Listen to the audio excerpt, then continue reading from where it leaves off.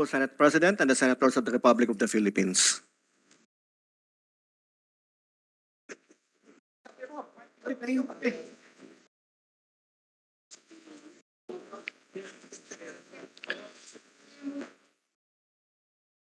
The 65th session of the Senate, the first regular session of the 19th Congress is hereby called to order.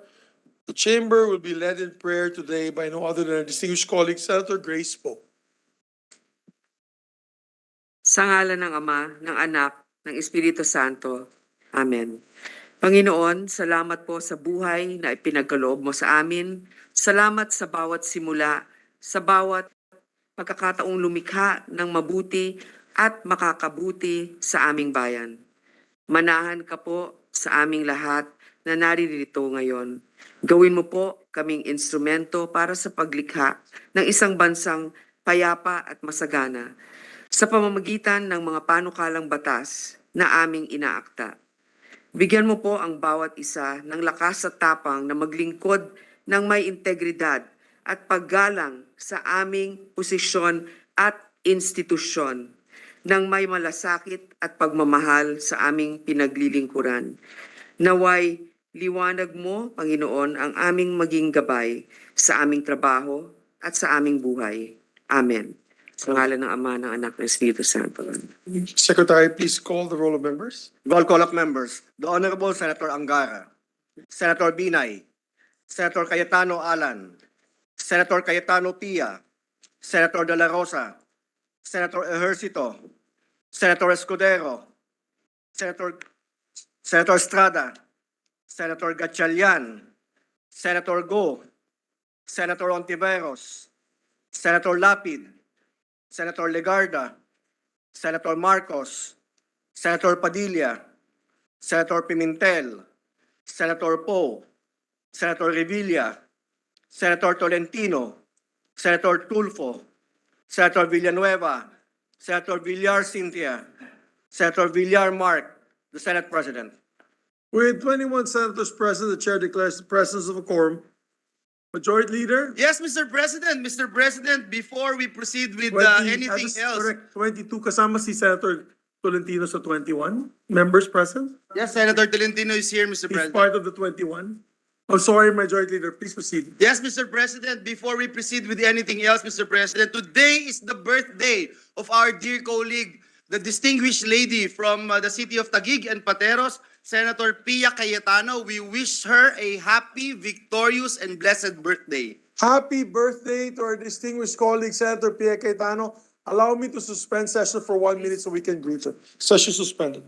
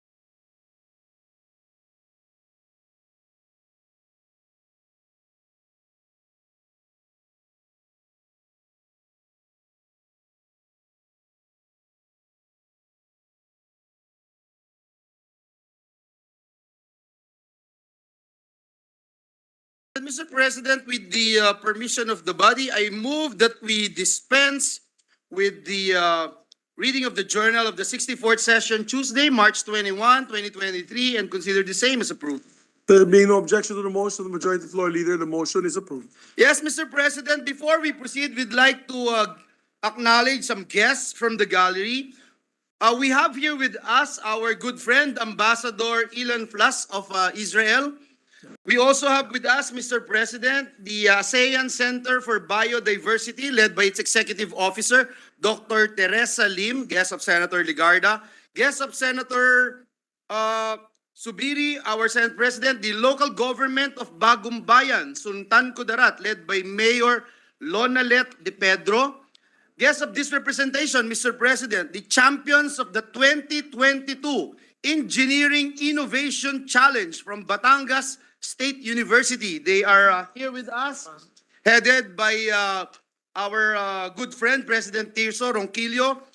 Also with us, Mr. President, are the World Universities debating champions from the Ateneo de Manila University.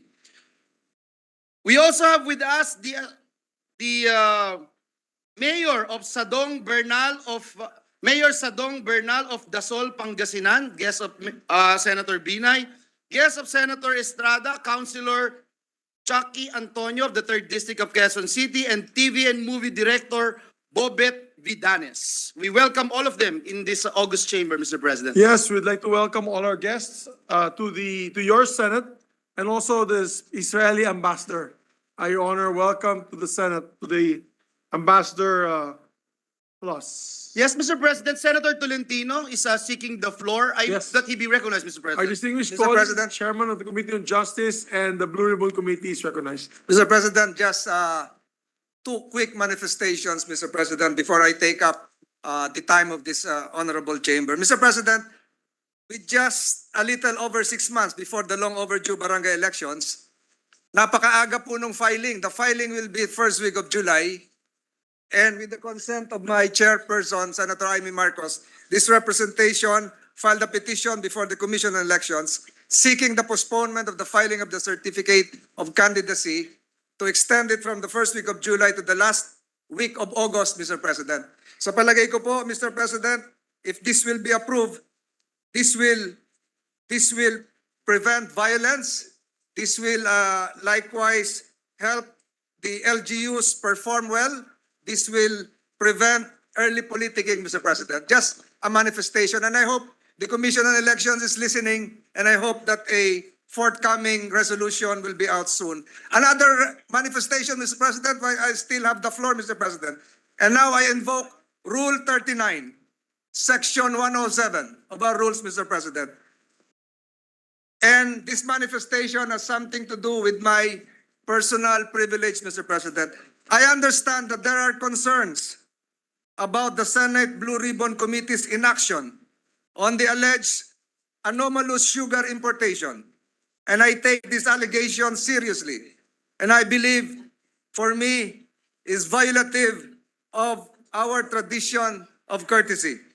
Mr. President, I likewise invoke Rule 34, Section 93 of our rules. For our recollection, your Blue Ribbon Committee conducted a thorough and exhaustive investigation, which started last August 2022 over the Sugar Regulatory Administration's release of Sugar Order Number 4, which allowed the importation of 300,000 metric tons of sugar into the country. The following month, your committee recommended the filing of charges against 4 officials of the Department of Agriculture and the SRA. Pending pa ho yung kaso, Mr. President, sa Ombudsman. The committee has been working diligently and will continue to do so as its guiding principle. At this moment, your committee's hands are full with the NAIA human trafficking investigations, which just ended last March 20, 2023, simultaneously with the fraternity hazing hearings under the Committee on Justice and Human Rights, which I likewise chair. I want to clarify, Mr. President, that your committee will take action on pressing issues involving malfeasance, misfeasance, and nonfeasance in office by officers and employees of the government, its branches, agencies, subdivisions, and instrumentalities, and will investigate any matter of public interest laid before it. Mr. President, rest assured that the Blue Ribbon Committee will remain steadfast and committed in its responsibilities. Rest assured that we will hold accountable those who should be held accountable and punish those who should be punished. Makasalig ka nga ang Blue Ribbon Committee, magpadayon og magpabiling ligon sa mga responsibilidad ni ini. Makasalig ka nga atong patubagon. Ang mga angay patubagon og silutan, ang mga angay silutan para sa kaayuhan ng atong nasod. Daghang salamat, Mr. President. Daghang salamat po. Ako'y kabalo na magkabalo di ay siya magbinisaya ang atong taga-Cavite. Yes, Senator Ivy Marcos would like to be recognized. Mr. President. Yes, Mr. President, I have knowledge that in fact the resolution and urgent request of Senator Tolentino is now under consideration of the COMELEC, and they will forthwith announce a new later date. Thank you. Thank you very much, ma'am. So, Majority Leader?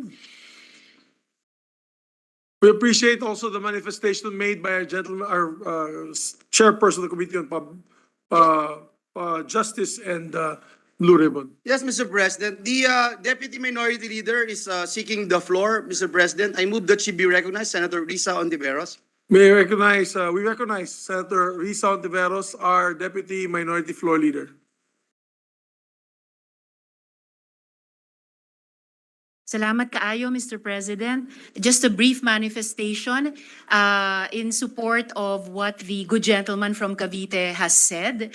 I am one of the members of this chamber who believes and knows that the Blue Ribbon Committee under his leadership and through our secretariat in the committee is indeed preparing for the investigation. So just to add again my note of appreciation for that, Mr. President. Salamat kaayo, Mr. President. Thank you very much for the manifestation. Majority Leader?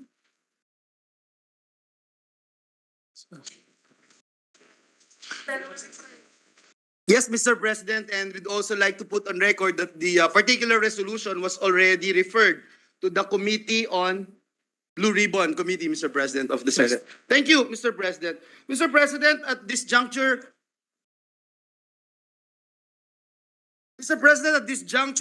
and with the permission of the body, I move that we proceed with the reference of business. There being no objection, we ask the Secretary to proceed to the reference of business. Bills on first reading, Senate number 2023, creating a VAT refund mechanism for non-resident tourists, adding for the purpose a new section 112-A to the NIRC of 1997 as amended, Senator Gatchalian. To the Committee on Ways and Means. 2024, establishing a TESDA training center in Isulan, Province of Sultan Kudarat, appropriating funds therefore, Senator Marcos. Means on Higher Technical Vocational Education and Finance. 2025, converting the campus of the Polytechnic University of the Philippines located in the city of Parañaque into a regular campus of the PUP to be known as the Polytechnic University of the Philippines, Parañaque City Campus, appropriating funds therefore, Senator Marcos. Means on Higher Technical Vocational Education and Finance. 2026, establishing a center for autism and for other purposes, Senator Ejercito. The Committees on Health and Demography, Women and Children, and Finance. 2027, declaring climate change emergency and enhancing resiliency and adaptability to the effects of climate change, Senator Ejercito. Committees on Environment, Natural Resources, and Finance. Committee Report 61, by the Committees on Social Justice, Welfare and Rural Development and Finance, Senate number 2028, with Senators Revilla Jr., Pimentel III, Gatchalian, Ontiveros, Marcos, and Go as authors thereof. An act expanding the coverage of the Centenarians Act of 2016, amending for the purpose RA 10868 and providing funds therefore, recommending its approval in substitution of Senate numbers 2174, 824, and 1951, sponsor Senator Marcos. To the calendar for ordinary business. Majority Leader.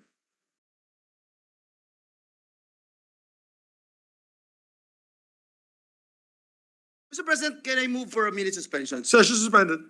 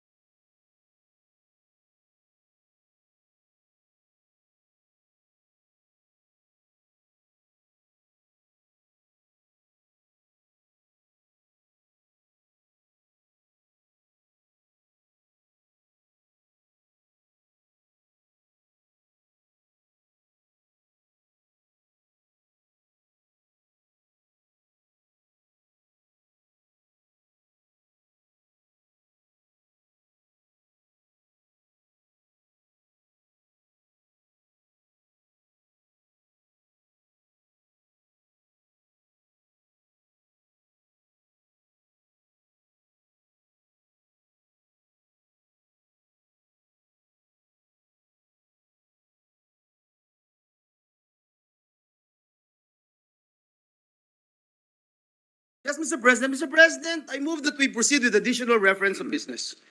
There be no objection to the motion. We ask Secretary to please proceed with the additional reference of business. Bills on first reading, Senate number 2029, ensuring the alignment of basic education and early childhood education, appropriating funds therefore and for other purposes, Senator Gatchalian. To Committees on Basic Education, Women and Children, and Finance. 2030, amending Section 6 of RA 6958 by Senator Angara. To the Committees on Government Corporations and Public Services. 2031, establishing security monitoring systems inside prison cells in the Philippines and appropriating funds therefore, Senator Tulfo. Committee on Public Order and Dangerous Drugs, Justice, Human Rights, and Finance. 2032, institutionalizing the assistance to individuals in crisis situation program of the DSWD, providing penalties for the violation of certain unlawful acts, appropriating funds therefore, Senator Angara. Committees on Social Justice and Finance. 2033, extending the life of the Philippine Aerospace Development Corporation by another 50 years, amending for the purpose PD 286 as amended and for other purposes, Senator Marcos. Committee on Government Corporation and Public Enterprises. Resolutions, PS Resolution 554, directing the appropriate Senate committee to conduct an inquiry in aid of legislation to improve and enhance government frontline services with the end in view of adopting stricter measures and penalties in case of harassment, misconduct, and human rights violations by government frontliners, Senator Tulfo. For the Committees on Civil Service, Government Reorganization, Justice, and Human Rights. 555, directing the proper Senate committees to conduct an inquiry on the reported alarming amount of food waste in the country, Senator Binay. To the Committee on Agriculture, Food, and Agrarian Reform. 556, urging the Committee on Energy to conduct an inquiry on the programs, activities, projects, and other initiatives of the Department of Energy and other government agencies to ensure continuous supply of electricity throughout the year, especially during peak season, Senator Villanueva. For the Committee on Energy. 557, directing the Senate Committee on Labor, Employment and Human Resources Development and other appropriate committees to conduct an inquiry on anticipating the workforce requirements and potential skills gap of the Philippine electric vehicle industry, Senator Villanueva. Committee on Labor. Committee on Labor, Employment, Human Resource Development. Communications, a letter from the Office of the President of the Philippines transmitting to the Senate 2 original copies of the following Republic Acts, which were signed by His Excellency President Ferdinand Romualdez Marcos Jr. RA 11934, RA 11935, RA 11937, and RA 11938. To the Archives. Letter from the Office of the President of the Philippines transmitting to the Senate 2 original copies of RA 11936, appropriating funds for the operation of the government from January 1 to December 31, 2023, which was signed by His Excellency President Ferdinand Romualdez Marcos Jr. together with his line veto message in accordance with Article 6, Section 27, Paragraph 2 of the Constitution, which provides that the President shall have the power to veto any particular items in appropriation, revenue, or tariff bill. To the Archives. Committee Report 62, prepared and submitted by the Committee on Higher Education, Technical and Vocational Education. Upon recommendation of the Subcommittee on the Revitalized Reserve Officer Training Corps, jointly with the Committees on National Defense and Security, Peace and Unification and Reconciliation, and Finance on Senate number 2034 with Senators Padilla, Estrada, Ejercito, De La Rosa, Gatchalian, and Tolentino as authors, mandating the institutionalization of development, training, organization, and administration of Reserve Officer Training Corps program in higher educational institutions and technical vocational institutions, appropriating funds therefore and for other purposes, recommending its approval in substitution of Senate numbers 182, 236, 468, 1235, 1349, 1551, and 1565, taking into consideration House number 6687, sponsor Senator De La Rosa. To the calendar for ordinary business. Committee Report 63 by the Subcommittee on Senate Bill number 129, National Employment Recovery Strategy of the Economic Affairs, Committees on Civil Service, Government Reorganization and Professional Regulation, and Finance. On Senate number 2035 with Senators Villanueva, Marcos, and Gatchalian as authors thereof. An act establishing the National Employment Master Plan to be known as the Trabajo para sa Bayan Plan, appropriating funds therefore and for other purposes, recommending its approval in substitution of Senate numbers 129 and 1659, sponsor Senator Villanueva. To the calendar for ordinary business. Majority Floor Leader, before we take up other matters, may I just request the chairperson of the Committee on Public Order and Security? I know he's deep in conversation, but may I just ask Senator Bato de la Rosa? Bato. Yeah. My apologies, Senator De La Rosa.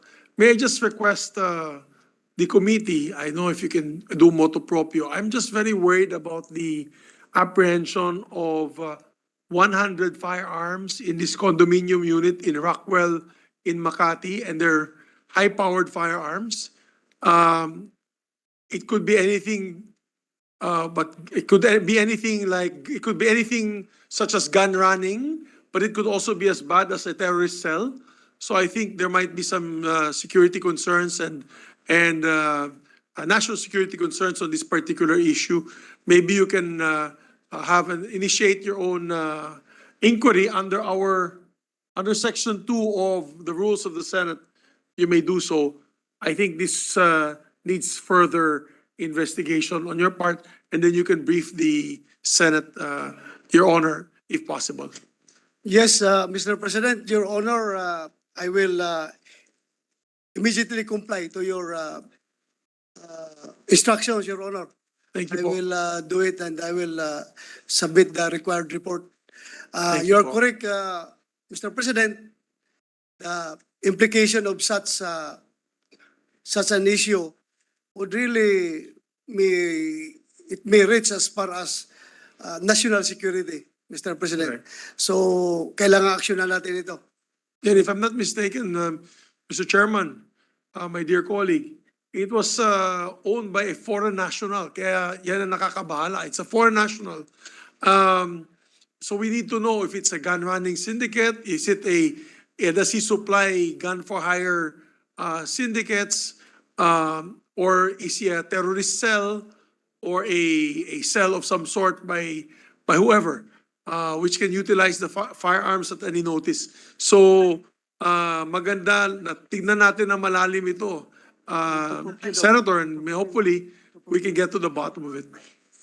So maraming salamat. Majority Leader. Yes, Mr. yes. President, just a parliamentary inquiry.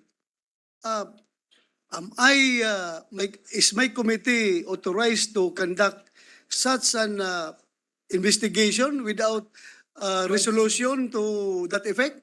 Yes, you may, motu proprio. Let me check my our rules. No. Attorney Mavic. You gave me the, I have to be clear, Mr. President, because this involves yes, any committee may conduct motu proprio investigations if its issues within its jurisdiction. Under Section 2 of Rules of the Senate, inquiries may be initiated by the Senate or any of its committees if the matters within its competence or upon petition filed upon information given by any senator or by any persons not a member thereof. And we're discussing it now in plenary as the supreme authority. So basically, we're asking now the committee in plenary to investigate this matter. So you're well protected under our rules. Thank you, Mr. President. Then I will submit to the wisdom of the Senate leadership.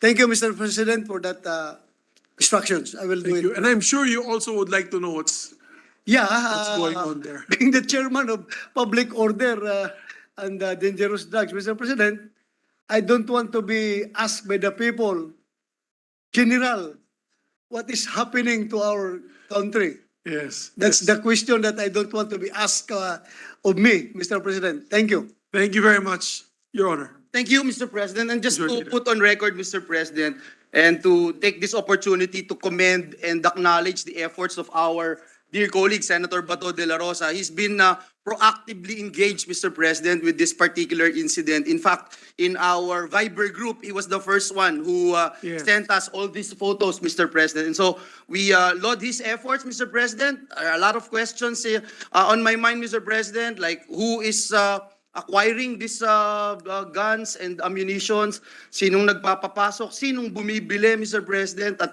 anong purpose at anong aktibidades ang ginagawa nitong perpetrators na ito, Mr. President. So with that, Mr. President, we thank the gentleman, Senator Bato de la Rosa, for proactively doing his job, Mr. President, as our chairperson of the Committee on Public Order. Mr. President, with the permission of the body, I move to consider proposed Senate Resolution number 404, taking into consideration proposed Senate Resolution numbers 405, 406, 412, 416, 417, and 438. And for the Secretary to read the title of the measure. This is the resolution congratulating the Ateneo de Manila University in relation to World Universities Debating Championship 2023. I so move, Mr. President. There being no objection to the motion is approved. We ask the Secretary to read the title of the measure. Resolution congratulating and commending the Ateneo de Manila University for their exemplary performance in winning the championship in the recently concluded World Universities Debating Championships 2023 held in Madrid, Spain from December 27, 2022 to January 3, 2023.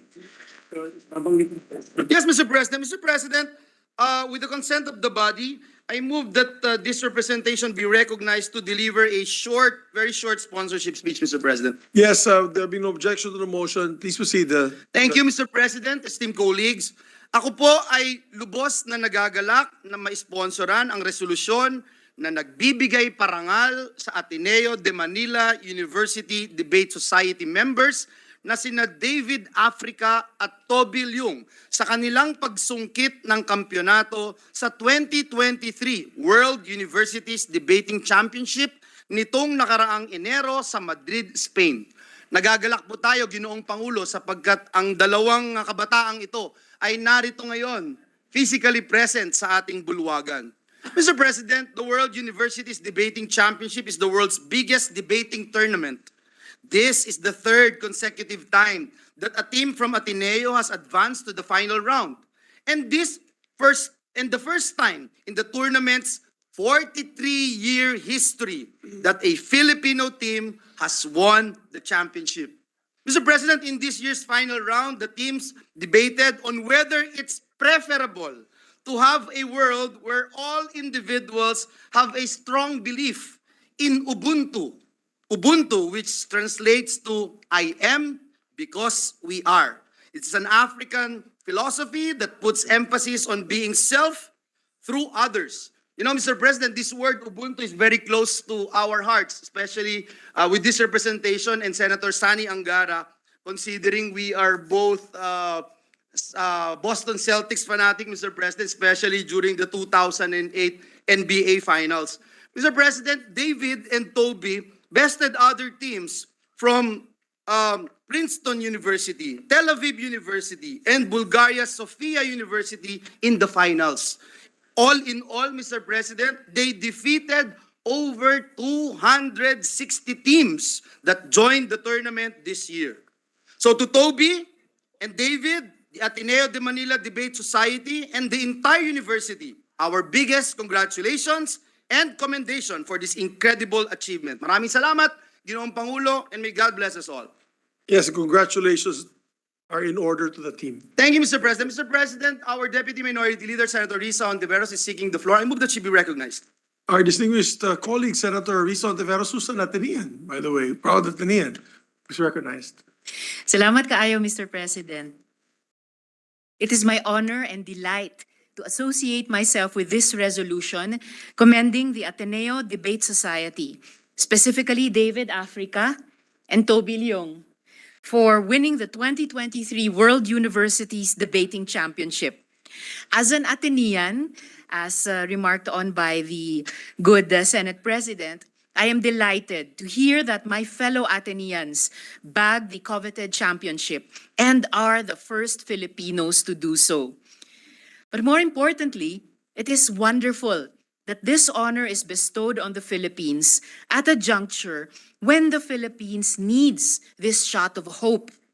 At a time when our country is being described as patient zero in social media disinformation, it is heartening to know that our young Filipinos are leading the way in rocking the boat, asking the critical questions, interrogating the status quo.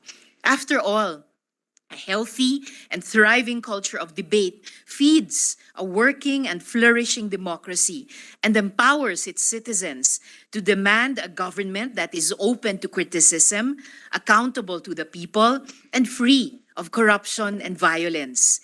Ito po ang pinakamabisa nating panangga sa mga trolls, fake news, at algorithms na anay sa ating demokrasya at hadlang sa ating malayang pag-iisip.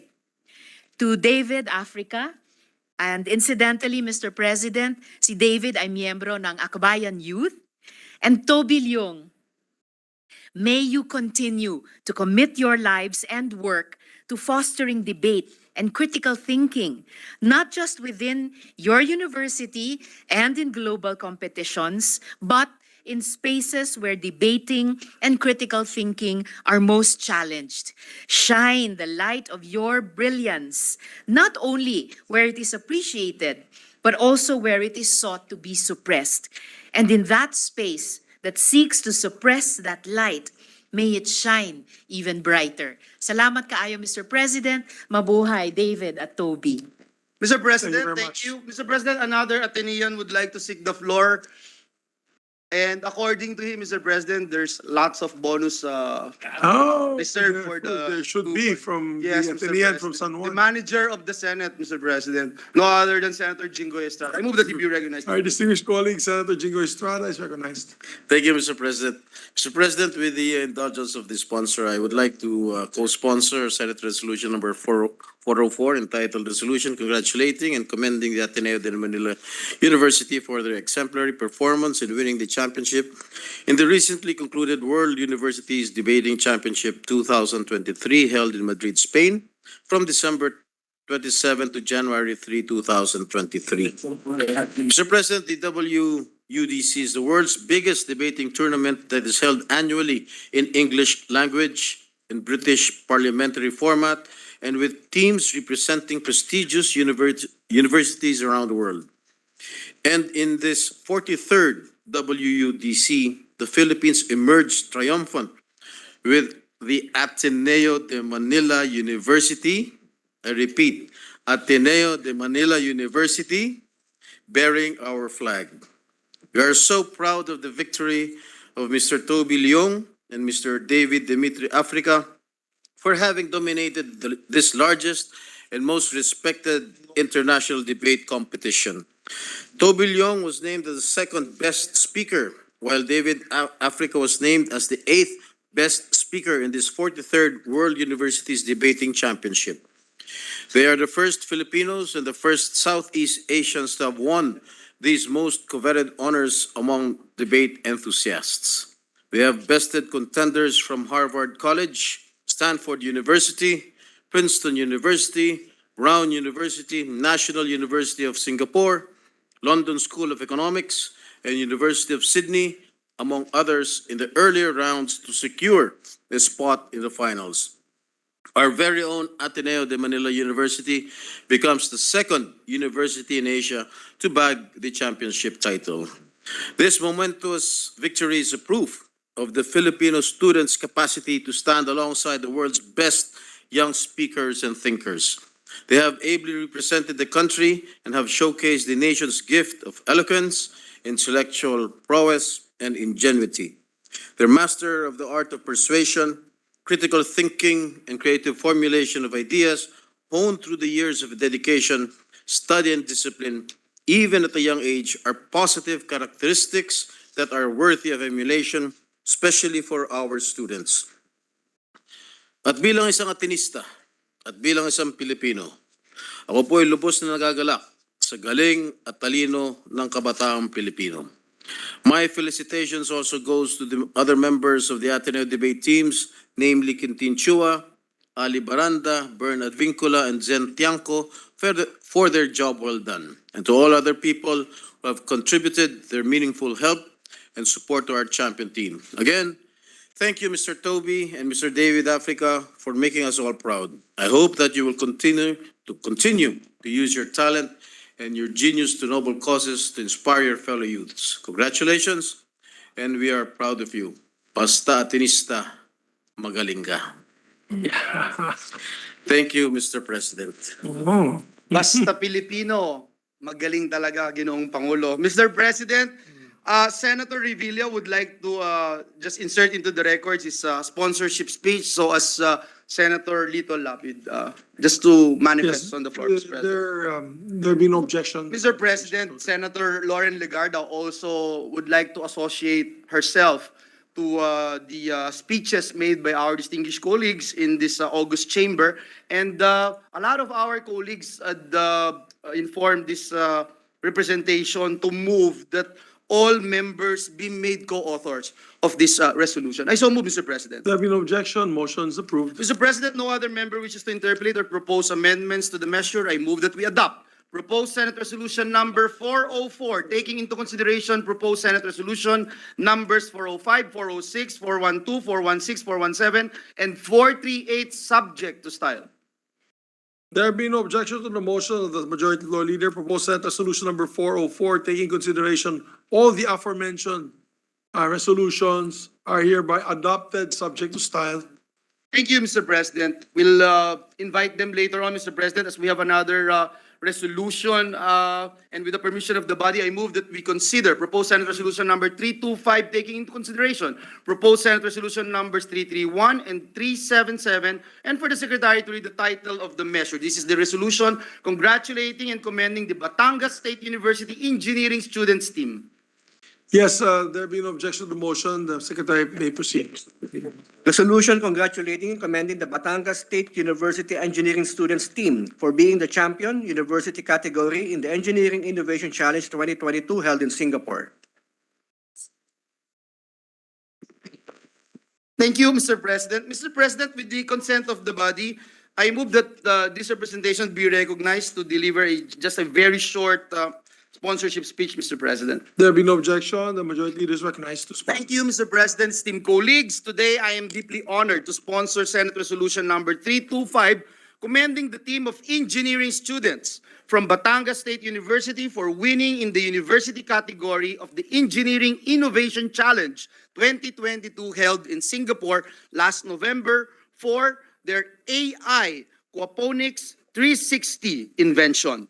This team, Mr. President, this team of fourth-year students, namely Mark James Beltran, John Vincent Biscocho, Lawrence De Castro, Maria Nelly Magbo, and Jericho Matibag, bested finalists from the National University of Singapore, Nanyang Technological University, and other top schools with their innovative small-scale aquaponics system using artificial intelligence technology. Mr. President, the brilliant team from Batsu created an automated system to monitor the growth of fish and plants, water quality, nutrient circulation, as well as when the plants could be harvested.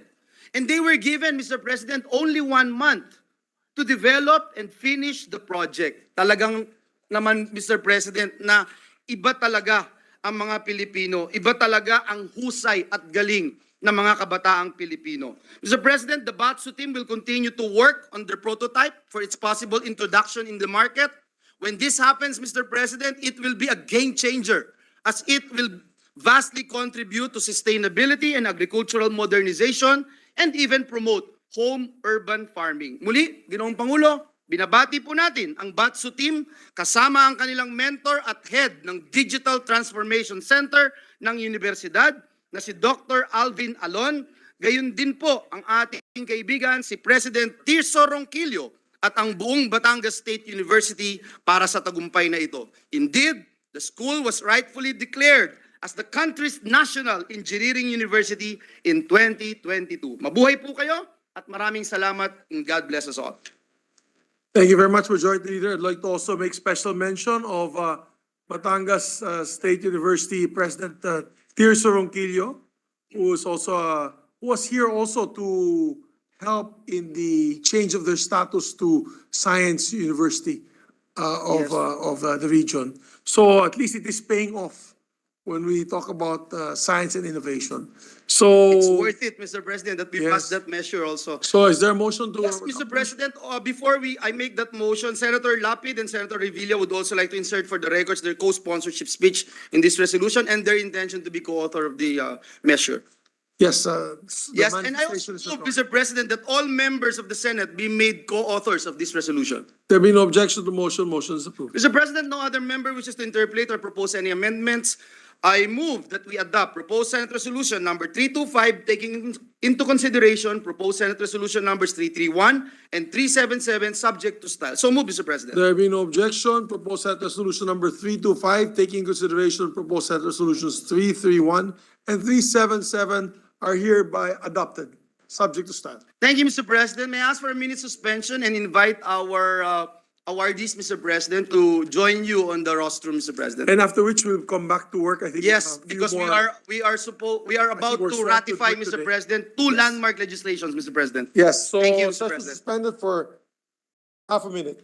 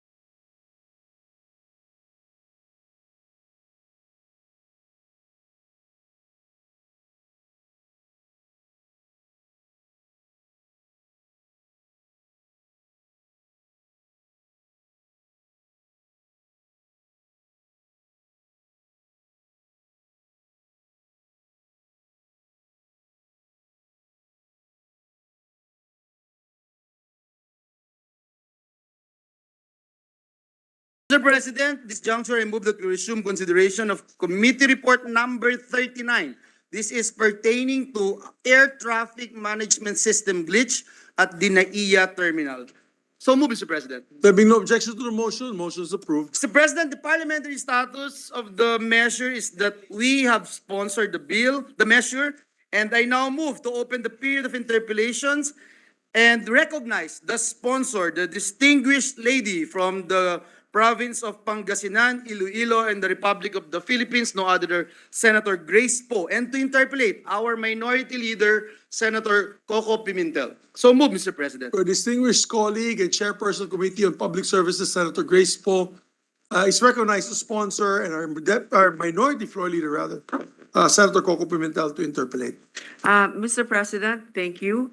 I'd like to say that should the BICAM report of Senator Jinggoy Estrada arrive and be ready to be presented, we can suspend the interpellations. Thank you, ma'am. Thank you, Mr. President. With the permission of our sponsor, chairman of our committee. Yes. At any rate, gladly. Mr. President, the report is very clear, so this will just be a very short clarificatory interpellation, Mr. President. Ito po ang report natin sa ating investigasyon sa yung nangyaring, tawag na lang natin, glitch noong January 1, 2023. Itong kasalukuyang taon na medyo nagdala ng malaking Aberya. at siguro reputational damage. Ay siguro sa Tagalog ng kahihiyan para sa Republika ng Pilipinas. Yung ating pong report, wala po tayong rene-recommendang i-sanction man lamang kahit na kung hindi criminal case, administrative case, wala po.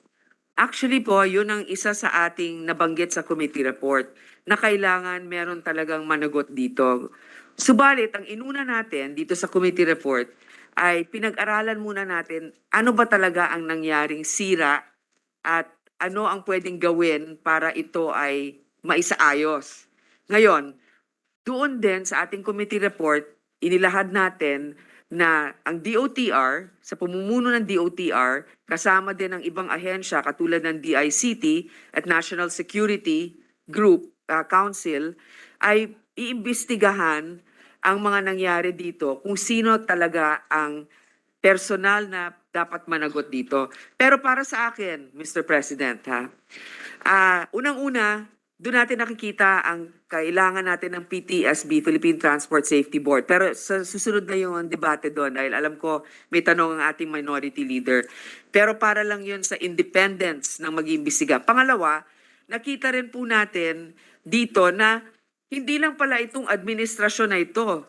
Kung hindi, ilan pang nakalipas na administrasyon na mga namuno ng DOTR ang dapat managot dito.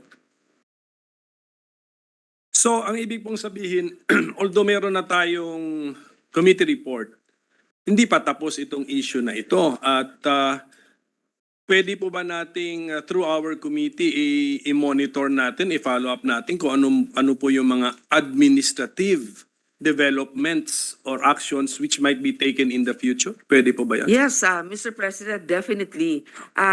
In our committee report also, we stated that a continuing investigation must be conducted, and we will ask them for developments with regards to that. Now, the critical findings of this committee, Mr. President, is that number one, there is no real maintenance provided to those equipments that we have. Number two, there is no redundancy. Ibig sabihin, pag nasira ang isang equipment na yan, yung uninterrupted power supply, yung circuit breaker, or yung AVR, pasensya na lang tayo. So, ganon. So, kailangan ng redundancy. Pangatlo, nakita natin na kulang talaga ang personnel. Ibig sabihin ng mga nagtatrabaho doon sapagkat napapirate sila ng ibang bansa. Kaya nga yung bill ni Senator Sani Angara, strengthening the CAAP, is very important because it will remove those that are working for CAAP from the salary standardization law so they can remain, the salaries will remain competitive. So yun po yung nakita natin. So, pasilidad, personnel, at proseso. Yung tatlong bagay na yun. Yung po bang ating air traffic controllers ay under sa CAAP? Opo. And then sila ay under sa salary standardization law? Opo. Doon po naintindihan ko po yun na maybe because highly technical in nature and siguro it's a competitive field that they will be pirated by other airport authorities or aeronautics authorities in other countries. Pero pati po ba maintenance sa worker? Kailangan pa po natin salary exempt sa salary standardization para makatrabaho sila ng mabuti, I Mr. think President? dapat talaga mabusisi kung sino talaga yung mga critical na employees doon. Pero, Mr. President, pagdating sa maintenance, kung maayos na po yung kasunduan doon sa Thales at saka sa Sumitomo, sila po ang magpo-provide ng maintenance. So, in terms of your question, if we should pay also include the salary standardization for maintenance providers, I think what we need to ensure is an agreement between the actual maintenance provider companies so that they can continue the service that they should have provided us. Nabanggit po, Mr. President, ang Thales and Sumitomo. Are these two separate corporations or a compound name of one corporation, Mr. President? No, Mr. President. Sumitomo obviously is Japanese and Thales is French, but they each have, it's a joint venture between the two to provide the maintenance. But going back to your last question, when it comes to the maintenance providers, I think there are different tiers or levels. So definitely the electrical engineers should also have competitive pay. So we will recommend that they be removed from the salary standardization. Because of given the nature of the equipment they're dealing with, no? Pero I'm sure the uninterrupted top power supply, I think that's a basic electrical equipment. Ano yung isa? Automatic Voltage regulator. I think that's already nowadays a usual or commonplace equipment. Siguro yung isa, that one, what we call The CNS ATM. ATM. Ano nga ulit, Mr. President? Air traffic management, and then communications navigation system. System, yes. The ATM CNS, under that, kasama po dun yung UPS, lahat yan eh. Pag sinabi mong CNS ATM, yung kabuuan po ng Yes. mga equipment. Yes, and from the hearings, ito nga rin po natutunan ko. Basically, pwede natin i-grouping sa tatlo yung equipment. So it's one system, CNS ATM, and yet there is a UPS and ADR there is an and automatic voltage. regulator, and the critical equipment, which is called what, Mr. President? I think that is what is called CNS ATM. This is the soul of the system, Mr. President. Voltage power plant ang tawag nila. Baka yung you're referring to the voltage power plant, the actual. No, the equipment which sends the radio waves to detect the radars, That's the communication navigation system. That's a CNS. Yes, that's it. CNS. That's the heart and soul of the system, Mr. President. And doon sa tatlong yun ang pinaka-high-tech. Yung dalawa siguro, yung automatic voltage regulator at saka uninterrupted power supply. Hindi na siguro high-tech sa panahon ngayon yun. So yung CNS ATM, magkano po ba yung ating existing CNS ATM? And Kung magkakaroon tayo ng redundancy, the total modernization and upgrade is 13 billion. That's a parallel independent CNSAT. Okay, to have an entire independent system, let's say the entire structure for a redundant support, that's about 13 billion. But to just fix and upgrade what we have now, it's about 2 billion, if I'm not mistaken, which CAAP through the DOTR, the airport fees, can very well afford. Kasi CAAP makes quite a bit of money, except that during the last administration, they were required to transmit the money to the National Treasury.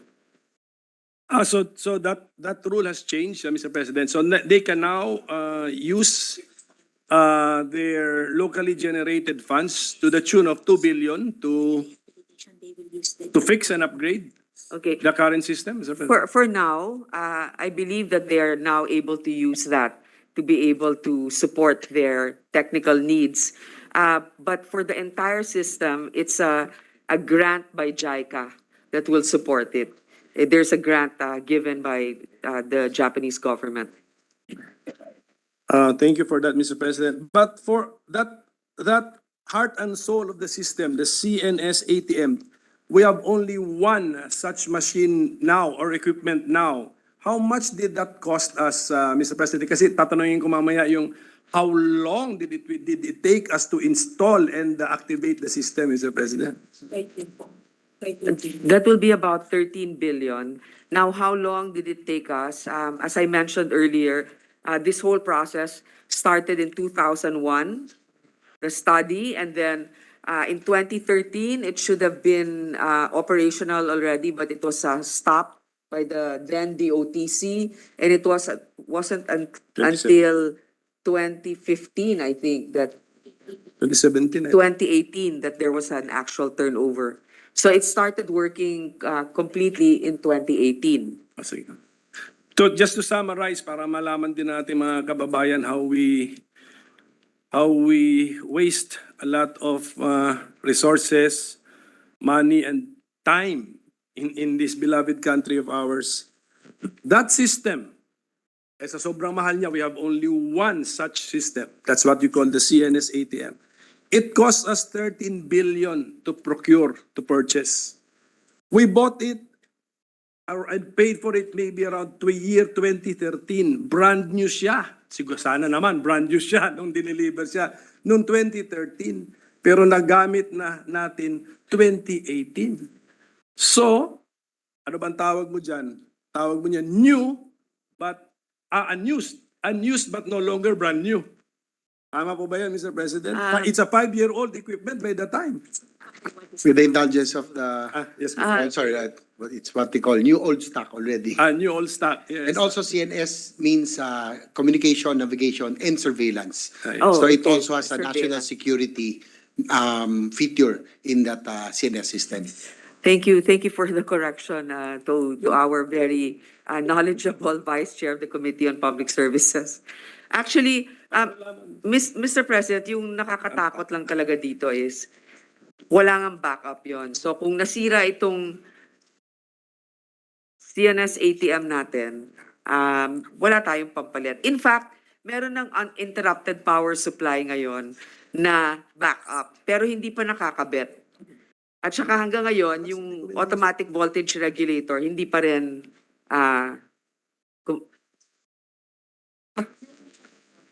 ready na yung BICAM. Good.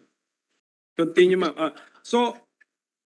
So ma'am, ganun po yun para at least malaman po natin mga kababayan. Tayo po'y bumibili ng hopefully brand new equipment. Kasi nangyari na yata sa Republika ng Pilipinas na bumili tayo ng kuno, bago na helicopter na second hand pala, tapos ang presyo mas mataas pa sa brand new. Grabe. So I hope na sa 2013 brand new yung dineliver sa atin. Unfortunately, it took us 5 years to activate the system. So, according to our presiding officer, ang tawag dyan, new old stock. So, does our committee report discuss why this happened and what could we do moving forward so that our other agencies will learn a lesson from this wastage of public funds and the time as well as opportunity? Hindi na bumabalik po yung panahon. Opo. Mr. President, to be honest about this, I think that the lesson will even have a greater impact once we receive the update from DOTR on who is personally or who are liable for this. In that case, when they see that there's actually a penalty or there's a consequence for their irresponsibility or incompetence, then hopefully that will deter others. But in the meantime, what we have done here is actually carefully suggest what needs to be done so that there won't be an interruption of flights. Ibig sabihin, hindi pwedeng nakabangko lang tayo dito sa isa. Dapat merong automatic switch na pag nag-fail ito, merong gagana na ibang system. Sa ngayon, Mr. President, in fact, yung AVR, yung automatic voltage regulator, sira pa rin eh. Hindi pa rin nila naayos. Yung bagong uninterrupted power supply, dumating na po. Hindi po nila na-switch dun sa bago kasi may downtime sa airport. Eh ngayon maraming magbabiyahe. So kung may downtime, I think they'll need a couple of hours to shut down the airport. That is my understanding. Okay, so meron na tayong bagong AVR and UPS, so this can form part of the redundancy. Yes. Okay, sige po. Opo. Nabanggit din po natin ang Thales Sumitomo, and which are maintenance providers. And yet we said na no real maintenance. So paano po nasama sa usapan si Thales Sumitomo? Did they used to provide the maintenance works and then they were terminated or cut, Mr. President? Yes, Mr. President. Up until before 3 years ago, they were the ones providing the service. But because we still have amounts to pay, Thales and Sumitomo, they discontinued service. So almost 3 years, parang mano-mano lang yung maintenance ng kung sino lang ang nakakaintindi doon. Pero walang official maintenance na nagawa. Meron po kasi ako nabasa na one of these two names involved naman sa allegation of fraud. Have you heard of this, Mr. Not at President? all, not at all, Mr. President. In fact, Sumitomo is very reputable.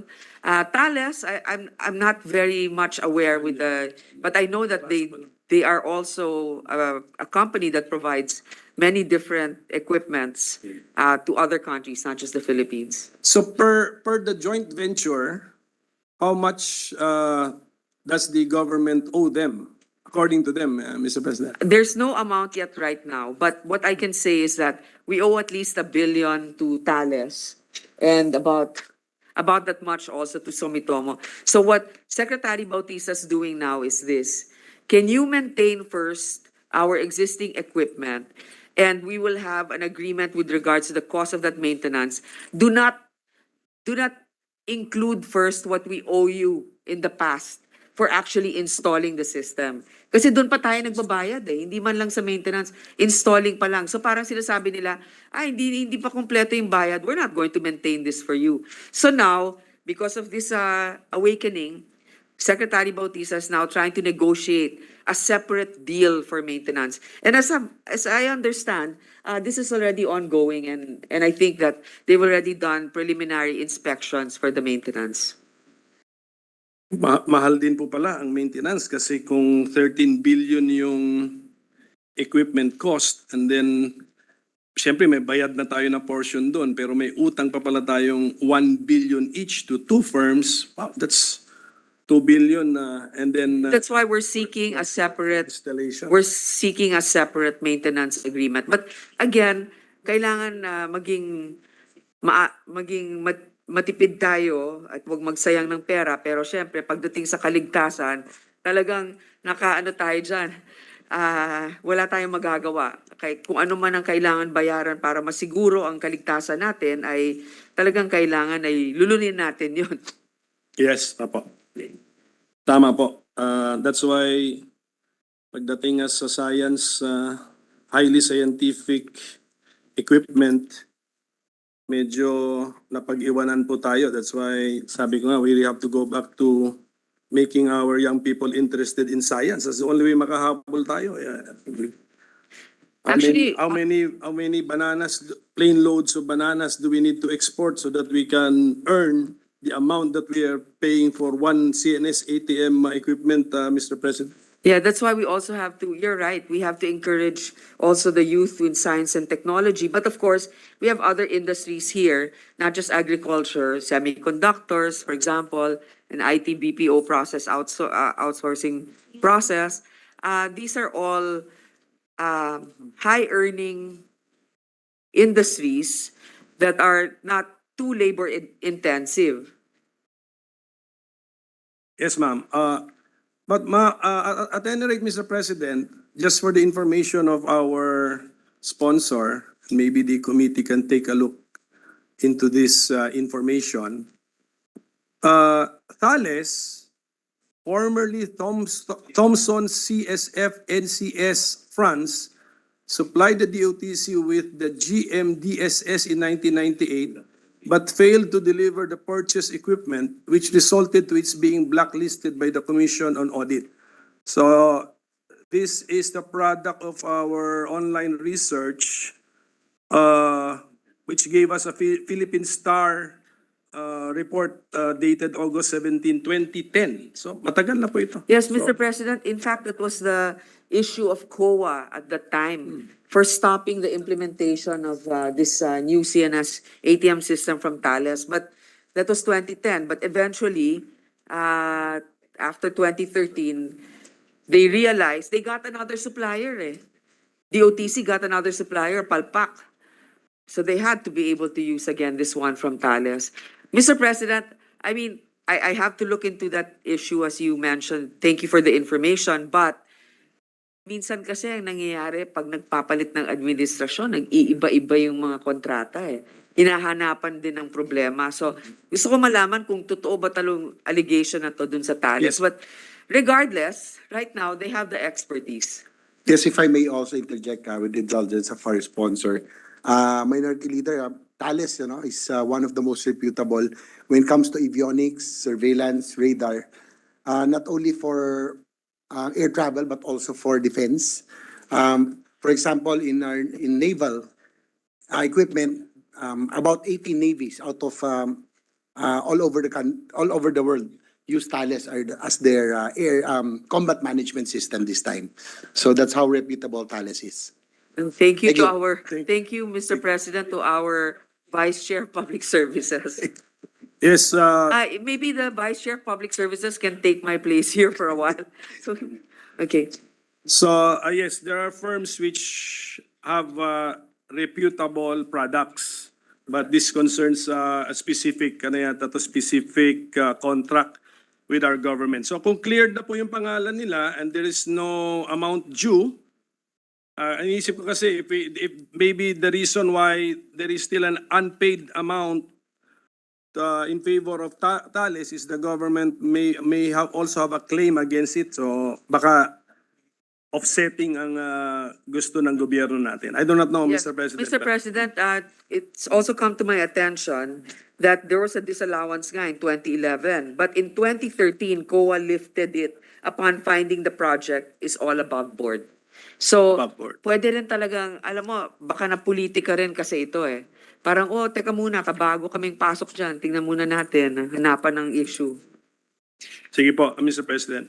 Ang isa pong recommendation, and siguro this will be my last point, Mr. President. Yay! We are urging the DOTR to fast track the conduct of feasibility studies on the proposed NAIA privatization.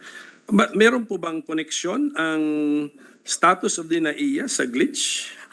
Well, Mr. President, it is a study because in some countries, the air traffic management system is being done by a private company, the private sector. Now, whether or not we're ready for that, there has to be a study, whether it's acceptable for our national security concerns, etc. So when I spoke to Secretary Bautista, these studies are actually being conducted now by JICA. Also, when it comes to the privatization of the airport. I'm saying this also, not just for the air traffic control, but as the airport management in general. We've seen that in some airports managed by the private sector that is reputable, like in Cebu, parang mas maayos doon, pati yung construction ng mga bago nilang terminals. Pero pero doon po sa glitch noong January 1, 2023, was this purely a CAAP responsibility, CAAP responsibility, or was NAIA in one way or another responsible for the glitch? No, it's purely kaap. It's not Purely kaap. MIA. No. Okay. And then, ito pa pong isa, last na lang po dito pala, the separation of function of CAAP as an airport regulator and operator. So meaning to say, CAAP is one of those few government agencies which still wear more than one hat. Di Yeah, ba? just like Parang PAGCOR. PAGCOR, Yes. meron pa sigurong iba, but CAAP is one of them. So, how will this improve CAAP's functions, ma'am? This proposal to separate the functions? Well, first of all, CAAP will be is already overburdened being the operator and the regulator. So our proposal is for CAAP just to be the regulator and then for a separate body to be in charge of operations. In that way, CAAP can call out the operator if they're not doing their jobs properly. Kasi ngayon, CAAP is calling out themselves, which, as we know, took a while for them to communicate to the public that it's actually they dropped the ball. How many, what are the airports under being operated by CAAP, ma'am, as of the moment? Wala. I know that All. basically all airports. All. So all. 81 airports. Okay, all 81 airports. Okay. And then all these 81 airports are also under CAAP as regulator. Yes, Mr. That's President. it. Okay. So that simplifies everything. So the proposal is there will be a new government body to operate all the airports, 81 as of the moment being operated by CAAP. CAAP stays as the regulator of all of the airports. Yes, Mr. President. So thank you, and I hope we succeed so that we can succeed in doing this, so we can follow it for PAGCOR and some other agencies wearing more than one hat as regulator and operator, competitor of the others being regulated by the agency. So with that, Mr. President, I'd like to congratulate our chairman, our sponsor, for a well-written and comprehensive report. And then siguro yung pending request lang, ma'am, if the committee can also just monitor what has happened, what CAAP will do with its administrative investigation, Mr. President. So thank you and congratulations, Yes, Mr. President. I would like to thank the minority leader who's taken time to study this report. It's really crucial for the safety of our countrymen and also when it comes to the responsibility of government leaders. See, Sherwin daw, sasabihin. Yes, Mr. President. Mr. President, this juncture, next to interpellate is the distinguished gentleman from Valenzuela. As he promised, he will just ask a few questions, Mr. President. Just comment, Mr. President. Comment, Mr. President. Senator Win Gatchalian, I move that he be recognized, Mr. President. As Yes, listening Senator intent- Gatchalian is recognized. As listening intently, Mr. President, to the good sponsor, and in a short time span, she's now a electrical engineer, a transportation expert, a lawyer, a mechanical engineer, all rolled into one, Mr. President. And Mr. President, I was going to ask about your views on the conflict that arose in the functions of CAAP. No? Because CAAP, as we all know, is the regulator and apparently the operator of all airports. And being an operator, they're responsible for the safety of the airport and the passengers. But apparently in the investigation, and I commend the good sponsor for bringing this out, CAAP is regulating itself. And that brings in a lot of doubt on the safety aspect of our airports. And I heard the good sponsor earlier that she intends to separate, if I'm not mistaken, the regulatory and the operation functions of CAAP, which I support, Mr. President, and that's present in many of our agencies. PPA, I understand, is also the same. PAGCOR is the same, and many more agencies. So again, I commend the good sponsor for becoming an expert in electrical engineering, mechanical engineering, transportation engineering. But I commend the good sponsor for enlightening us in regards to a lot of the deficiencies with our government agencies. So I congratulate the good sponsor. Oh, thank you. Mr. President, had I known it was to praise me, I wouldn't have objected initially to the intervention of our colleague from Valenzuela. But Mr. President, Senator Sherwin is correct by pointing out a very important factor here, safety when it comes to the operation.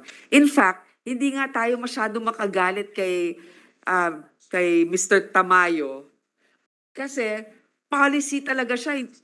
Dahil nga dun sila yung nagre-regulate, hindi nila alam yung nangyayari dun sa operations. Parang yung mga tao-tao lang na nandun. So yes, we need also somebody who can directly answer all those technical questions and operations. So thank you for listening intently and for your very kind assessment. Thank you, Mr. President. Mr. President, if I may, Mr. President, just Yes, to Mr. Tavira. add to what the discussions were made in this August chamber, Mr. President, I would just like to put on record, and I was reading extensively the committee report of our good chair. One of the recommendations, number 7, is to promote personnel welfare and improve the agency's employee retention. Again, I will put this on record as we have raised this during the committee hearings. CAAP has more JO contract of service workers than regular workers. And if you look at the status of their employees in 2021, Mr. President, only 40% are regular, almost 60%, 59.8% falls under contract of service and job orders, Mr. President. And if you look at the previous years, Mr. President, 2019, 43%. 2020, 42% ang regular. Ngayon, 40% na lang. So it's been decreasing, Mr. President, the past 3 years. And in the past 3 years, Mr. President, it's been significantly increasing from 55% in 2019. Now it's 59.8% ang contract of service and job order ng CAAP workers. So with that, Mr. President, I put my support in the committee report of our good chair, Senator Grace Poe, and there being no other member who wish to interpolate, I move that we close the period of interpellation. Is there objection? There being none, period of interpellation is hereby closed. Yes, we commend our chairperson of the Committee on Public Services for that extensive report.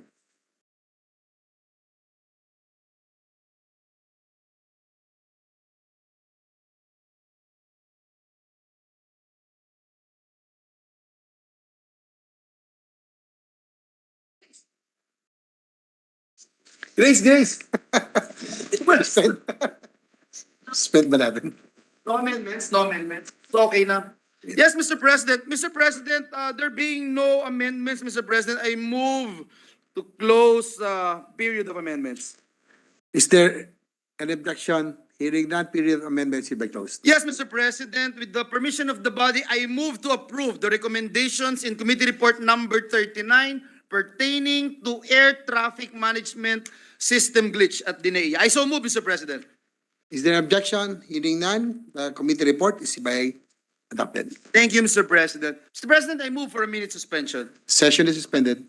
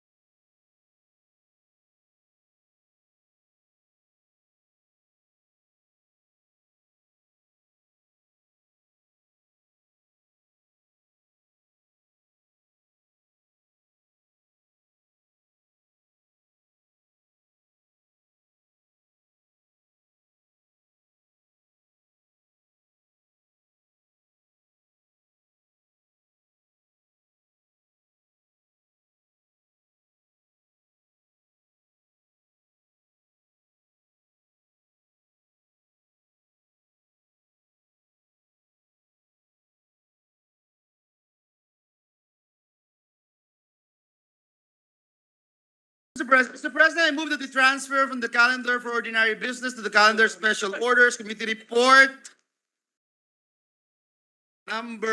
There's no number here. 61, 61, Mr. President, on Senate Bill number 2028. 2028. This is the bill pertaining to the amendment to Centenarians Act of 2016. I so move, Mr. President. Is there an objection? Hearing none, motion is approved. President, I move that we consider the same measure, Senate Bill number 2028. So move, Mr. President. Is there an objection? Hearing none, consideration of Senate Bill number 2028 under committee report number 61 is now in order. Thank you, Mr. President. Mr. President, to sponsor the measure, may we recognize the distinguished lady from the great province of Ilocos, Senator Amy Marcos, the chairperson of the Committee on Social Justice, Welfare, and Rural Development, to deliver her sponsorship speech. Thank you very much, Majority Leader. Mr. President, Is there an objection? Hearing none, Senator Marcos is recognized, but before that, the secretary will now be requested to read the title of the measure.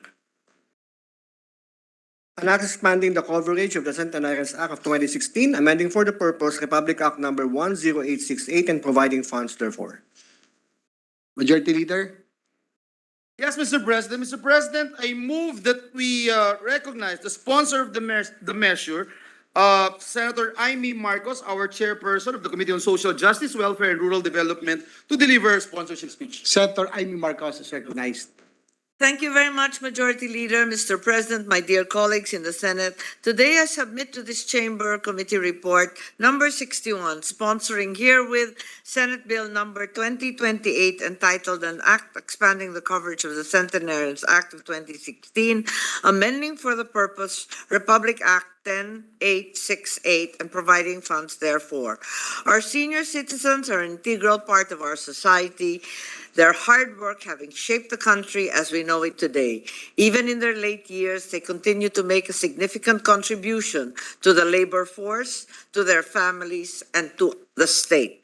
Recent statistics, well cited by our minority leader and author of this measure, however, show that many elderly Filipinos do not reach the age of 100 and are hence unable to enjoy the benefits and privileges of the widely celebrated Centenarians Act of 2016, which awards 100,000 pesos cash to every Filipino centenarian. Life expectancy is now at 79 years old for men, 83 years old for women. The rising cost of living and healthcare expenses have made it very difficult for our senior citizens to afford basic necessities and the expensive medications and procedures of heart ailments, diabetes, kidney failure, and other age-related disabilities. They also face mental health issues such as depression and loneliness, not to speak of the neglectful and sometimes abusive treatment of their younger family members. Meron tayong kasabihan, aanhin pa ang damo kung patay na ang kabayo. Hihintayin pa ba natin na mawala ang ating mga lolo't lola bago mapadama sa kanila ang ating pagmamahal at pagpapahalaga?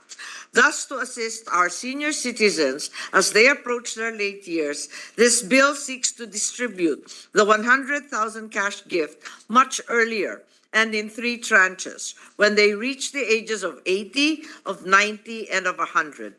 The amounts necessary for the implementation of the law shall be included in the annual General Appropriations Act and will be upgraded by the National Economic and Development Authority or NEDA according to the average annual inflation in the preceding 3 years.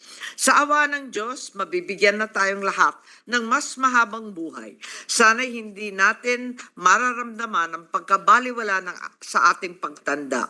Bigyan nating saysay ang mabuting layunin ng batas habang buhay pa ang ating mga lolo't lola, habang may oras pa tayong lahat. I now ask for the support of my colleagues in passing the proposed amendments, for through this expansion, it is hoped that more of our elderly population may be able to benefit from the Centenarians Act and that they be inspired to further prolong and enjoy their lives even beyond a century. Thank you, Mr. President and honored colleagues. Thank you, Majority Mr. Leader. President. Thank you, Senator Amy. Next to co-sponsor the measures, the distinguished gentleman from the great province of Cavite, Senator Ramon Bong Revilla. I move that he be recognized, Mr. President. Senator Bong Revilla is recognized. Thank you, Mr. President. I rise today, Mr. President, to co-sponsor one of the measures closest to my heart, the amendment to the Centenarian Law. It was in the same hall in 2020 when I first pushed and fought for this measure. However, the fight was momentarily halted because of the pandemic. Naantala man ng bahagya, alam nating darating ang tamang panahon para rito. And today is that day. So close to my heart, I filed Senate Bill number 21 as my topmost priority measure this Congress. Hindi napagod, hindi natinag, because of our dear senior citizens deserve no less.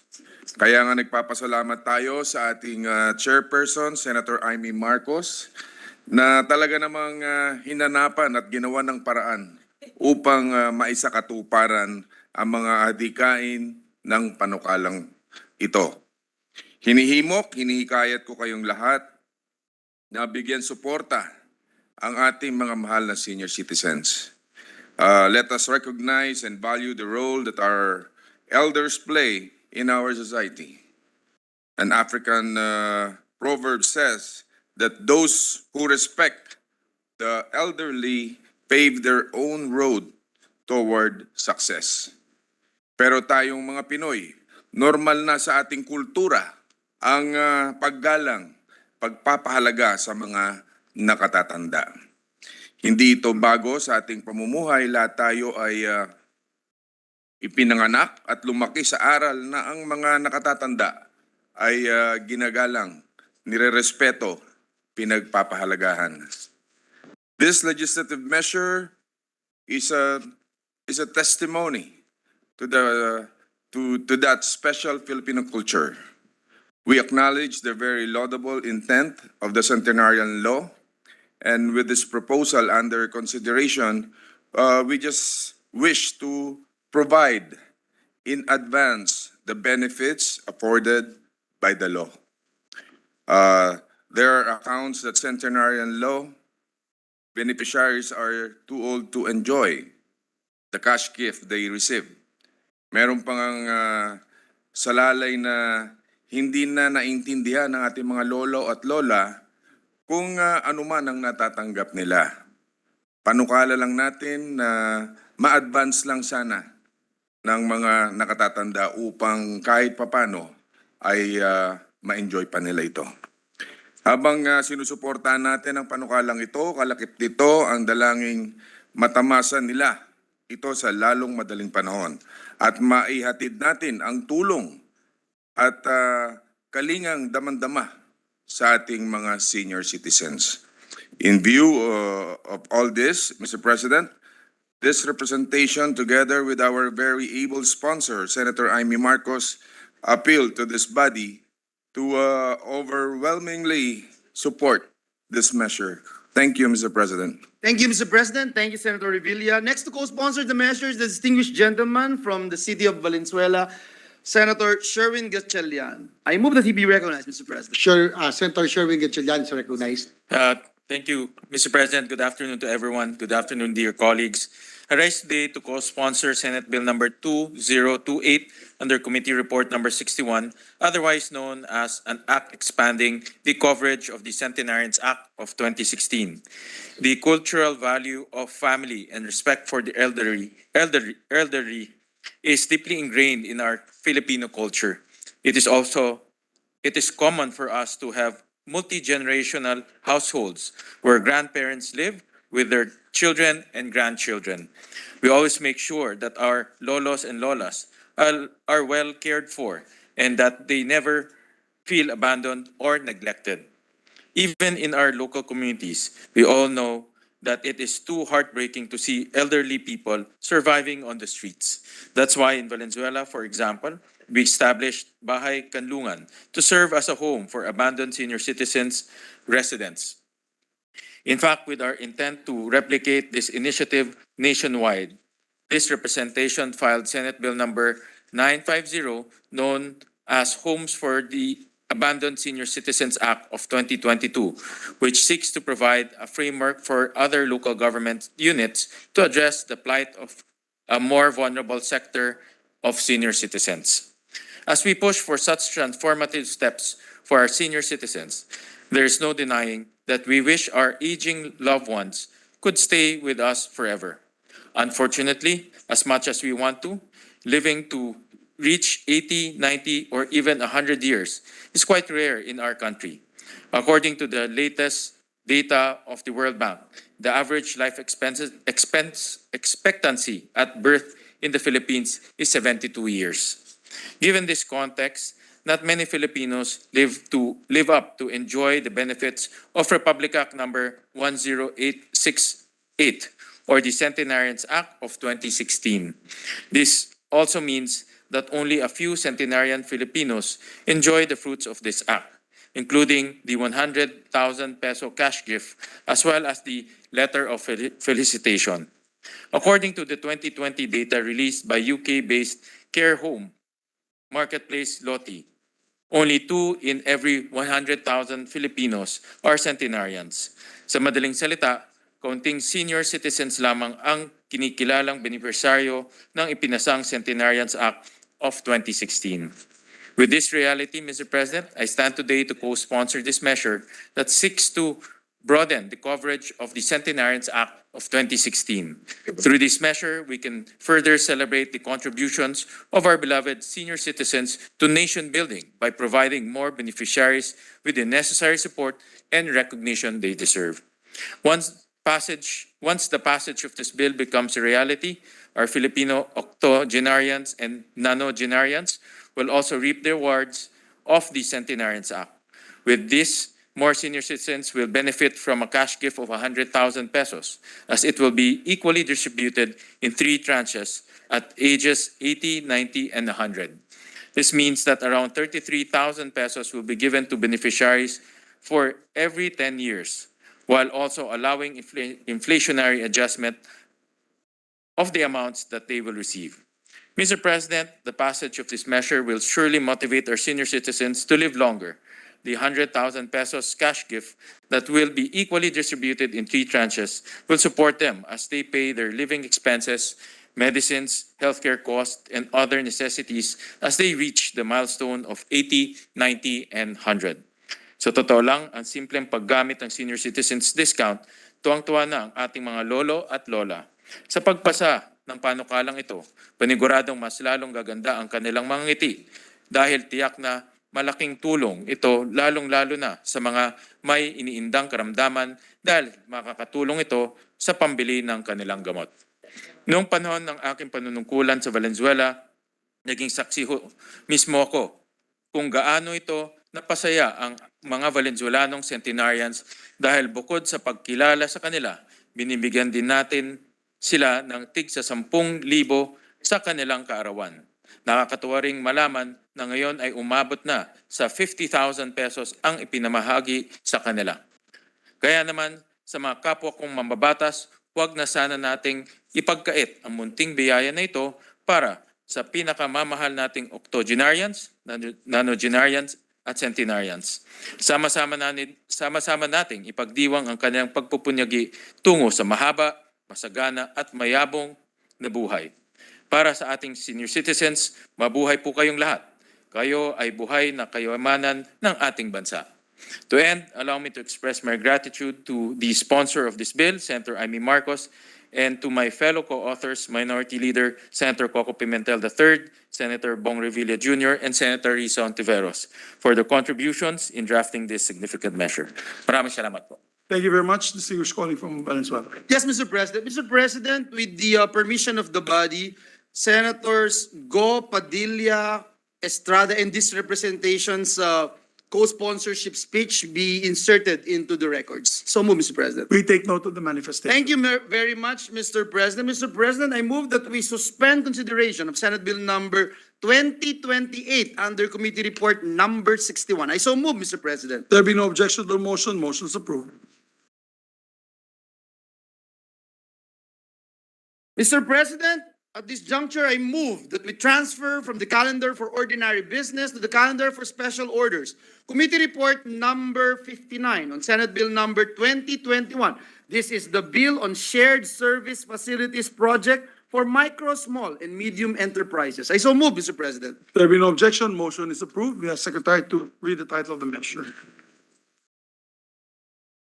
An act to institutionalize the Shared Service Facilities SSF project for micro, small, and medium enterprises by amending Republic Act number 6977, otherwise known as the Magna Carta for Small Enterprises, as amended by Republic Act number 9501, otherwise known as the Magna Carta for Micro, Small, and Medium Enterprises.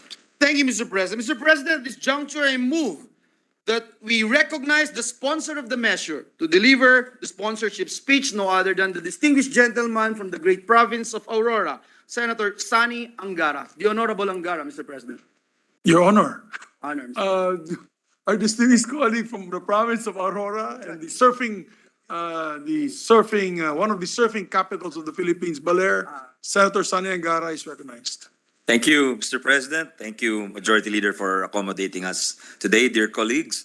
Kami po ay tumatayo ngayon bilang Chairman ng Trade Subcommittee with the permission of our Trade Chair, Senator Mark Villar, para i-sponsor ang Senate Bill 2021 sa ilalim ng Committee Report 59 na naglalayong ma-institutionalize at palawigin ang Shared Services Facilities or SSFs project na ipinatutupad ng Department of Trade and Industry or DTI.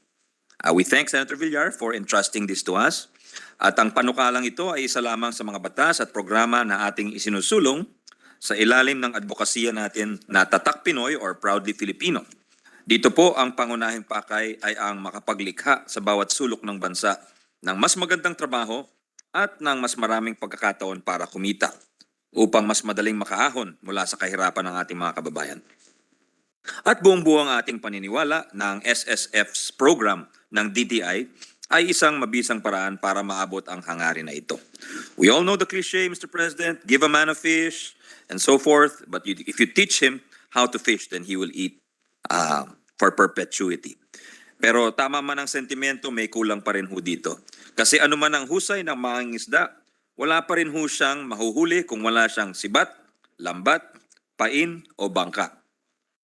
Marami po sa kababayan natin, taglay, ang galing, ang talino, diskarte, pagiging malikhain, at lakas ng loob para magtayo ng sariling negosyo, kumita ng malaki at umasenso sa buhay. Ang problema, Mr. President, madalas wala siyang materyales, kagamitan, at kasangkapan para makapaggawa ng mga produkto o maghain ng serbisyo na pwede nilang pagkakitaan, ibenta sa merkado o i-export sa ibang bansa. Itong kakulangan na ito ay naispunan ng mga SSFs ng DTI po. The DTI started its SSFs program in 2013 as one of the major pillars of the big push for its MSME or Micro, Small, and Medium Enterprise Development Program. The avowed objective was to provide qualified beneficiaries, also called cooperators, with machinery, equipment, and tools under a shared system to make them more competitive and to boost their innovation and productivity. The hope is that with the transfer of such technological assets to on-the-ground stakeholders, gaps and bottlenecks will be addressed in the value chains of priority industries. The SSF project has been allocated in the GAAs or General Appropriations Acts of past 10 years up to 4.28 billion. And from this amount, some 3,484 SSFs have already been established nationwide to benefit nearly 580,000 individuals and create a little more than 317,000 new jobs in the countryside. Currently, the SSF project is present in all regions, and the facilities established have already benefited at least 24 industry sectors, such as gifts, decor, and housewares, coconut, cocoa coir, handicrafts, coffee, bamboo, abaca, and fresh and processed meats. In fact, over 1,000 facilities have already been established for assisting MSMEs in processed foods. Bukod sa mga kagamitan at equipment na magagamit sa produksyon ng mga partikular na industriya, kasama din po sa SSFs na tinatayo ng DTI ang mga tinatawag na fabrication laboratories o Fab Labs for short, Mr. President. Ito ay mga pasilidad na may mga makabagong teknolohiya tulad ng mga computer-aided machines, 3D printers, laser cutters, CNC milling machines or computer numerical control milling machines, CNC routers, at mga desktop computers na pwedeng gamitin ng mga MSMEs at mga mag-aaral para makapag-test ng kanilang mga imbensyon at makapag-prototype ng kanilang mga produkto. Hinahangad ng mga Fab Lab ang magsilbing suporta sa mga MSME para mas gumaling sila sa innovation at product development. Ayon sa DTI, as of January 2023, may 43 Fab Lab ang nakatayo sa 16 na rehiyon. Sa 10 taon na pinapatakbo ng DTI ang SSF's project, napakadami na ang natulungan nito at napakalaki ang ambag sa kapakanan ng ating lipunan. Ayon sa isang survey ng UP Institute of Small Scale Industries, of 485 SSF cooperators and over 3,100 users or beneficiaries between November and December 2022, 52% ang nagsabi na lumaki ang kanilang kita dahil sa SSF, 25% naman ang nagsabi na nagkaroon daw ng increase in production ng kanilang mga produkto at 18% po ay lumaki daw ang kanilang mga job opportunities, Mr. President. Example po ang Tree Life Coco Sugar sa Pikit, North Cotabato, nung naging kilala ang coco sugar bilang masarap at masustansyang alternatibo sa karaniwan na asukal, naisip ng mga miyembro ng samahang magdiniyog ng Pikit Multipurpose Cooperative na pumasok sa produksyon ng coco sugar. Sa tulong ng SSF ng DTI, nakapagtayo ang kooperatiba ng pasilidad na may iba't ibang kagamitan tulad ng drying oven, granule powder sifting machine, vertical form fill seal machine at iba pa. Gamit ang SSF na ito, nakakapag-supply ang kooperatiba ng coco sugar sa ilalim ng Tree Life na brand name. Ayon sa datos ng DTI, lumaki ang produksyon ng coco sugar ng kooperatiba dahil sa SSF. Mula 150 kilograms kada buwan, ito ay naging 500 kilograms hanggang 1 tonelada kada buwan. Yung benta daw po nila, mula 30,000 pesos kada buwan, umabot na raw ng higit sa 180,000 pesos kada buwan. Meron din po sa bayan ng San Isidro, Davao del Norte, ang kung saan naisip ng lahat ng mga cacao producers, traders, investors, farmers cooperatives at household tableya makers na magkaisa sa ilalim ng isang kumpanya. At dito nabuo ang Chocolate de San Isidro or CSI. Mabagal umusad nung umpisa ang kanilang produksyon, ngunit noong 2014, sa pangalawang taon ng kanilang SSF project, nabigyan po sila ng mga equipment para sa pagluto ng kakao, sa paggawa ng mga tableya at chocolate candy. Bago nagka-SSF ang CSI, hanggang 3 kilo lang ang tableya ang nagagawa nila araw-araw. Pagkatapos mabigyan ng SSF, ito ay naging 180 kilos na po, Mr. President. And they are now exporting overseas. Daan-daang cacao farmers na rin ang mga supplier nila na nakakabenta ngayon ng kanilang tanim sa halagang 100 piso kada kilo, di hamak na mas malaki sa 40 pesos na dating presyo nila. And if we speak of the Fab Labs or fabrication laboratories as frontliners, Mr. President, nung nakaraang pandemya, malaki rin ang naitulong nila sa pagresponde sa pandemya. Ayon sa datos ng DTI, nakagawa ang Fab Labs ng higit sa 85,000 face shields, 60,000 face masks, 2,000 medical gowns, 250 aerosol boxes, and 4,000 liters of ethyl alcohol. Karamihan sa ito ay nagawa simula ng pandemya kung saan hindi pa maayos ang galaw ng mga produkto.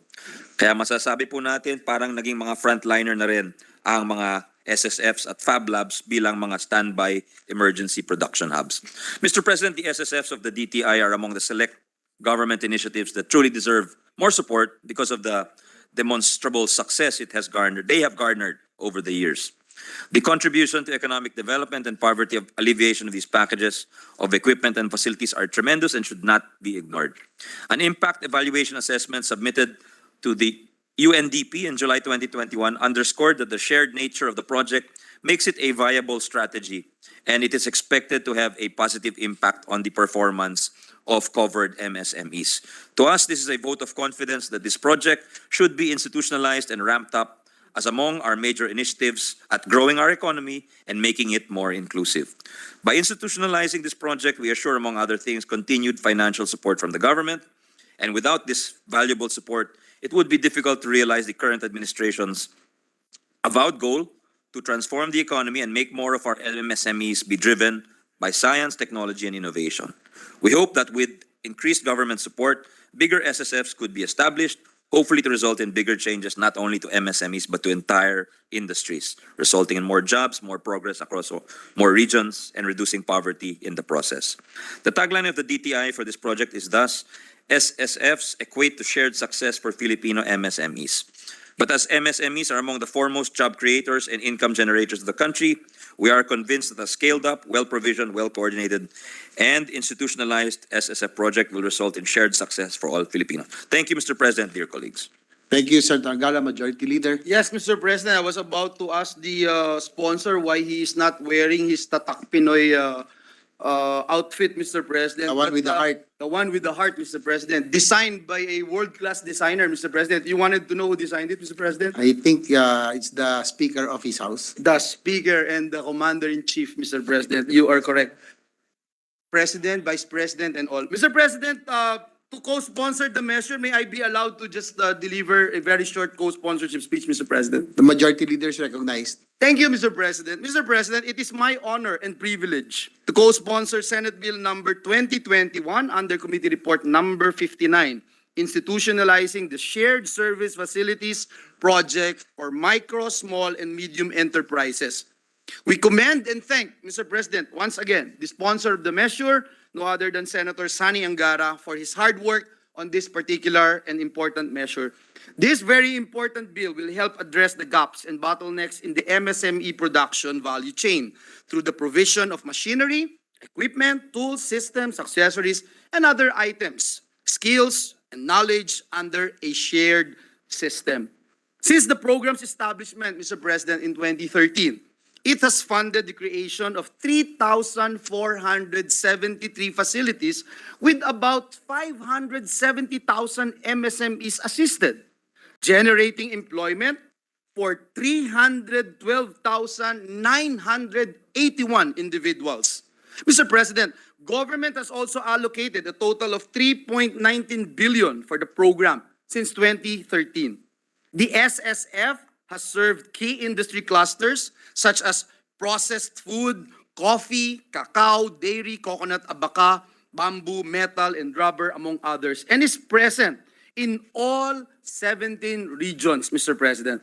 Indeed, institutionalizing the SSF is a step in the right direction in helping and boosting our MSMEs. In fact, even in its early stages of implementation, the Philippine Institute for Development Studies, or PIDS, called the project promising. Promising, Mr. President, and addressed and assessed to have a notable and substantial impact on jobs, and productivity. Muli, Ginoong Pangulo, maraming salamat sa ating sponsor, ating kapatid, Senator Sani Angara. We'd also like to manifest our intention to co-author this trailblazing and very promising measure. Thank you, Mr. President, dear colleagues, and God bless us all. At this juncture, Mr. President, I move, check na lang, di ba? Or, sorry. Mr. President, Senators Bongo, Senator Estrada, and Senator Padilla, and Senator Lauren Legarda, ask this representation, already said, Revilla, and Senator Revilla, that their co-sponsorship speech be inserted into the record. So move, Mr. President. Yes, motion is approved. Thank you, Mr. President. To allow our colleagues to study further the measure, I move that we suspend consideration of Senate Bill number 2021 under Committee Report number 59. I so move, Mr. President. Consideration of Senate Bill number 2021 under Committee Report number 59 is hereby suspended.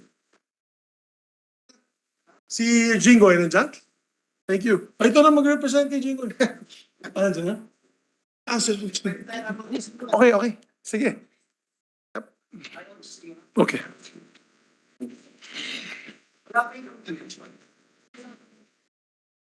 Ito wala pa yung sponsorship.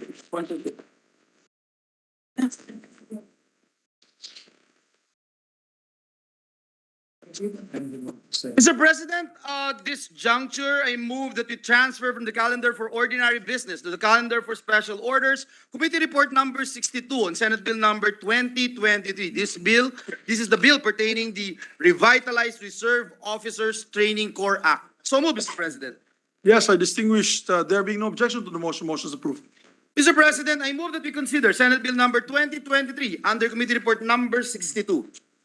There being no objection, motion is approved. The Secretary can read the title of the measure. An act mandating the institutionalization, development, training, organization, and administration of Reserve Officer Training Corps (ROTC) program in higher educational institutions and technical vocational institutions, appropriating funds therefore and for other purposes. Mr. President, to sponsor the measure, may we recognize the distinguished gentleman from the Davao Region and Bohol Province, no other than Senator Ronald Bato de la Rosa, to deliver sponsorship speech. To my compadre, fellow responsible gun owner and shooter, Senator Ronald Bato de la Rosa is recognized. Thank you, Mr. President. I will really investigate that proliferations of firearms at the Yes, vicinity of Rockwell, Mr. Because President. definitely hindi responsible gun owner yun. Hindi, Mr. siguro President. ganun karaming baril. Yes, Mr. President. Thank you, Majority Leader. Good afternoon, Mr. President, dear colleagues, honored guests. Before I start, I would like to extend my heartfelt gratitude to our chairperson of the Senate Committee on Higher Education, Senator Francis Cheese Escudero, for designating me as the subcommittee chairperson on ROTC bills.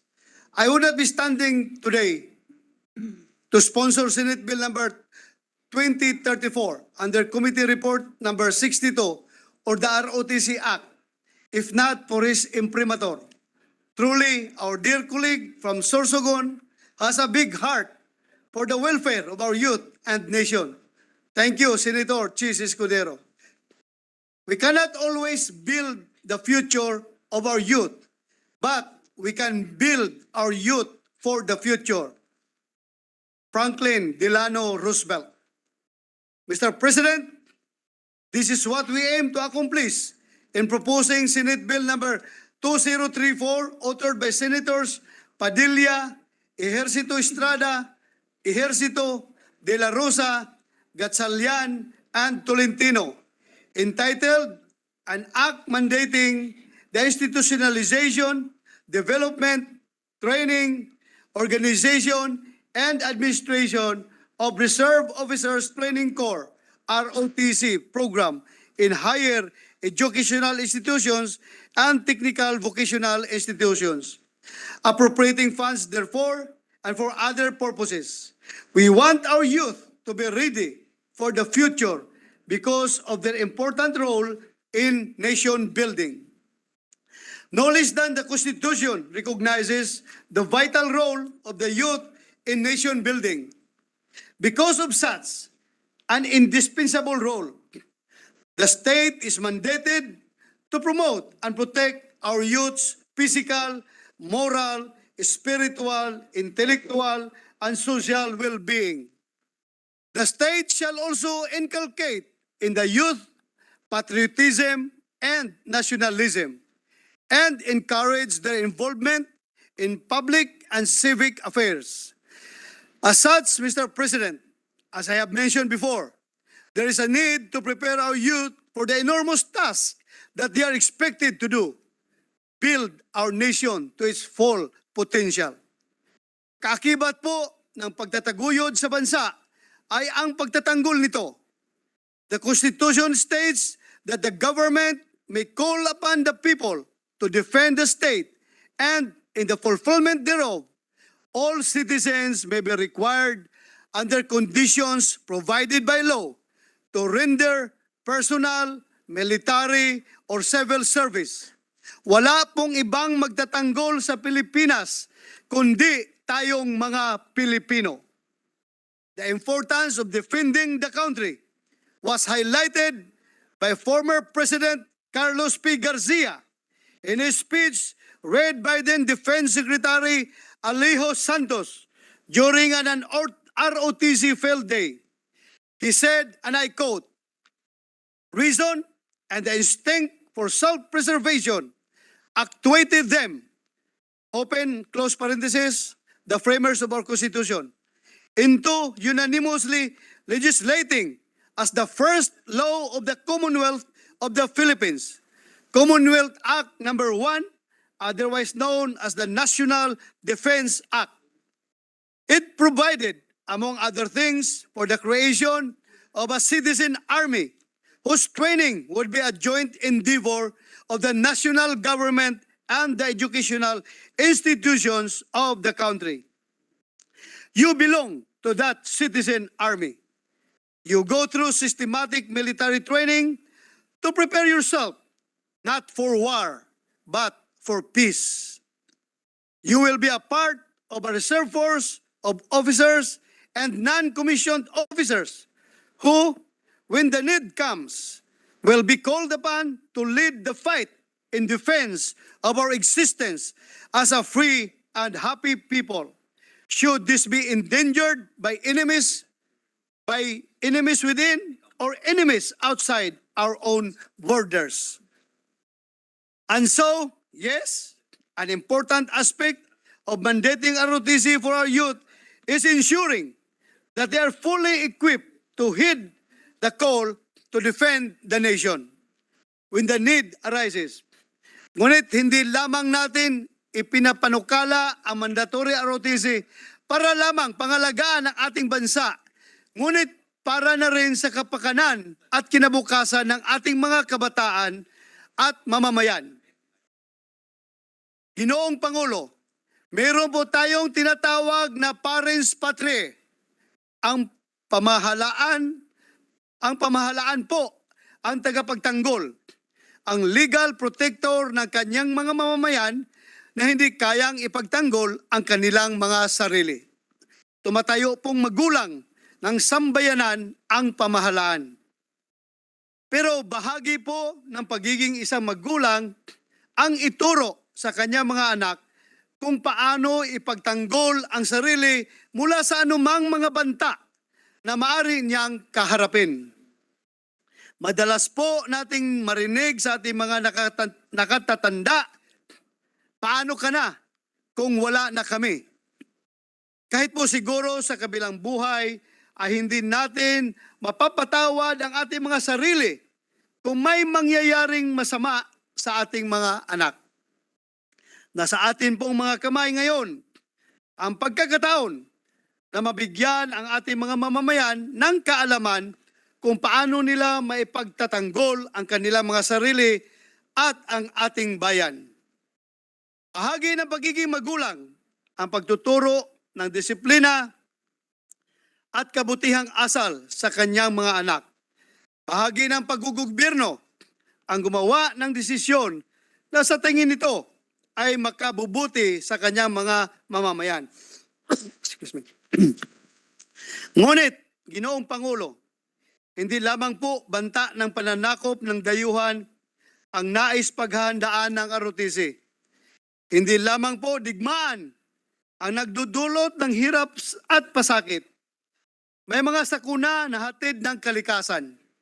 Sa mga pagkakataong ito, inaasahan natin na tutugon ang ating mga kadete. Sapagkat ang ROTC po ay hindi lamang isang academic requirement, ngunit institutionalized na pakikipagkapwa-tao. Higit po sa banta ng pananakop ng ibang mga bansa o mga kalamidad, baka po ay hindi na natin namamalayan na nalupig at nasalanta na ang ating bayan ng kawalang pakialam. We should not wait for the hearts and minds of our Filipino youth to be invaded by a lack of empathy. For these reasons, Mr. President, under the proposed measure, our youth shall be mandated to undergo program that will, number 1, provide basic military and police training for students in order to motivate, train, organize, and utilize for national defense preparedness or civil military operations and law enforcement. Number 2, enhance the students' consciousness in the ethics of service, patriotism, and nationalism, respect for human rights, appreciation of the role of national heroes in the historical development of the country, strengthen ethical and spiritual values, and develop personal discipline and leadership. Number 3, reinforce in students the values of civic mindedness, volunteerism, and genuine service to others in order to be active participants and volunteers for the development and improvement of ecology and environmental protection, human and civil rights awareness, and law enforcement. And number 4, provide the students with practical and applicable knowledge and skills that are necessary, essential, and ideal for survival and providing service in times of emergencies and disasters, including disaster response operations, skills for search, rescue, and relief operations, and early recovery activities. Normal lamang po ang mangamba, lalo na't may mga akusasyon ng korupsyon at pang-aabuso. Ngunit naniniwala po ako na may pagkakatuto mula sa mga pagkakamali ng nakaraan. Nasa atin po ngayon ang lahat ng oportunidad upang siguraduhin na hindi na ito mangyayari. In our proposed measure, we are establishing a grievance board in every ROTC unit and National Grievance Committee that will be active in ensuring that no abuse, violence, or corruption in any educational institution implementing the mandatory ROTC program will be committed. Hindi lang po sila maghihintay ng mga reklamo mula sa mga estudyante o guro. Sila na mismo ang magiging masigasig sa pagbabantay ng ating mga ROTC cadets at instructors. Ginoong Pangulo, lahat po tayo ay may mga tungkulin na dapat gampanan. Bilang nakatatanda, obligasyon po natin na akayin ang ating mga kabataan sa landas ng kabutihan. Ipaunawa natin sa kanila na anumang tinatamasa nila ngayon ay mawawala kung hindi nila ito matutunang pahalagahan. Hindi natin sinasabi na tayo ang bukal ng karunungan at katotohanan ng buhay. Ang pinanghahawakan natin ay mga aral ng nakaraan. At kagaya ng madalas sabihin sa atin ng ating mga magulang, mga anak, ginagawa namin ito para sa inyo. Why are we doing this then? Why are we pushing for this measure, Mr. President? It is still a way of fulfilling our responsibility. It is because we understand through the eyes of experience the difference between well-prepared and ill-prepared. Naiintindihan natin na darating ang panahon na tayo mga nakatatanda ay mawawala rin sa mundong ito. When the time comes, may the younger generations who follow us find that they have been equipped well with all that they need. Sabi nga ng ating pambansang bayani na si Dr. Jose Rizal, ang kabataan ang pag-asa ng bayan.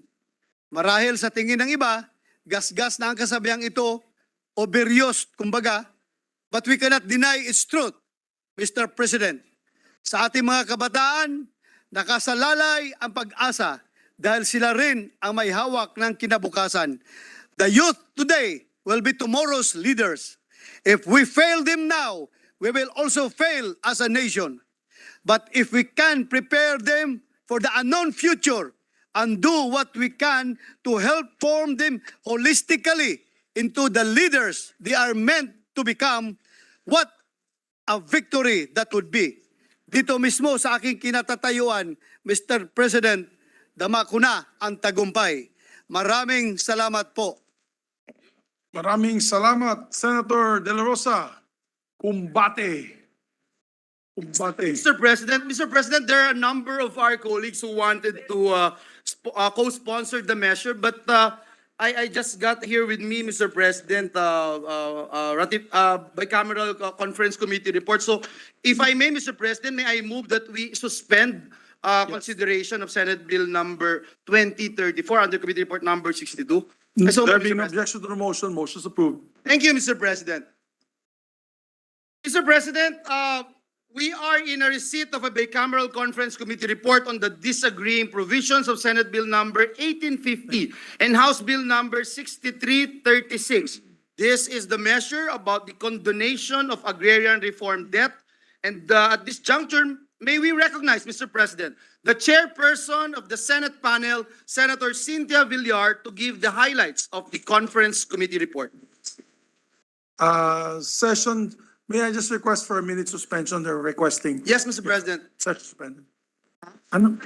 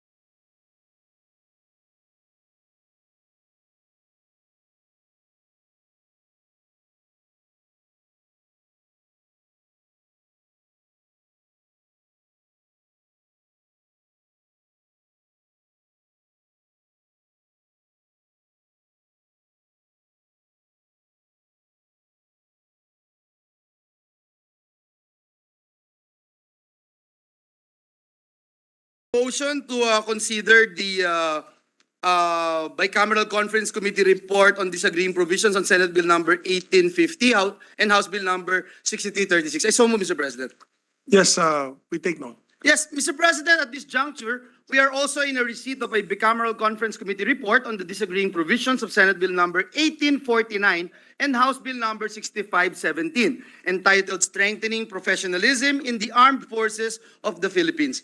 With the permission of the body, may we recognize the chairperson of the Senate panel, Senator Jinggoy Ejercito Estrada, to give us the highlights of the conference committee report. I so move, Mr. President. Our distinguished colleague from the city of San Juan, Senator Jinggoy Estrada, is recognized.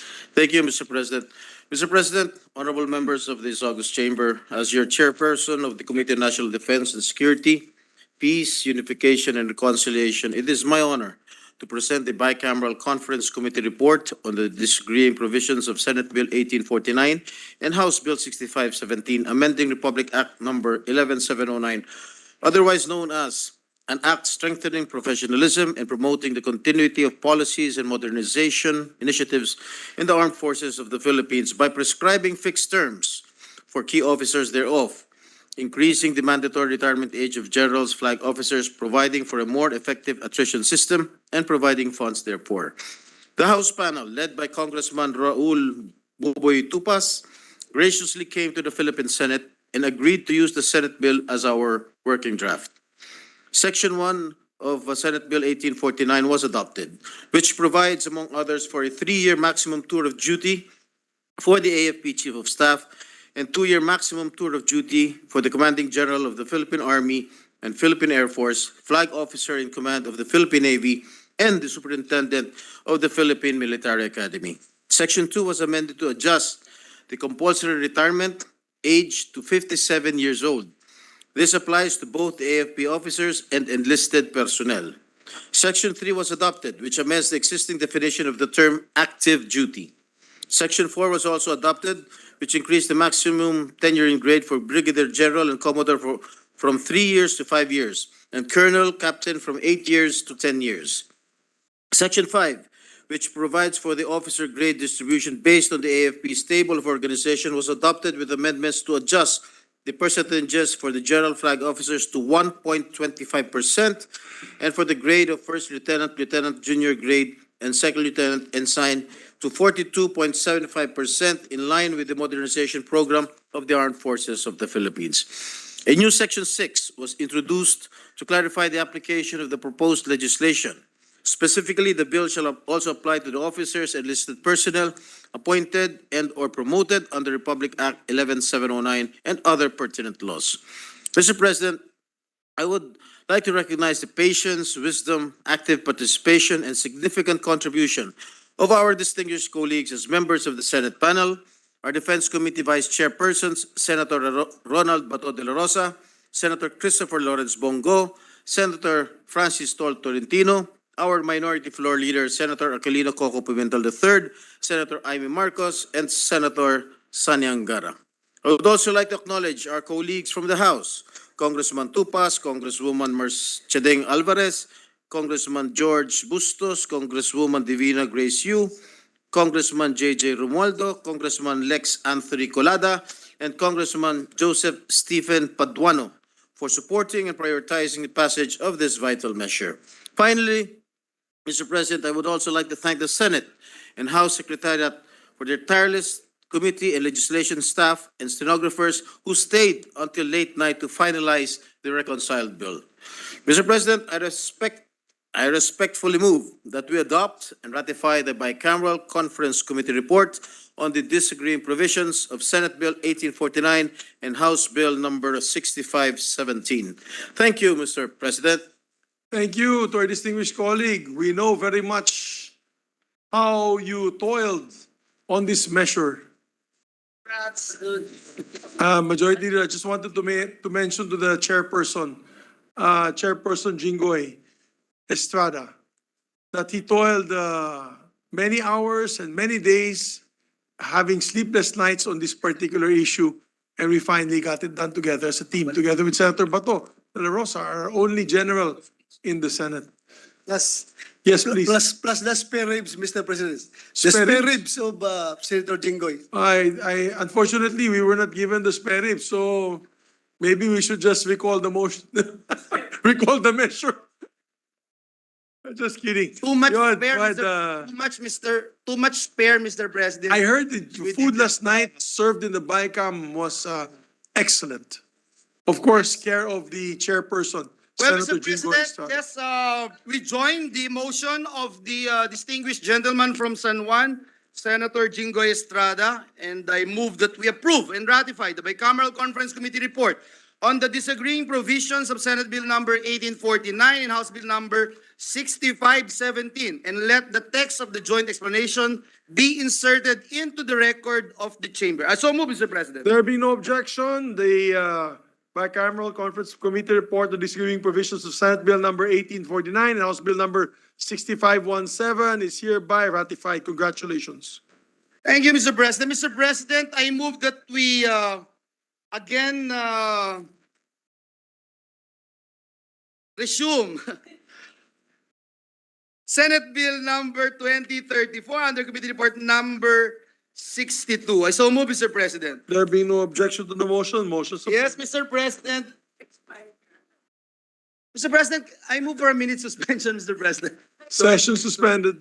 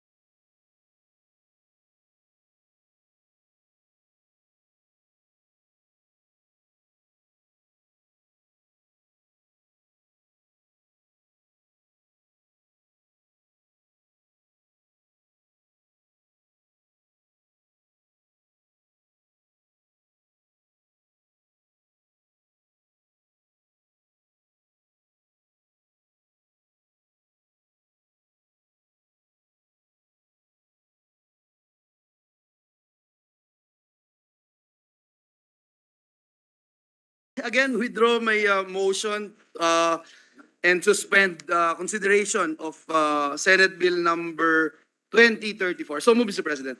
Yes, we take note, manifestation. Mr. President, at this juncture, and with the permission of the body, I move that we proceed with the privileged speeches and recognize our dear colleague, the birthday celebrant, no other than Senator Pia Cayetano, to deliver her speech. So move, Mr. President. To our beautiful resident athlete, birthday girl, the representative of Taguig and Pateros in the Republic of the Philippines, no other than Senator Pia Cayetano, is recognized. Thank you, Mr. President. I acknowledge the graciousness of our colleagues to allow me to deliver my speech. I'm always, the Majority Floor Leader can attest that I never asked to change the agenda. I never asked to be bumped up, except today. I used the birthday card, Your Honors. But I promise you that this will be short and sweet and very productive. March 22, my birthday, is actually World Water Day. And to my recollection, I have never celebrated my birthday during session. I mean, my birthday has always fallen during the break. So it is a privilege indeed for me to be able to deliver this speech on World Water Day in session. Your Honors, I'll keep this short. I think all of us can agree that this matter, which I stand up before you on personal and collective privilege, is very important. In the news, and I believe the Majority Floor Leader filed a resolution or filed something on a bill. We have data that shows that 11 million Filipinos do not have clean water. Now, in the recent IPU that I attended on behalf of the Senate, it was established that women and girls are disproportionately impacted not only by water scarcity but climate-related disasters in general, especially when they threaten national and regional peace and security, causing forced migration, displacement, and increased poverty. Women and girls are more vulnerable to gender-based violence and other violations of women's human rights, with often no access to support systems. So I deliver this speech, Your Honors, emphasizing that these are very much connected to our Sustainable Development Goals. SDG 3 on good health and well-being. Obviously, kung walang malinis na tubig, it's hard to be healthy. A lot of infants, if I'm not mistaken, the major cause of infant mortality is diarrhea, which is caused by lack of access to clean water. And then SDG 5, gender equality, I already explained that there's enough evidence, and it was the topic of discussion in the entire IPU, that women and girls are disproportionately affected. Kasi alam nyo, Your Honors, girls usually ang inuutusan mag-igib ng tubig. Even in the Bible, di ba, pinapakita doon na na-meet ni Jesus yung isang babae doon sa well. Kasi it's a gender role. Not to say na hindi naman tumutulong yung mga lalaki, but it tends to be a gender role. SDG 6 is specific to clean water and sanitation, and SDG 10 on reduced inequalities. The Philippines, being a signatory to the United Nations 2030 Sustainable Development Goals, is committed to integrate the SDGs into our national development plans and policies. So, as I said, 11 million families lack access to clean water in the country, according to the National Water Resource Board. Your Honors, when I was not yet a senator, I lived in Bagumbayan, Taguig, where Alan and his wife Lani still live, our colleague, my brother Alan. And would you believe, I found out, much to my distress, I was a young lawyer at that time, that many homes did not even have the basic water facilities kasi wala palang tubig. So why will they bother investing in a sink when wala palang tubig? Wala ring flush. So, but now meron, thank God. Meron naman tayong tubig sa Taguig City, but there are still many places in the country where there are not direct sources of water. I will move on. I will submit the my full speech for the record, Your Honors, but I am just emphasizing the important points. A gender-segregated space for women and girls is not only about sanitation, but it is also about safety. Sharing facilities with the opposite gender puts many women and girls at risk of abuse and assault. So that's something to be considered in our planning, Your Honors.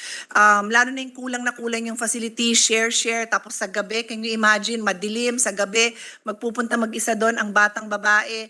Meron talagang risk po dito, Your Honors.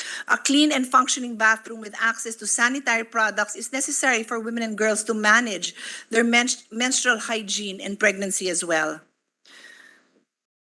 So, Your Honors, it is important that when we think of clean water and sanitation, we must also see it through a gender lens. Like most crises, the effects are never gender neutral, and the effect on women are proportionately higher than men. The water crisis today is worsened by the climate crisis and global warming. To address water insecurity in the country, the national government has taken steps to mitigate and provide a sustainable water supply for all. NEDA in 2019 released the Philippine Water Supply and Sanitation Master Plan. This serves as the national action plan to achieve universal access. DOH as well has in its 2023 Environmental and Occupational Health line item, 86.1 million is allotted under this line item in 2023. I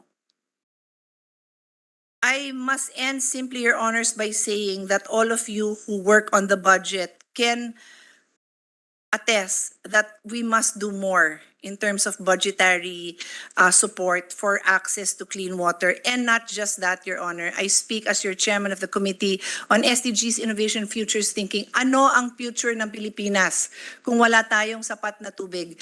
When I was chairman of the Committee on Environment in my first term in the Senate in 2004, I had the privilege of doing a study visit in Singapore where they showed me their complete plan for water security. This included desalination. It included importation of water through the use of big pipes.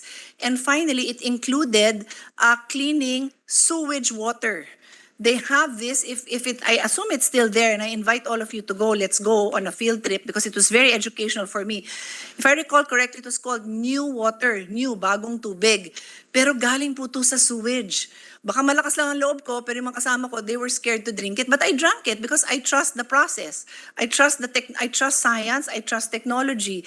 Ang tanong ko is, are we doing any of those three? Any?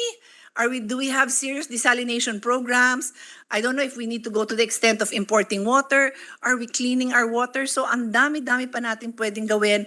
And I hope forever matatak sa ating mga, sa ating kaisipan ang kahalagahan ng tubig, lalo na pag naalala niyo ko on March 22, my birthday. It is World Water Day. I will end on that note. Thank you for all your greetings and your support, Your Honors. Thank you, Mr. President. Thank you very much, our distinguished colleague. Just for the information of our colleague who's celebrating her birthday today, it's an apt topic.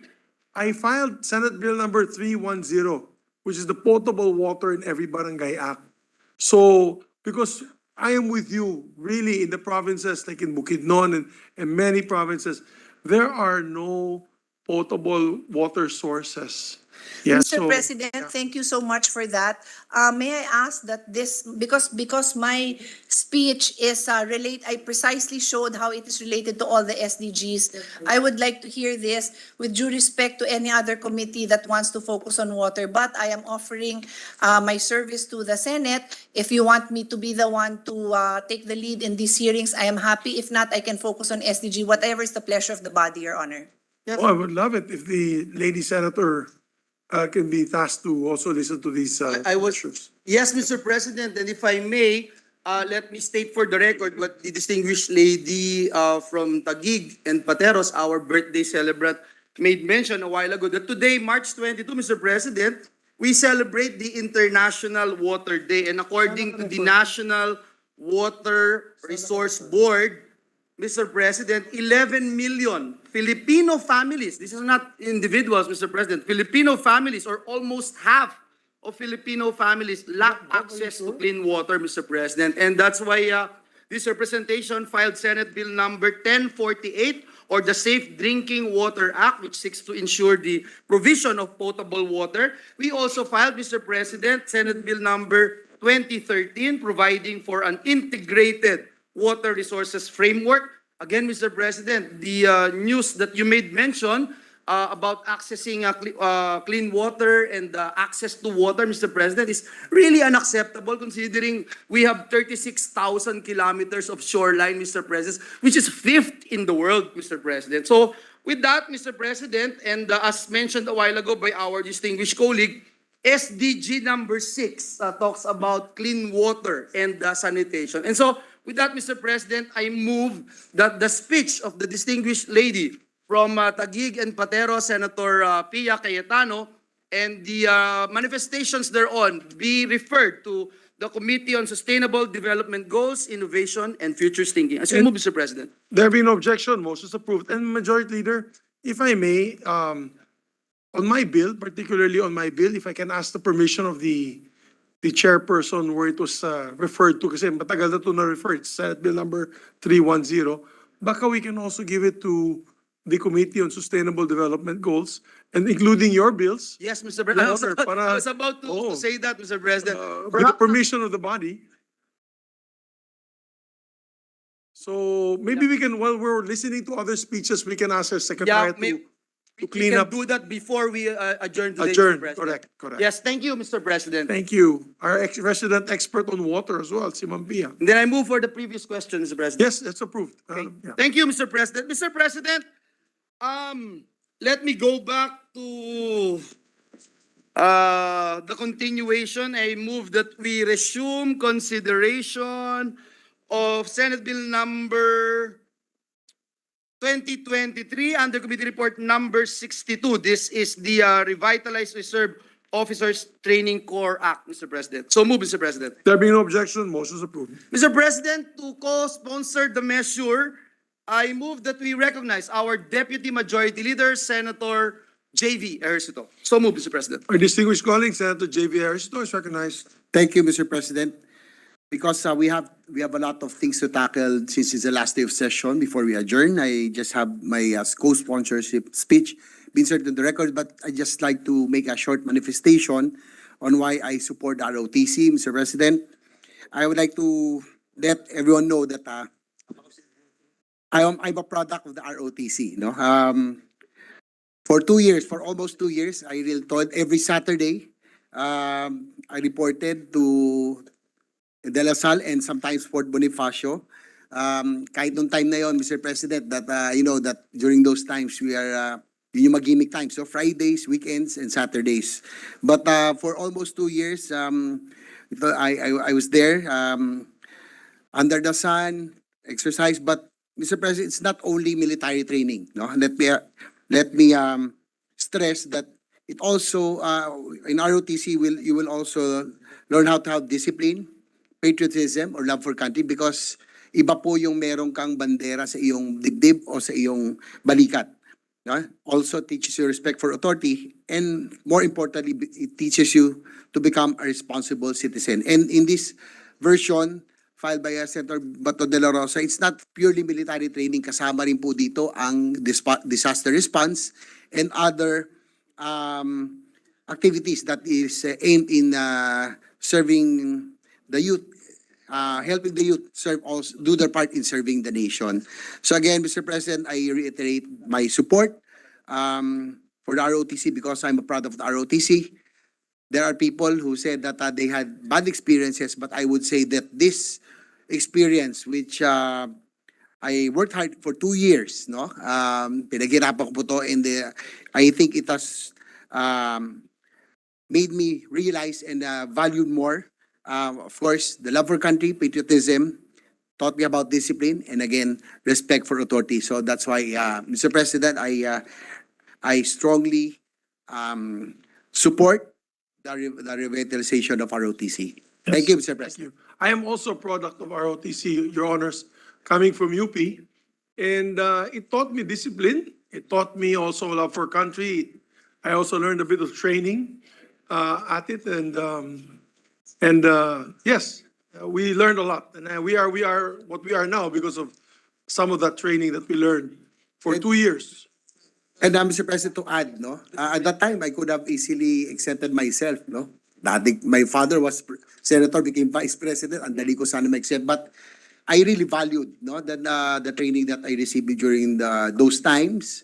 But Yes. more importantly, again, yung patriotism, love for country, and respect for others is very important, and discipline. Yes. So probably some don't have the same experience, good experience with ROTC, but for myself, I value that I really worked hard for it for 2 years.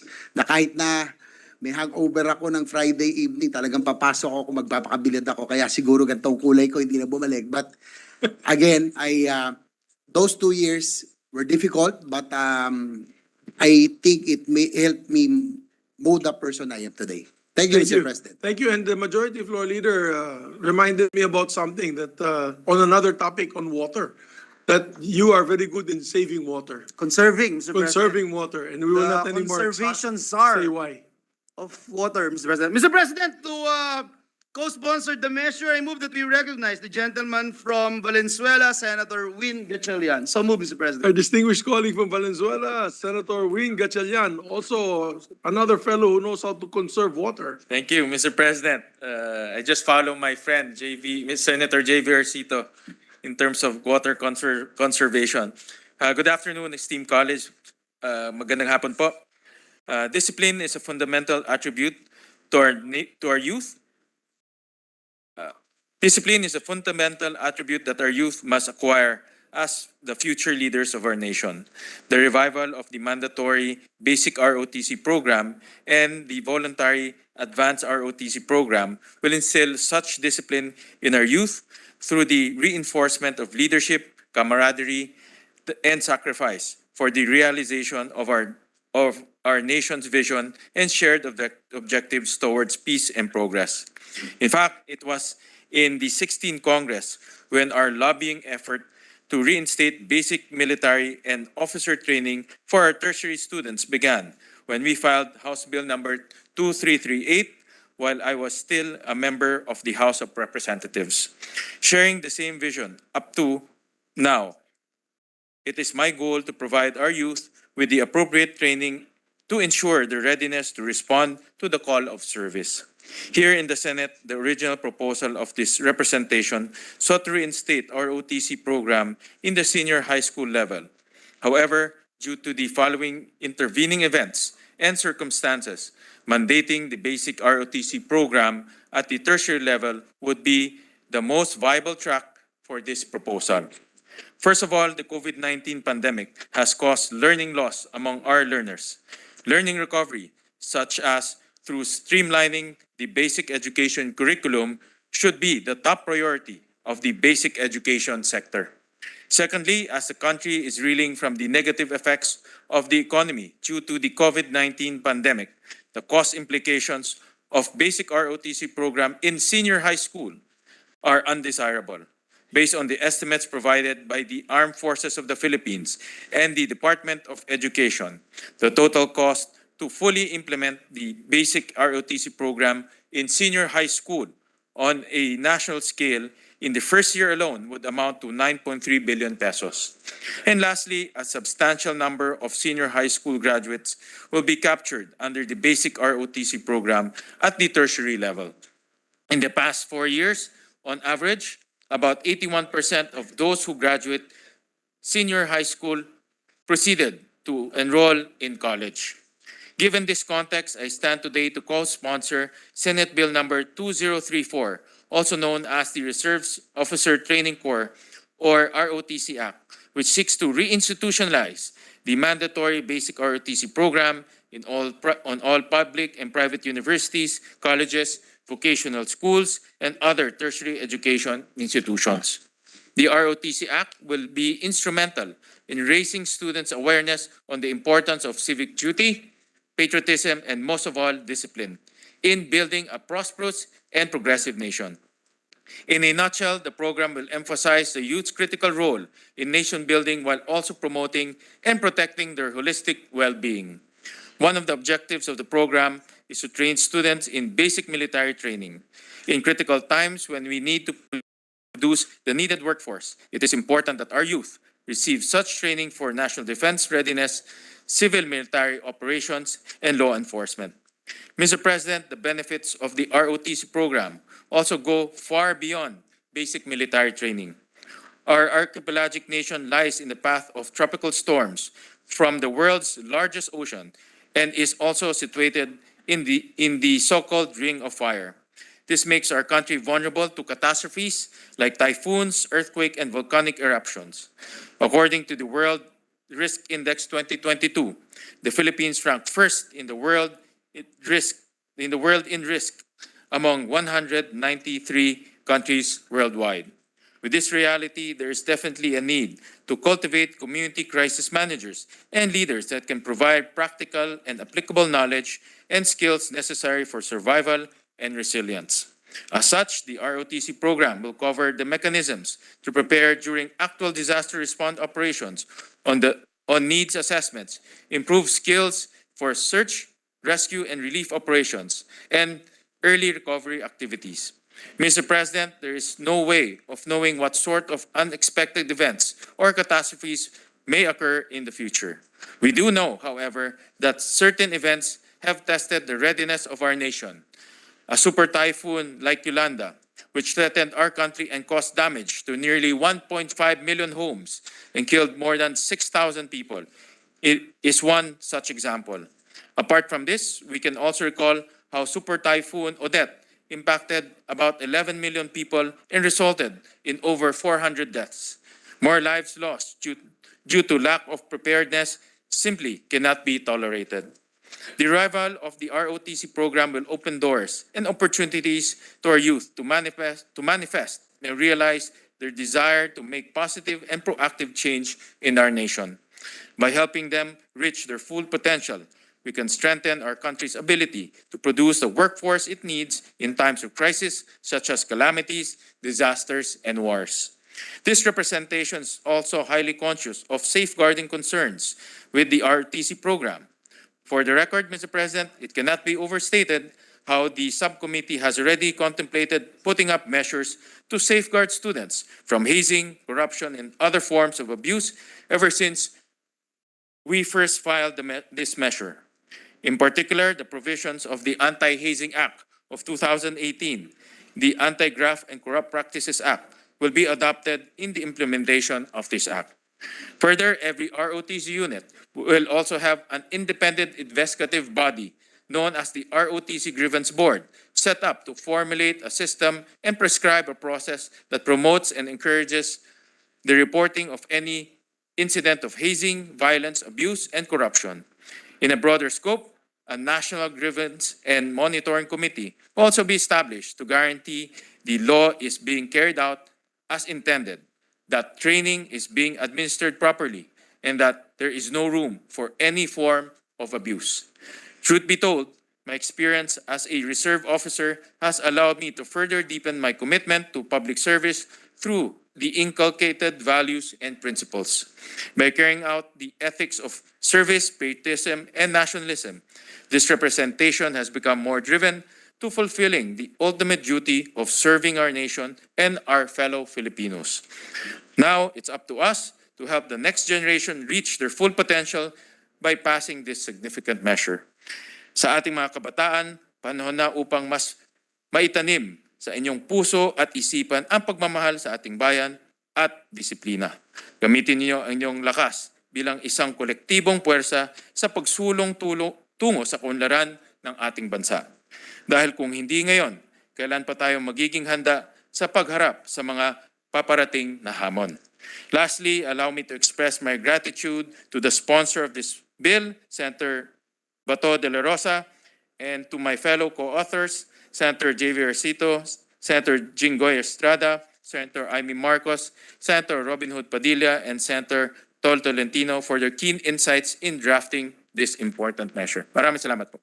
Thank you very much, our distinguished colleague. Thank you, Mr. President. Mr. President, to allow our colleagues to further study the measure, I move that we suspend consideration of Senate Bill number 2034 under Committee Report number 62. I so move, Mr. President. There being no objection, motion is approved.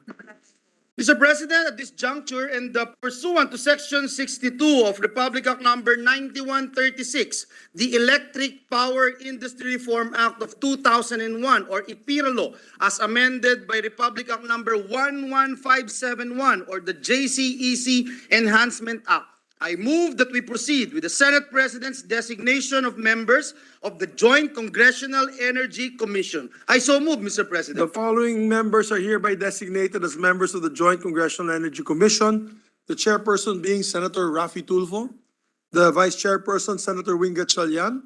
Members are Senator Bato de la Rosa, Senator Manuel Lito Lapid, Senator Chis Escudero, Senator Sani Angara, and Senator Risa Ontiveros on the part of the minority. Thank you very much, Mr. President. Mr. President, we are in a receipt of a bicameral conference committee report on the disagreeing provisions of Senate Bill number 1850 and House Bill number 6336. This is the measure about the condonation of agrarian reform debt. May we recognize the chairperson of the Senate panel, no other than our mama bear, Senator Cynthia Villar, to give the highlights of the conference committee report. To our distinguished colleague from the city of Las Piñas, no other than Senator Cynthia Villar, to sponsor the measure. You're recognized, ma'am. Thank you, Mr. President. On behalf of the Senate panel to the bicameral conference composed of Senator Amy Marcos and Assistant Minority Floor Leader Senator Risa Hontiveros, on the disagreeing provisions of Senate Bill number 1850 and House Bill 6336 or the New Agrarian Emancipation Act, I'm pleased to report on the successful outcome of the bicameral conference. The conference committee agreed to adopt the Senate version as the working draft of the discussion. The short title of the House version was adopted as Section 1 of the consolidated bill. The phrase indebted to the government as of December 31, 2022 in Sections 1, 2, and 3 of the Senate version has been replaced with the phrase indebted to the government as of the effectivity of this act. Under Section 1, the proviso on the list to be submitted by Land Bank and the Department of Agrarian Reform within the 3-year period from the effectivity of this act, such list shall come from the collective clause which shall be processed within the 3-year period. The title of the House version was adopted with modification through the addition of the phrase all principal loans. We acknowledge the work of the bicameral members in the Senate and the House of Representatives, and of course, the Department of Agrarian Reform Secretary Estrella and staff. I move, Mr. President, that the result of the bicameral conference be ratified by this body. Majority Leader? Yes, Mr. President. Mr. President, I move that we approve and ratify the bicameral conference committee report on the disagreeing provisions of Senate Bill number 1850 and House Bill number 6336, and let the text of the joint explanation be inserted into the records of the chamber. I so move, Mr. President. There being no objection to the motion, the bicameral conference committee report on the disagreeing provisions of Senate Bill number 1850 and House Bill number 6336 is hereby ratified. Congratulations. Thank you, Mr. President, and to all my colleagues in the Senate. Congratulations. Congratulations, Senator Villar. Mr. President, the Deputy Minority Leader seeking the floor, I move that she be recognized. Senator Risa Ontiveros. Our distinguished Deputy Minority Floor Leader is recognized. Salamat kaayo, Mr. President. I wish to explain my vote. I support in principle the bill and its objectives, and while I do, I wish to put on record my position, already expressed earlier, that there should be no distinction between CLOAs granted before the passage of this law and CLOAs granted after. Sana po lahat ng CLOA beneficiaries ay libre na ang lupa sa ilalim ng reformang panakahan. Hindi naman po kasi nila kasalanan na delayed ang pag-release ng CLOA nila. Secondly, I hope that this measure is accompanied by support services for our farmers. My fear, Mr. President, is that this might lead to the unintended consequence of farmers being allowed to sell their lands much more easily because there is no more lien or indebtedness holding them back.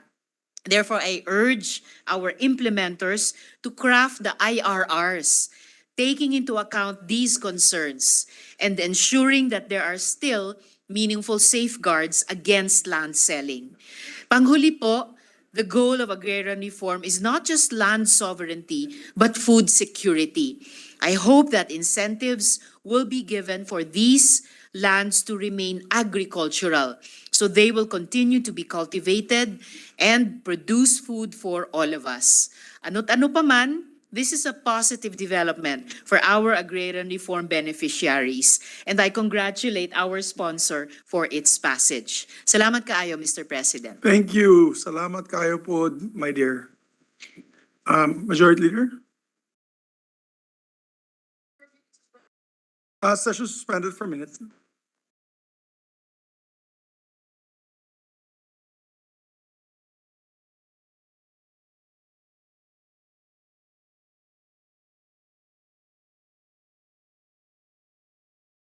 Unahin kita. No, unahin kita. Unahin kita. Okay, balit. Ay, ganyan naman yan eh. Mr. President, with the permission of the body, I move to resume. We resume consideration of Senate Bill number 1615 under Committee Report number 60. This is the bill pertaining to Baler, Aurora as the birthplace of Philippine surfing. I so move, Mr. President. There being no objection, motion is approved. We recognize, should I recognize already the? I was about to say, Mr. President, that the parliamentary status of the bill is that we have sponsored the measure. I now move to open the period of interpellations and debate and recognize the sponsor, Senator Sani Angara, and to interpellate our minority leader, Senator Coco Pimentel. Senator Sani Angara to defend the measure is recognized and to interpolate the distinguished minority floor leader, Senator Coco Pimentel. Thank you, Mr. President. With the permission of our honorable sponsor, who was born probably in Baler, Aurora. I was not, for the record, Mr. President, I was born in Manila Doctors in the city of Manila. So anyway, Mr. President, this bill needs no defense because this will be actually supportive interpellation and basically clarificatory, Mr. President. Because to my knowledge, I think this will be the very first law that we will be calling a place, a birthplace of something, Mr. President. Am I correct, Mr. President? Of course, I don't have perfect knowledge, Mr. President, distinguished minority leader, distinguished colleague, but I think you might be right because what we have passed in previous Congresses are acts declaring certain places as the so-and-so capital, Abaca capital, chocolate capital, Capital, marching band capital, true capital of Marikina. pilgrimage capital, carving capill, rodeo capital. So we've passed a slew of. Yes, yeah. So it is the. I think I'm not aware of any bill which made the claim that it was the birthplace, except maybe birthplace of democracy or something like that. Yes, Mr. Something, Yes, Mr. President. So, pardon me for this clarificatory interpellation. Not at because, all, Your because, Honor, because not of at all. that. Because It's of an that, Mr. honor. It's an President. honor, So, Mr. President. So this measure will give the municipality of Baler in the province of Aurora the title of being the birthplace of Philippine surfing. So, how do we document this, Mr. Or how did we document this, Mr. President, to support the title that we are giving to the municipality of Baler? It is a mix of facts and testimonial evidence, Your Honor. Meaning, so we in our sponsorship speech we cited certain facts like the during the first few years that the Philippines fielded a surfing team to sporting competitions in the 80s, the members were sourced from the town of Baler, Mr. President, and then. There's also the account of an American surfer who used to live in Subic Bay that he used to surf in Baler in the late 60s, I think 1969, Mr. President. And then we went through the filming also of the famous movie Apocalypse Now, which the Deputy Minority Leader also recalled some of her memories from her late husband's memories. And again, we're grateful. We reiterate our thanks to her for her support. And through to the 80s and now, it's a mix of evidence. You being a lawyer, a brilliant lawyer, so it's a mix of testimonial, documentary, evidence, Your Honor. Is there no other place in the Philippines, Mr. President, claiming to be the birthplace of surfing in the Philippines? Not to our knowledge, Your Honor, because according to some research we've done for various articles, surfing in Catanduanes began in 1979, in Siargao in 1980. This is per the website of General Luna Siargao. In La Union in the 1980s, in Zambales around the late 90s, 2000s, early 2000s, according to the manager and coach of Quicksilver Surf School. So it seems that the claims of Baler as to when surfing originated in the town of Baler predate these other claims, Your Honor. Thank you for that, Mr. President. So, given the nature of the title that we are going to give the municipality of Baler, being the birthplace, so that's of Philippine surfing. Does this mean, because of the nature of the title, that there can be no other place in the Philippines which can be called another birthplace of surfing in the Philippines? I never thought of that question, Mr. President, but it would seem not unless they were born on the same day, Your Honor. So and only then, one. and then you have a simultaneous birth, Your Honor. So, But, is it- yeah, they would be twins, as mentioned by the Senate President Pro Is Tem. it possible for another LGU to apply for the title of surfing capital of the Philippines? It is possible, Your Honor. I think that would be possible. I think La Union did it in previous Congresses, Your Honor. But of course, whether or not that would be acceptable Not yet a law. Not yet a law. Not yet a law, Your Honor. I think it passed the House, but it did not pass the Senate in the 17th or 18th Congress, Mr. President. Or here, it's the House passed two bills in the 17th Congress declaring Cam Norte as the surfing capital of the Bicol region, and another bill declaring La Union as the surfing capital of the North. And in the 18th Congress, there was a similar bill for Cam Norte, Your Honor, but never passed in the Senate, Your Honor.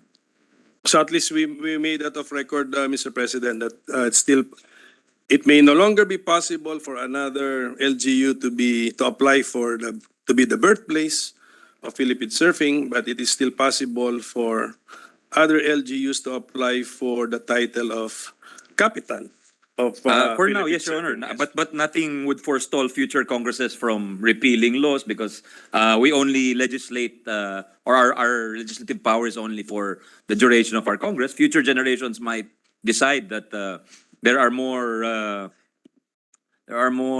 reliable claims, and then they can decide to repeal the law. Then nothing, Yes. nothing forestalls that possibility, Your Honor. Just going into the intent of this particular chamber as of this moment, Mr. President. Yes, Your Honor. Yes. May I add That to is the the intent, discussion with the permission of the Minority Floor Leader and Senator Angara.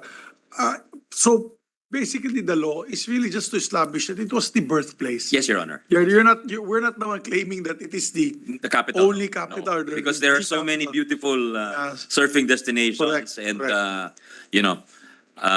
there's Siargao, there is Cam Norte, La Union. Daet, there's My wife's hometown of there's Caloocan in Eastern Samar, there's Zambales, there's Pagudpud in Senator Imy's.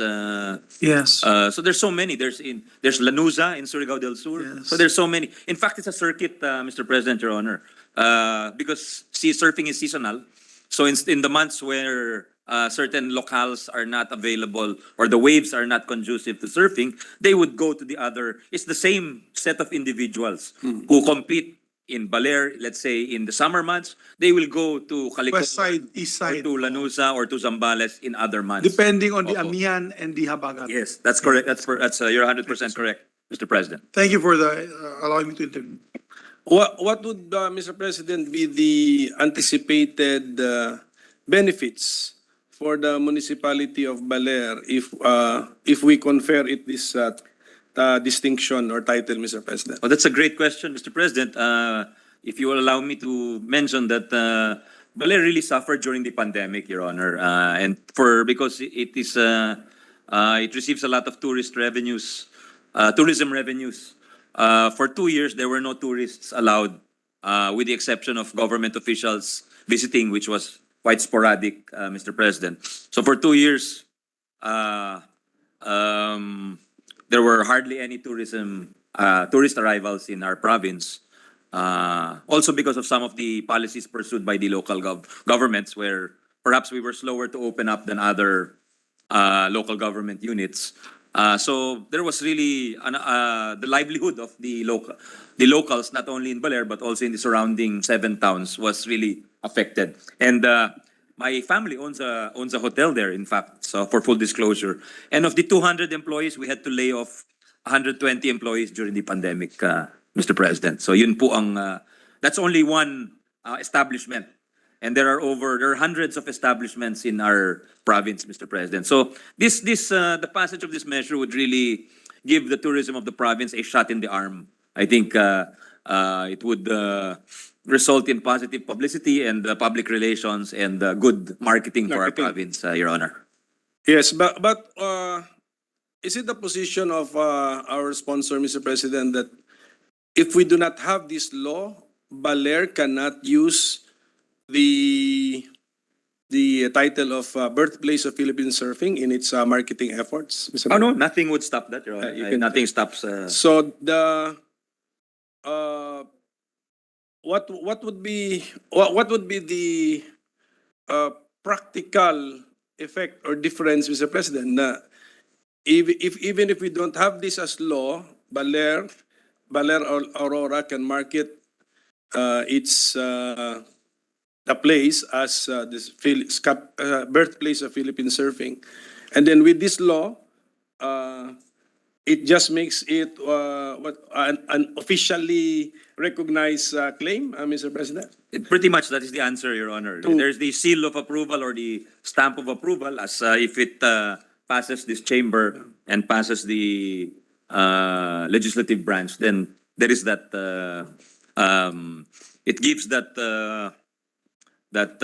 officialness, or for lack of a better word, or it gives that Official character. that Yes, official yes. character. It obtains a certain, it elevates the claim in the eyes of the public, Your Honor. Yeah. And without this law, another LGU may use in its marketing efforts also the claim that it is the birthplace of Philippine surfing. Yes, there's And- nothing. And then with this law, no other LGU can use that title anymore, Mr. President. No, there is no, well, nothing would stop them because there is no penal sanction, Your Honor, for using that. It's just that perhaps because of that seal of approval, then perhaps from a layman's standpoint, perhaps he would just view the Baler claim as of greater weight or truth because of that government or this act that we seek to do today, Mr. President. Yeah. So with that, Mr. President, I think this representation has been clarified to the basis of the claim, the use of the title, and the nature of the title, and that there is no penal sanction whatsoever. And it will be, this measure is to benefit specifically the municipality of Baler in the province of Aurora in marketing the place as One amendment, vote one. tourist destination, investment destination. So I'd like to thank our sponsor for the patience, Mr. President. Thank you. Oh, thank you. Thank you to our distinguished minority leader, Mr. President, for his very well thought out and thorough questions. Thank you, distinguished minority leader. Thank you, to Mr. my President. Thank you very much. Thank you, and we will all be invited in Baler, Mr. President. Yes, yes. As, I'd like to, before the formal invitations, I invite you all on June 30 because that's one of the big provincial Yes. events, the Filipino-Spanish Friendship Day. Especially- So Yes. we will invite the minority leader to represent the Filipinos and we'll invite the Senate President to represent the Spanish. Magellan. Oh my gosh. Just kidding. But, Just kidding, no, Mr. no, President. sige, sige. You will be our guest of honor, Mr. President. As If you're long free. as the My Senate grandfather. President will not be required to wear, Yeah, never mind. But for the information of the body, my grandfather was a rebel in Spain because he was a Basque. Basco, that's why he had to retreat to the Philippines. No, Mr. President. Because his life was in danger. But absolutely, we would. And I joined the minority floor leader in saying that we are really pushing for countryside development. So these bills that will help promote tourism, these bills that will help more income with MSMEs all over the countryside, I think is a welcome attitude to take for us senators in the Senate. Thank you very much, Mr. President. And you were our guest twice, I remember. Yes. Even when you were still a congressman. Yes. Mr. President, thank you. Thank you for your support. Thank you. And beautiful beach, beautiful waves. I must say, I will never forget the waves at the beach. So, Thank you, Mr. without President. further ado, There being no other members, Mr. President, who wishes to interpolate or ask any further questions, I move that we close the period of interpellations and debates. So move, Mr. there President. being no member to interpolate, and we agreed with the motion of the majority floor leader, no objections, interpellations closed. Mr. President, with the consent of the body, I now move to open the period of amendments. No objection to the motion of the majority leader. Mr. President, I move that we open the period of committee amendments and recognize the sponsor, Senator Sani Angara. I so move, Mr. President. Thank you, Yes, Mr. President, Majority Leader. no objection, the motion is approved. Just one amendment, Mr. President, Your Honors. On page 1, to insert a new section 3 to read as follows. Section 3, repealing clause, all other laws, acts, presidential decrees, executive orders, presidential proclamations, issuances, rules and regulations, or parts thereof which are contrary to or inconsistent with any of the provisions of this act are hereby repealed, amended, or modified accordingly. And to renumber the sections accordingly. So move, Mr. President. I join, Mr. President, the motion of the distinguished. There being no objection to this motion, the amendments approved. Mr. President, with no other committee amendments, I move to close the period of committee amendments. There being no objection to the motion is approved. Mr. President, I move that we open the period of individual amendments. And as far as this representation is concerned, no one's actually, So we should close the period. I will move now to close the period of individual amendments. So moved. Therefore, there be no objection, motion is approved.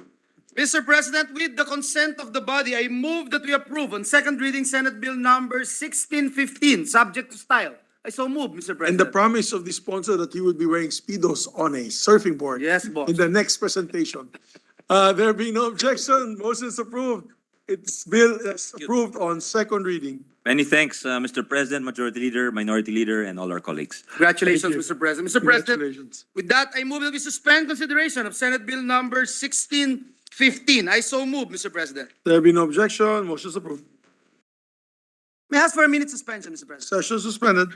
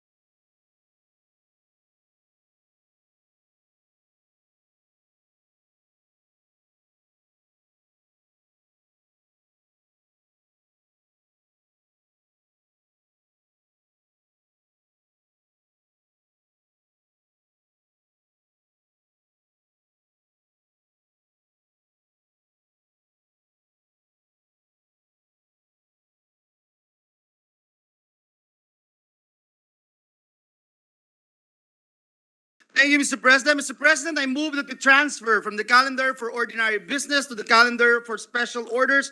Committee Report number 57 on Senate Bill number 2019. This is the bill on Caregivers Welfare Act. So move, Mr. President. There being no objection to the motion is approved. Mr. Secretary, President, take the I title move that back. we consider Senate Bill number 2019 under Committee Report number 57. So move, Mr. President. There be no objection to the motion is approved. The Secretary may proceed to read the title. An act instituting policies for the protection and welfare of caregivers and the practice of their profession. Thank you, Mr. President. Mr. President, to sponsor the measure, may we recognize the chairperson of the Committees on Labor, Employment, and Human Resources Development, Senator Jinggoy Estrada, to deliver the sponsorship speech. So moved, Mr. President. Our distinguished colleague, Senator Jingo Estrada, is recognized. Thank you, Mr. President. I am honored to sponsor Senate Bill number 2019 entitled an act instituting policies for the protection and welfare of caregivers and the practice of their profession under Committee Report number 57. This substitute bill is a consolidation of bills filed by Senators Legarda, Angara, Tolentino, Revilla, and yours truly, taking into consideration House Bill number 227. Your Committee on Labor, Employment and Human Resource Development conducted the committee hearing on December 12 and the technical working group meeting last February 22 and another consultative meeting last March 2. We have worked closely with the DOLE through the Bureau of Local Employment, the Bureau of Working Conditions, the Technical Education, Skills and Development Authority, TESDA, along with the Department of Migrant Workers. We have also coordinated with various organizations of caregivers such as Caregiver of the Philippines Association Incorporated and the Philippine Caregivers Association's Alliance of Health Workers, a private employment agency, the EEDEDC Elderly Care Services, and the Employers Confederation of the Philippines, the Philippine Nurses Association, along with other stakeholders in crafting a finer and better version of this proposed measure. With the passage of our Caregivers Welfare Act, we intend to cover all certified caregivers employed in private homes, nursing care facilities, other residential settings, and those employed by private employment agencies. Number two, to provide an inclusive and official definition as to who a caregiver is, as well as their duties and responsibilities. Number three, to formalize the working arrangement between the caregivers and employers by mandating an authorized contract, which shall include, among others, duties and responsibilities of the caregiver, period of employment, work arrangement, and compensation. Number four, to provide that the minimum hours of work of a caregiver is 8 hours and any work rendered in excess of this will be paid as overtime. This is in compliance with the basic standards set forth in the Labor Code of the Philippines. This is also to address the current and actual practice where caregivers are working for a minimum of 12 hours. At present, the caregiver's salary is determined by the severity of the client's case. For ambulatory and ordinary cases, yun po nakakalakad naman ng pasyente, ang actual rate po ng ating caregiver ay hindi bababa sa 800 piso para sa 12 oras na trabaho. Number five, to grant 13-month pay to our caregivers who have rendered minimum of 1 month service. Number six, to entitle caregivers who have rendered a minimum of 1 year service with service incentive leave of at least 5 days with pay. Number seven, to entitle our caregivers to the benefits of SSS, PhilHealth, and Pag-ibig. Number eight, to protect our caregivers hired through private employment agencies by defining the responsibilities of these agencies. And number nine, to establish an official registry of Filipino caregivers. Number 10, and finally, to impose penalties for the issuance of fake certificate, clearance, or any other document for purposes of fulfilling the requirements under this bill. Mr. President, according to the record of TESDA, from 2017 up to February 28, 2023, there are 145,342 Filipinos certified in caregiving. Ito lang po ang yung mga caregivers na may newly issued national certificate. Two, wala pa po sa datos na ito yung mga licensed health care professionals na nagtatrabaho bilang caregivers. From this, we can infer that we have more than 100,000 Filipino families dependent on the income derived from the practice and profession of caregiving. To emphasize the importance of this measure, it will be noteworthy to look at the realities of a global aging population according to the World Health Organization. Number one, all countries face major challenges to ensure that their health and social systems are ready to make the most of this demographic shift. Number two, by the year 2050, 80% of older people will be living in low and middle income countries at makikinabang po ang Pilipinas dito. Number three, the pace of population aging is much faster than in the past. Number four, in 2020, the number of people aged 60 years and older outnumbered children younger than 5 years. Number five, between 2015 and 2050, the proportion of the world's population over 60 years will nearly double from 12% to 22%. Dito po sa atin, according to the PSA Census of Population and Housing conducted 2020, senior citizens constitute 8.5% of the household population and that there are 9.22 million Filipinos ages 60 years and above. Kasama na po ko rito. We are already aware that there has been a constant demand for Filipino caregivers abroad. Dahil mahusay, magalang, mapagmahal at may malasakit ang alagang Pinoy, maraming bansa ang mas pinaboran ng mga Pinoy caregivers, gaya ng preference nila sa mga Pinoy nurses. May mga Filipino nurses na nga rin po tayo na nagka-caregiving. We must therefore endeavor to institute policies in the practice of caregiving whose standards of professional service is excellent and globally competitive. As pointed out, the industry of caregiving has already emerged as a viable option for Filipinos, not only for migrant workers but for local workers as well. The Philippines is already positioning itself as a top destination hub for retiring foreigners. Because of lower costs of living in the Philippines and with English as our secondary language, along with other factors, we might be competing against foreign retirees transferring residence here. In the not-so-distant future, we might find ourselves with a shortage of caregivers to take care of our children, our elders, and our loved ones with special needs. As we recognize and act on the need to protect the rights of our caregivers towards decent employment and income, we also institutionalize a policy of protecting them against abuse, harassment, violence, and economic exploitation. We need to create a favorable working environment conducive and supportive to the welfare and interests of our caregivers. We are trying to establish an alternative choice for our caregivers where they are not forced to work overseas, endure the pain of being away from their families and loved ones, and take the many risks of working and living abroad. With the passage of this Caregivers Welfare Act, we give due recognition to the important role of our caregivers in national development. Panahon na po upang alagaan natin ang ating mga tagapagpalalaga at maprotektahan ang sektor ng ating mga caregivers. Madam President, dear colleagues, I enjoy all your help and support in passing our Caregivers Welfare Act this 19th Congress. Thank you very much, Madam President. Thank you very much, Senator Estrada.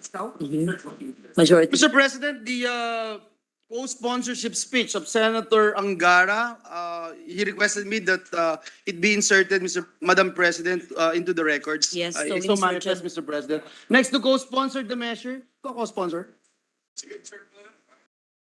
It's okay. Mr. President, the gentleman from the province of Cavite, Senator Ramon Bong Revilla, would also like to insert for the record his co-sponsorship speech. So the speeches of Senators Angara and Revilla are inserted into the record. And Senator Bongo, Madam President. Senator sorry. Bongo as well. Yes. Thank you, Mr. President. With that, Mr. President, there being, and I think, Madam President, you also wanted to insert into the records your I co-sponsorship. actually have a prepared speech. Being the principal author of the measure, I am grateful to the sponsor, Senator Jinggoy Estrada, for giving it priority. This is a bill that I filed in previous Congresses, and I'm glad that it's finally being sponsored now. I'm grateful to the sponsor. Yes, my speech will just be inserted into the record. Thank you. Thank you, Madam President. Madam President, to allow our colleagues to further study the measure, I move that we suspend consideration of Senate Bill number 2019 under Committee Report number 57. I so move, Madam President. No objection, hearing none. So the deliberation on the measure is suspended. Thank you, Mr. President. Mr. President, Madam President, at this juncture, I move that we proceed with the privileged speeches. And at this juncture, may I move that we recognize the distinguished gentleman from the city of Valenzuela, Senator Sherwin Gatchalian, to deliver his privileged speech. Senator Sherwin Gatchalian is recognized. Thank you, Madam Presiding Officer. Good evening to all once again. The Philippine offshore gaming operations, or POGOs, have been a controversial sector of our economy over the past several years. Originally promoted as a robust source of tax and licensing revenues for the government, the Philippine government has allowed offshore gaming to flourish within our borders. At the height of POGO operations in 2019, just before the pandemic struck, 63 licensed POGOs were operating in the country, employing more than 239,000 workers. 20,956 were Filipinos, while 97,283 were foreigners. Thus, at the height of the POGO boom, roughly 4 out of 5 POGO employees were foreigners. Sa umpisa pa lang, mas naging matimbang na ang mga banyagang manggagawa kaysa sa sarili nating mga kababayan dahil base sa nabanggit kong figura, di hamak na mas maraming Chinese nationals ang nakikinabang noon pa sa trabahong ibinibigay ng Pogo na nag-ooperate sa bansa. Between January 2018 and September 2022, the Philippine Amusements and Gaming Corporation or PAGCOR collected an estimated 20.64 billion pesos in terms of offshore gaming operations revenue. Meanwhile, the Bureau of Internal Revenue reported tax collections from POGOs amounting to 24.97 billion between January 2018 and September 2022.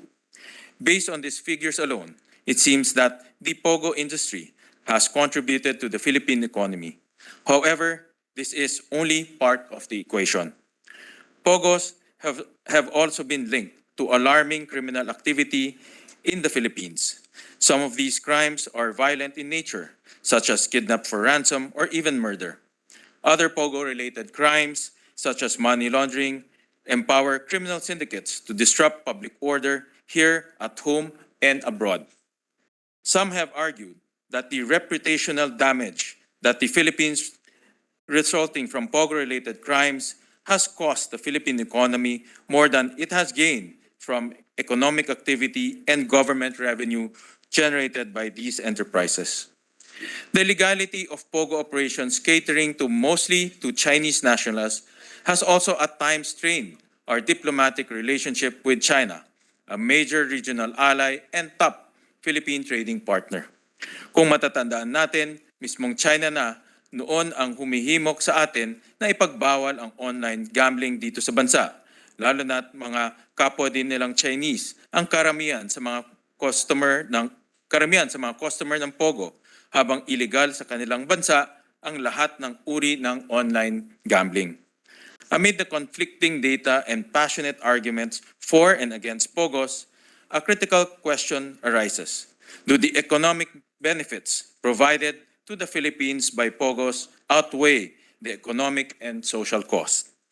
The Senate Committee on Ways and Means, jointly with the Committee on Public Order and Dangerous Drugs, conducted an inquiry in aid of legislation to answer this question. The inquiries were triggered by the proposed Senate Resolutions 225, 227, and 229, authored by Majority Floor Leader Joel Villanueva, this representation, and Senator Grace Poe, respectively. After 4 hearings, where government agencies, think tanks, and private sector stakeholders provided a wealth of testimony and research on the topic, the answer is clear. The costs of POGOs outweigh their benefits. The Filipino people stand to lose more than they will gain from allowing POGOs to continue operating in the Philippines. In light of this, we recommend the permanent banning of offshore gaming operations in the Philippines. The recommendation to ban POGOs is premised squarely on the detailed findings of the legislative inquiry, which are discussed in great detail in the chairman's report submitted for consideration of this body. For the convenience of this body, I will synthesize and summarize the most important points of the report in this speech. As the chairman's report has been incorporated by reference in the speech, I respectfully request that the chairman's report be included in the record as an annex to the speech pursuant to second paragraph of Section 57, Rule 20, and Section 102, Rule 37 of the Rules of the Senate. Now, on to the findings of the legislative inquiry. For one, Mr. President, the POGO business model is inherently unstable due to the outsized foreign regulatory and political risk involved. By triangulating POGO spending figures by currency and foreign national employment figures, the committee found substantial basis to conclude that a sizable majority of customers placing bets through POGO operators are Chinese nationals. At the height of POGO operations in 2019, before the pandemic, almost half of all bets placed through POGOs were in Chinese yuan. Meanwhile, 57.64% of POGO workers employed at the time, or 68,156 Of the total 118, 239 were Chinese. According to a statement by former Pagcor CEO and chairperson Andre Domingo, these Chinese nationals were employed for their language skills as they were responsible for communicating with their compatriots overseas who play pogo games through voice or video chat. Using the currency and employment data as proxies, we can safely assume that Chinese nationals are the most prolific pogo consumers. This is problematic because gambling is illegal in China according to Article 303 of the Criminal Law of the People's Republic of China.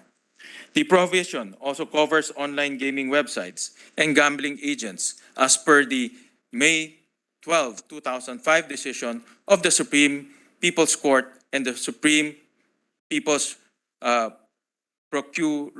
Procuratorate.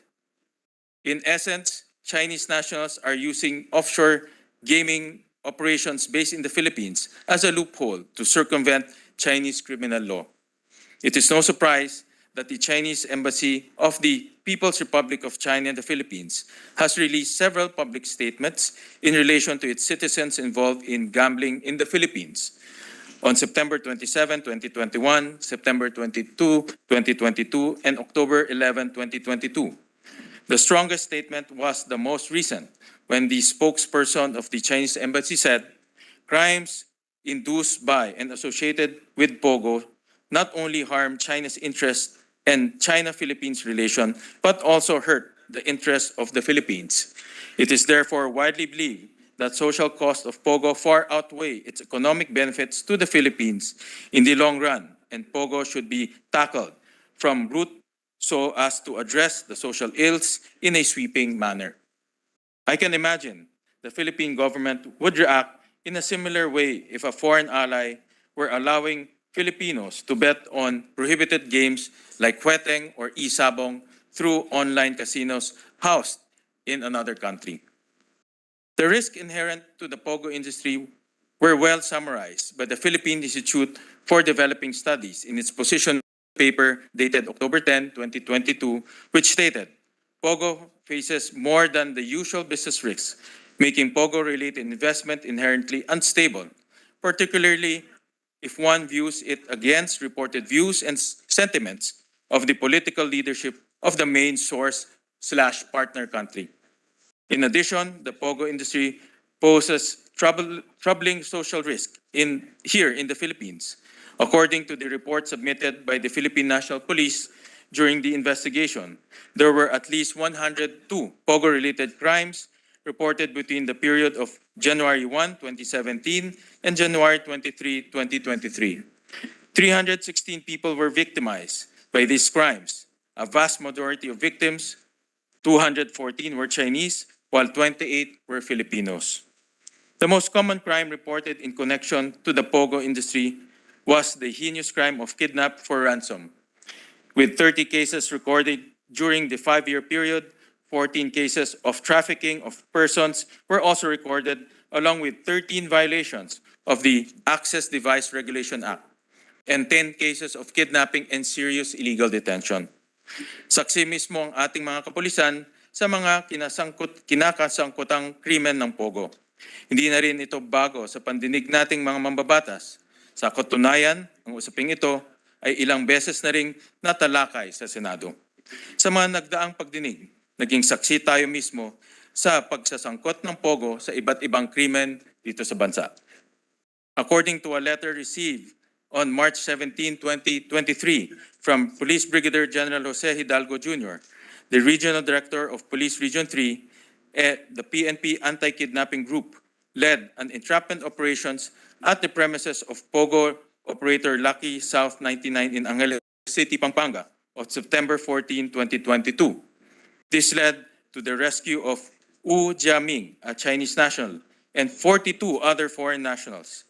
Arrested in this operation was Chen Yiben, a Chinese national and human resource staff of Lucky South 99. As a result, an information for kidnapping for ransom was filed against Chen Yiben and 2 other Chinese nationals still at large, Chi Chen and Ho Nan.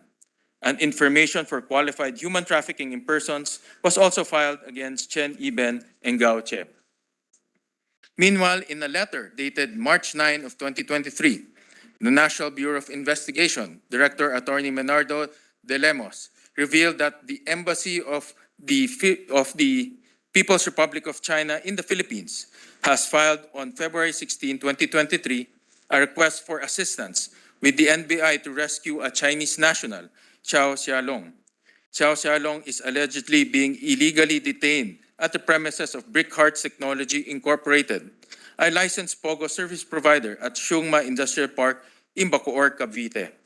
According to the letter, NBI is still gathering leads to facilitate the rescue of this individual. Brick Hearts is the same POGO service provider implicated in a separate kidnapping and human trafficking case by Senator Grace Poe in a privileged speech last December 2022. Notably, Lucky South 99 and Brick Hearts are licensed by the government to operate in the Philippines. In other words, it appears that legal POGOs are also involved in criminal activities in the Philippines along with their illegal counterparts. The POGO industry also appears to be a potent source of financial crime.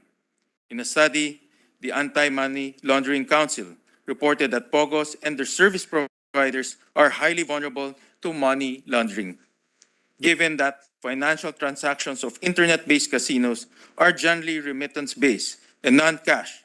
Regulators and authorities have limited access to their transactions, making POGO operations highly risky and susceptible to abuse.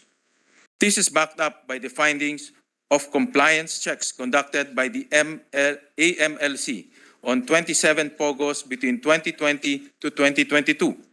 The compliance of 20 of these entities with AMLC issuances was rated grossly inadequate. One entity was rated as vulnerable, and 6 entities were considered non-cooperative. AMLC revoked the registration of the 6 non-cooperative entities and posted their names online on April 21, 2022. We will return to this point later. Meanwhile, data provided by the Bureau of Internal Revenue and PAGCOR also suggests that POGO operators are committing tax evasion.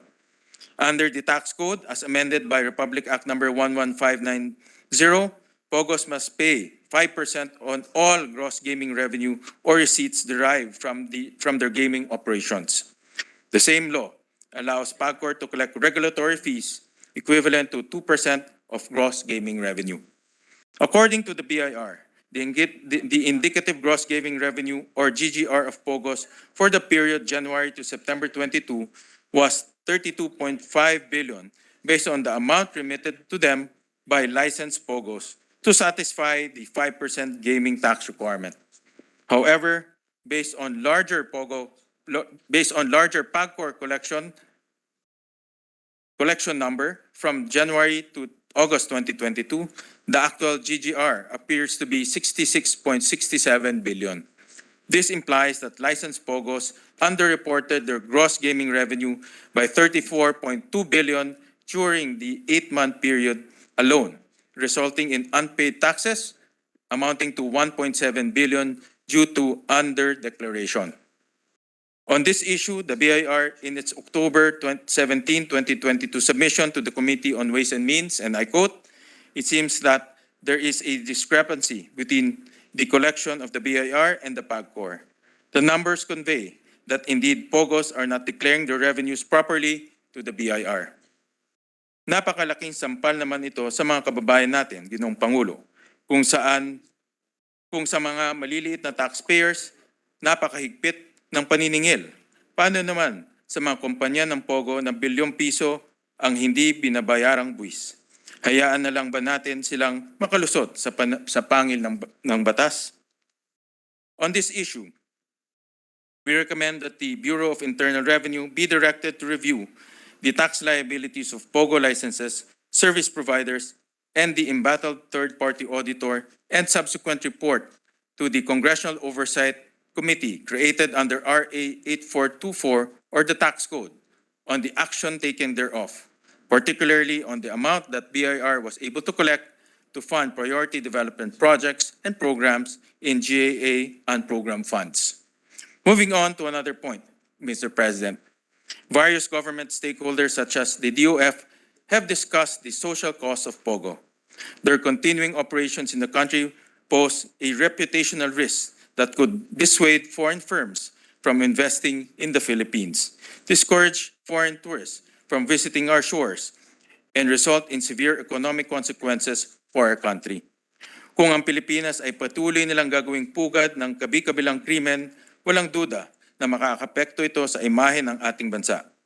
Sino ba naman ang gaganahang mamuhunan sa isang bansa kung saan patuloy na umiiral ang kriminalidad tulad ng kidnap for ransom and human trafficking?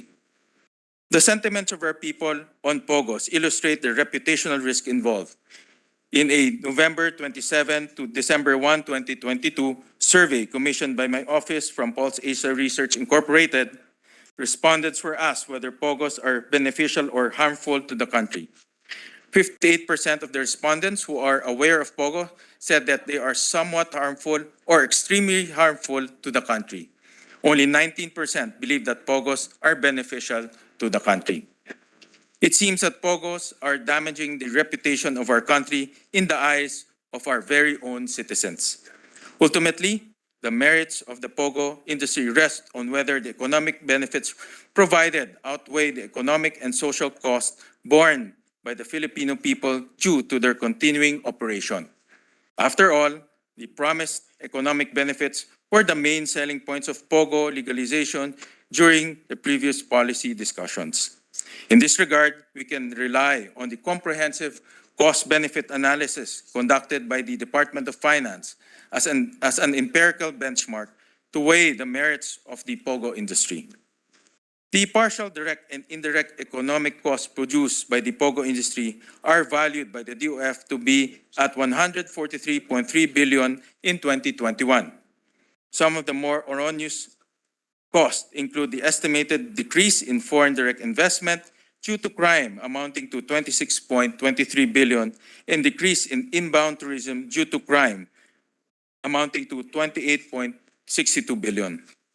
In contrast, the direct and indirect economic benefits derived from POGOs, including tax revenue, real estate activities, consumer activities, and others, amounted to 134.9 billion pesos in 2021. This is only 0.7% of the gross domestic product. In terms of the amount of tax collected from POGOs compared to the total tax collection, POGOs contributed only 0.09% in 2018, 0.23% in 2019, 0.29% in 2020, 0.14% in 2021, and 0.21% for the months of January to September 2022. Sa madaling salita, katiting lamang ang kitang naiambag ng POGO sa ating ekonomiya. Kaya naman hindi sapat na dahilan para sabing malaki ang mawawala sa ating ekonomiya kapag binuwag ang mga POGOs. The net result of the cost-benefit analysis of the POGO industry when comparing the economic benefits to the economic and social costs is negative 8.44 billion pesos. In a nutshell, the DOF analysis shows that POGOs are actually costing our economy more than the benefits they generate at an estimated ratio of 0.04% of GDP. Meanwhile, the 2022 estimates from the National Economic Development Authority suggest that the economic benefits of POGO are further declining. NEDA estimates that the gross value added, or GVA, by POGOs to the economy in 2022 was 58.3 billion. This is only 0.26% of the country's gross domestic product. Mr. President, the numbers are clear. The cost of POGOs outweigh the benefits. This implies that banning POGOs will not have an adverse impact on the economy, even considering foregone tax and licensing revenues. In fact, banning POGOs may result in a net positive for our economy when taking into effect the potential benefits of improved investor and tourist confidence. In summary, our conclusion is that the POGO industry has proven to be more of a liability than an asset to the Philippine economic and social order. In line with this conclusion, this representation formally recommends that the executive department and its concerned agencies immediately ban POGO's operation in the Philippines. The Department of Labor and Employment is likewise urged to help the estimated 16,736 Filipino workers affected by the proposed closure of POGOs find work in other industries such as the IT, BPO, and manufacturing. Sa mga kababayan nating nagtatrabaho sa mga POGO, huwag po kayong mag-alala kung mabuwag na ang POGO. May plano po ang gobyerno para sa inyo. Maglalagay tayo ng mekanismo upang matugunan ang mga mawalan ng trabaho. Lastly, Mr. President, our investigation has revealed serious lapses on the part of PAGCOR in fulfilling its mandate to regulate the POGO industry. For one, PAGCOR has failed to develop an industry roadmap 5 years after the legalization of POGOs. PAGCOR does not even know how its own POGO third-party auditor operates. It does not know how gross gaming revenue, or GGR, is computed. It cannot even say that it is familiar with the business of offshore gaming, a business that it is expressly mandated by law to regulate for the benefit of the Filipino people. Significantly, PAGCOR has also failed to act on the April 2022 request of the Anti-Money Laundering Council to revoke the gaming licenses of 5 POGO deemed uncooperative with its issuances: MG Universal, Inner Strong, Smart New Wave, Shaw Global, and Winhurled.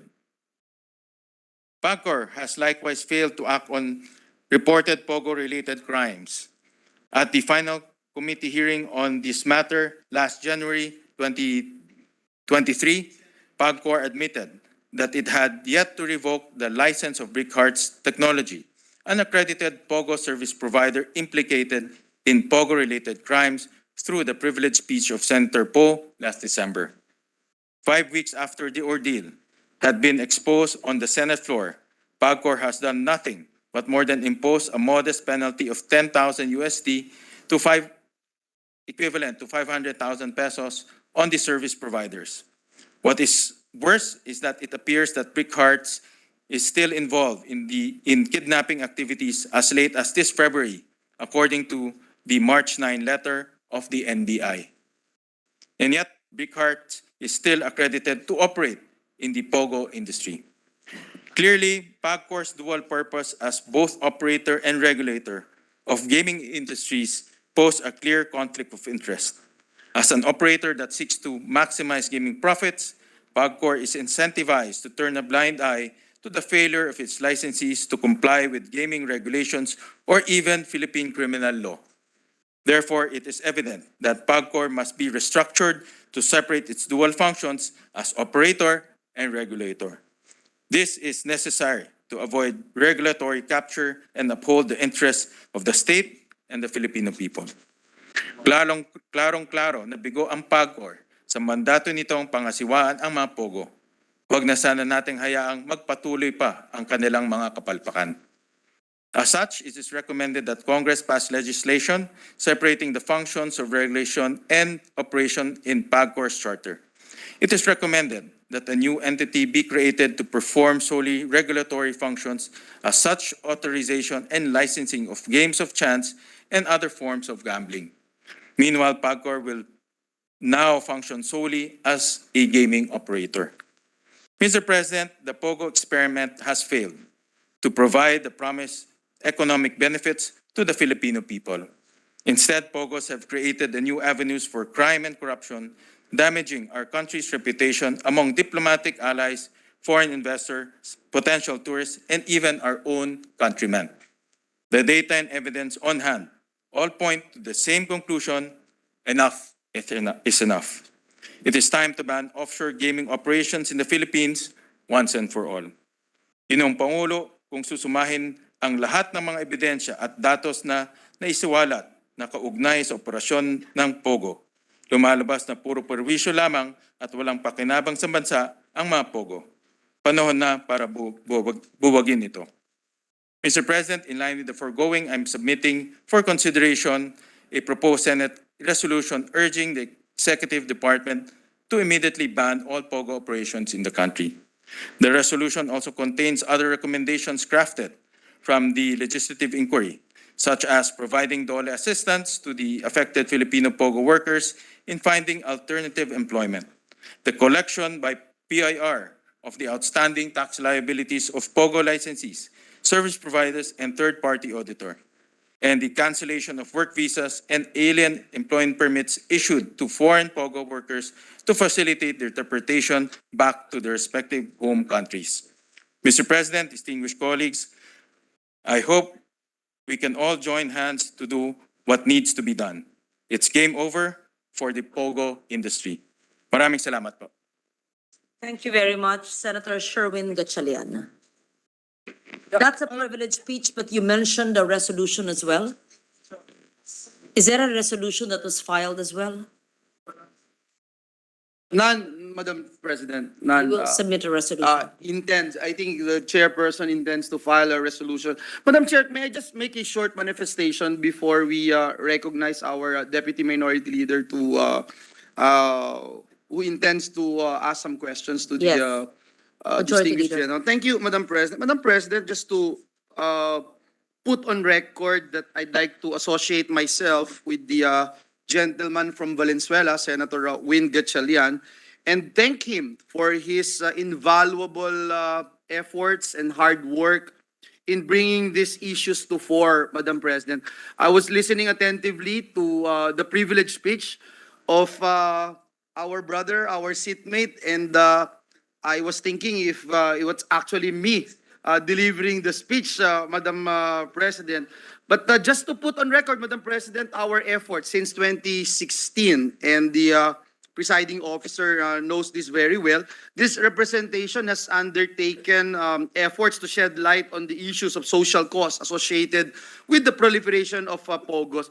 Our previous investigations, Mr. President, as head of the Committee on Labor and Human Resources Development, yielded a lot of discoveries, Madam President.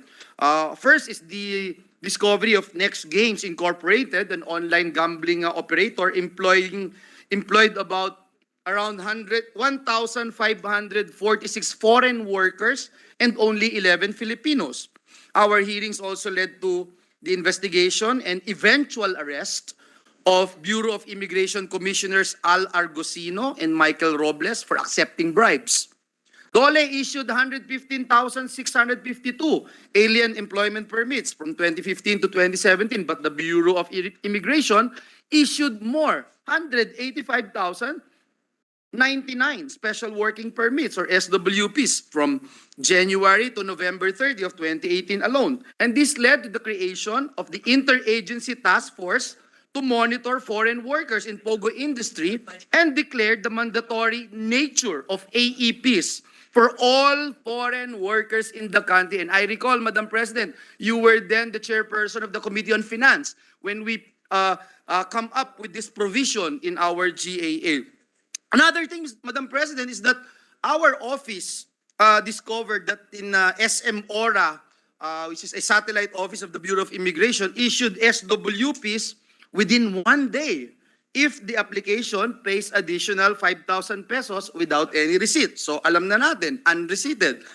If we multiply the number of SWPs issued by the BI for 11 months, with the 5,000 expedite fee, this translates to more than 900 million pesos, Madam Chair. So where did the money go? Thankfully, the BI leadership immediately took action and relieved the erring officers from their positions. In fact, Madam Chair, including security guards. Additionally, in March 2019, we called PAGCOR for the double standards when it came to the issuance of gaming employment licenses. At that time, Madam President, only non-online casino workers were required to get such licenses, but POGO workers were not. Because of our inquiry, PAGCOR now requires POGO workers to secure online gaming employment licenses. But unfortunately, Madam Chair, while the rule has been in place in 2019, as of October 2022, only 75% of POGO workers have OGL. According to DOF, from 2021 to August 2022, the POGO sector accounts for 0.03%. Ulitin ko po, 0.03% of our gross domestic product from 2021 until August 2022. While DENEDA has computed that in terms of gross value added, POGOs contributed roughly 0.28% to 0.34% of GDP in 2022.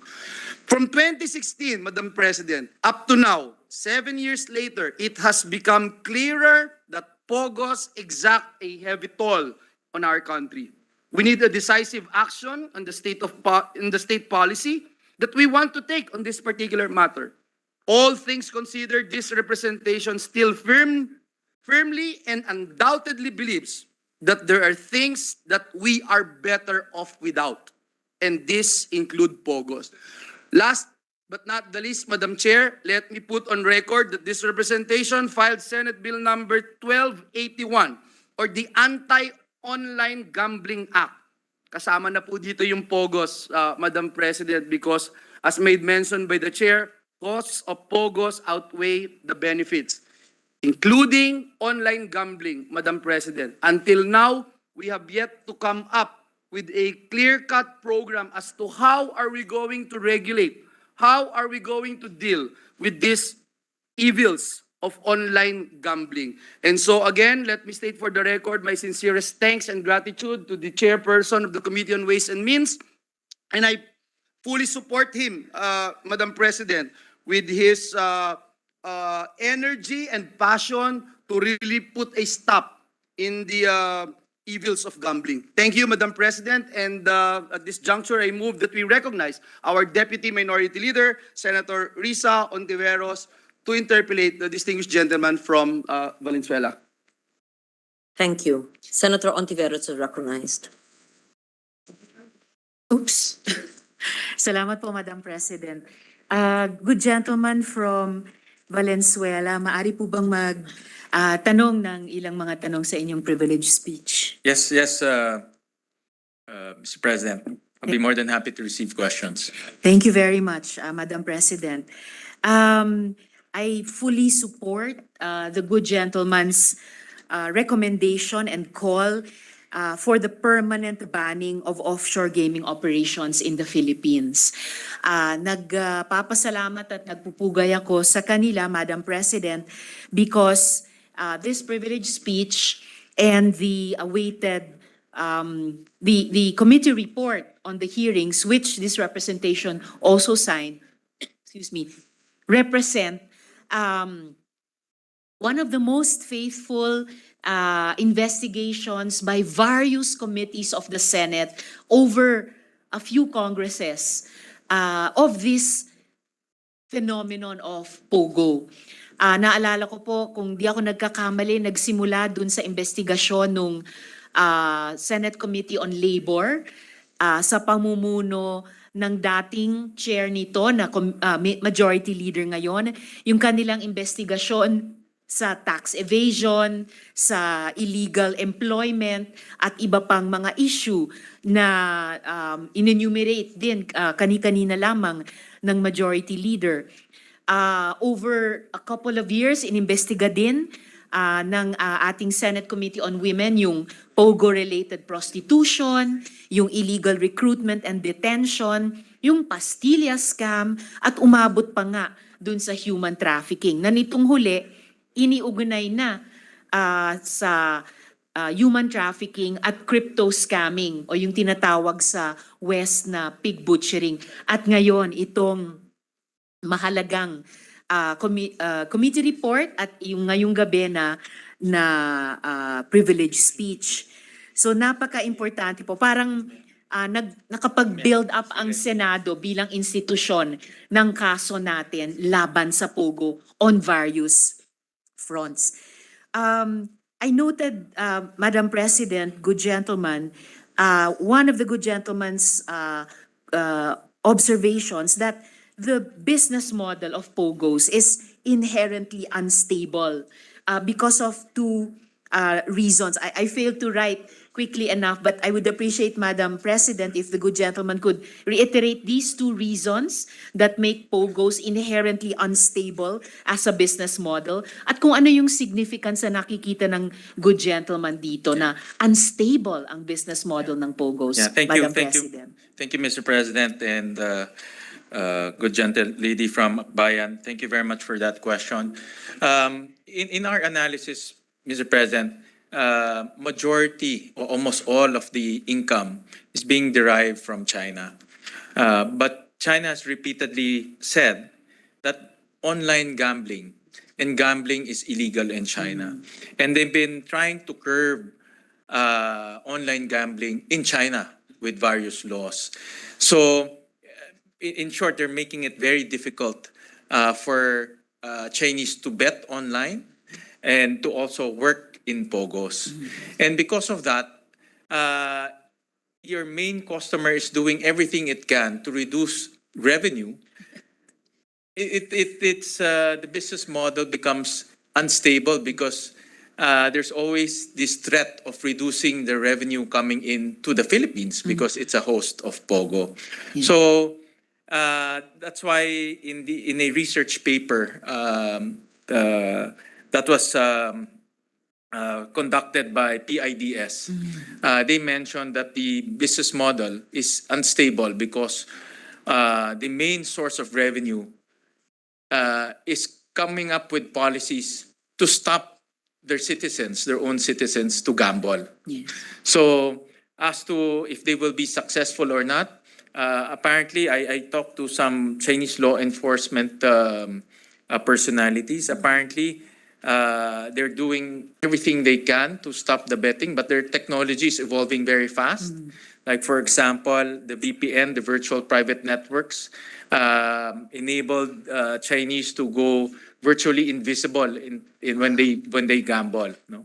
But one thing for sure is they've already enacted laws to penalize Chinese nationals to bet, to work, and to invest in POGOs.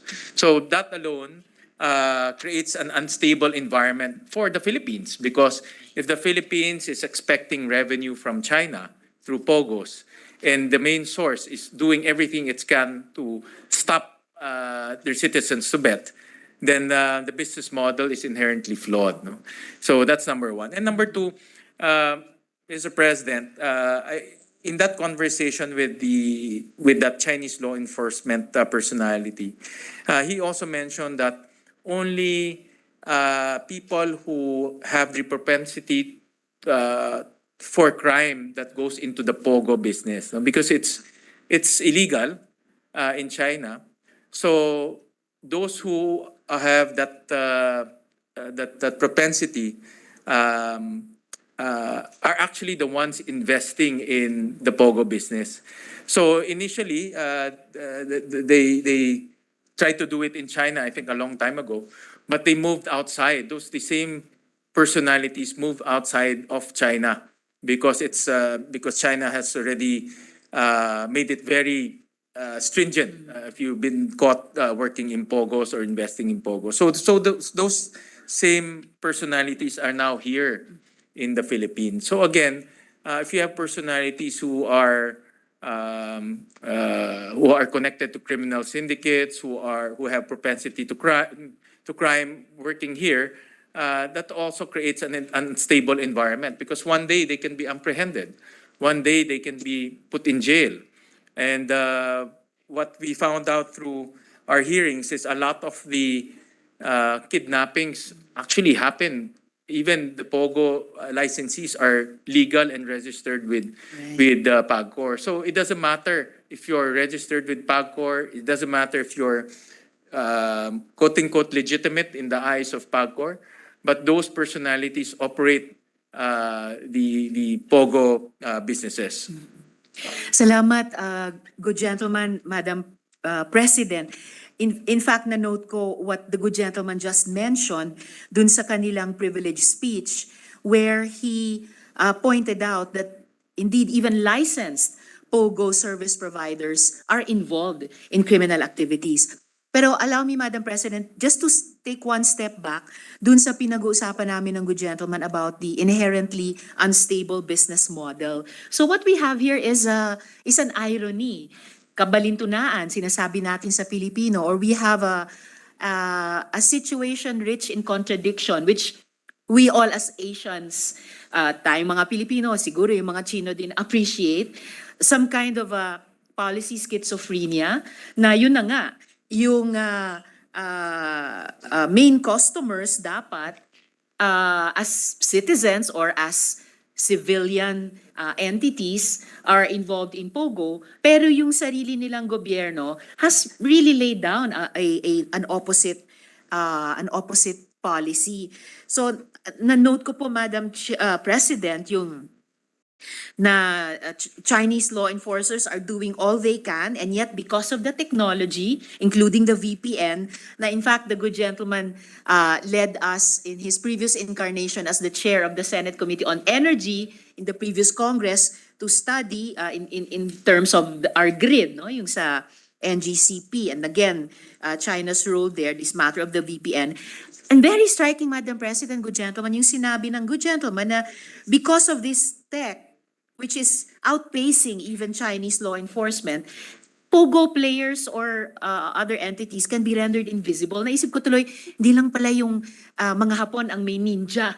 So yung mga Chino din ay may invisible and hard to catch or almost impossible to catch actors. Very notable din, Madam President, yung sinabi ng good gentleman that yung perspective ng Chinese law enforcement na only people with a propensity for crimes go into POGO. So may elemento din ng criminal psychology, and indeed, as the good gentleman said, the same personalities are now here in the Philippines. At kaya siguro lumalabas na nga itong iba't ibang forma ng krimen against women and children, as the Committee on Women has found, and also against each other sa ganitong mga kidnapping. So, and here, dito ko idugtong for my next question, good gentleman, Madam President, yung sinabi ng good gentleman sa kanilang privilege speech na Chinese nationals are using the POGO as a loophole. So, what exactly are these loopholes which they're trying to slip through, probably in their own country, pero nalulusutan din nila dito in our own legal framework in the Philippines, Madam President? Yeah, the loophole basically, Mr. President, is because in China it's illegal to set up. We saw in their Chinese law, Article 303, the basic, here, let me just read it. Article 303 of the Chinese criminal law basically says that gambling is illegal. And it goes on that if you invest, work, participate in gambling, gamble in online gambling, you can be put in jail. So because of that very strict law, these operators went out of China and they looked for jurisdictions, no, such as the Philippines. Initially, before we passed the POGO law, POGO was not legally defined, no, very well. No? It's neither a land-based casino, it's neither an online-based casino. And Nung una yata, good gentleman, tina-target yung ating mga seafarers o marino. Right. Hindi talaga land-based lamang. correct, but they have people here, no? So that's why it was a loophole in a sense that they went out of China to set up shop here in the Philippines. It's another loophole because I'm sure the good gentle lady from Akbayan will remember, initially, DOF didn't know how to tax POGOs. BIR also had a hard time. In fact, I remember the DOJ and the BIR had separate opinions, different opinions on how to tax POGOs. That's why we enacted RA 11590 in 2021 to define what POGO is and come up with an official taxation regime on POGOs. No? And that became the basis for the BIR to tax POGOs. But before that, it was very vague. In fact, when I was reading the report, the computation is quite inconsistent, no? Because didn't know how to treat pogos before the law. Salamat, good gentleman, Madam President. I think yung itinuro ng good gentleman sa kanilang privilege speech at malamang at na pansin ko nga po nung pagpirma ng committee report, is very instructive. Kasi hindi pala monolithic ang POGO from the perspective of China and the Philippines. There's a lot more perhaps to it kesa sa una nating inakala. And it makes it all the more a complex phenomenon na tingin ko po, Madam President, swak na swak po yung panawagan.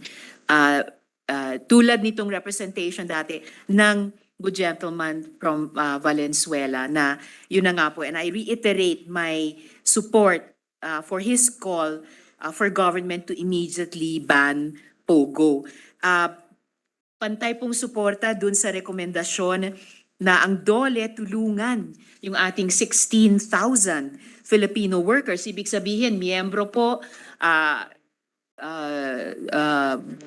breadwinners para sa 16,000 Filipino families na madi-displace kapag pinakinggan ng executive yung ating panawagan dito sa Senado. So, Madam President, good gentlemen, in the interest of time, hanggang dito na lang muna po yung aking mga follow-up questions sa privilege speech at pwede naman pong mag-interpolate kapag tinalakay na sa floor yung committee report. But maraming salamat talaga po at pagpupugay sa good gentleman from Valenzuela, both for educating us more about the POGO, dahil hindi lang naman tayo mga Pilipino, hindi lang ang mga Chino, iba pang mga people sa ating rehiyon at mundo ay nababahala na at napipinsalaan na dito. And of course, also for taking up again and again the cry of the Senate to finally put an end dito sa bagay na mas maraming pinsala sa atin kesa ganansya. Salamat po, Madam President, Mr. President. Salamat po sa Thank good you to the gentleman. good gentle lady from Akbayan. And just to close with that point, based on our research, we're the only country in the whole world who is hosting pogos. No? In fact, Cambodia has already restricted online gaming, no? Because of the same experience, no? The social ills and the social costs that they're experiencing. And that's why, based on our research, we're the only one hosting this kind of operations. No? In fact, I had an interesting discussion one time in Malacanang with the Thai ambassador. No? And because being a member of the Southeast Asian family, I asked him, how come Thailand is not hosting pogos? If it's as lucrative as what they say, how come Thailand shied away from POGO? And his simple answer is, we studied it, the social cost is just too much. No? We have enough crime on our hands and we don't want to add more. No? And that's what their analysis. And then that's why here in Southeast Asia, we're the only ones now. No? So thank you for the support, good gentle lady from Bayan. Minority, iniwan niya tayo.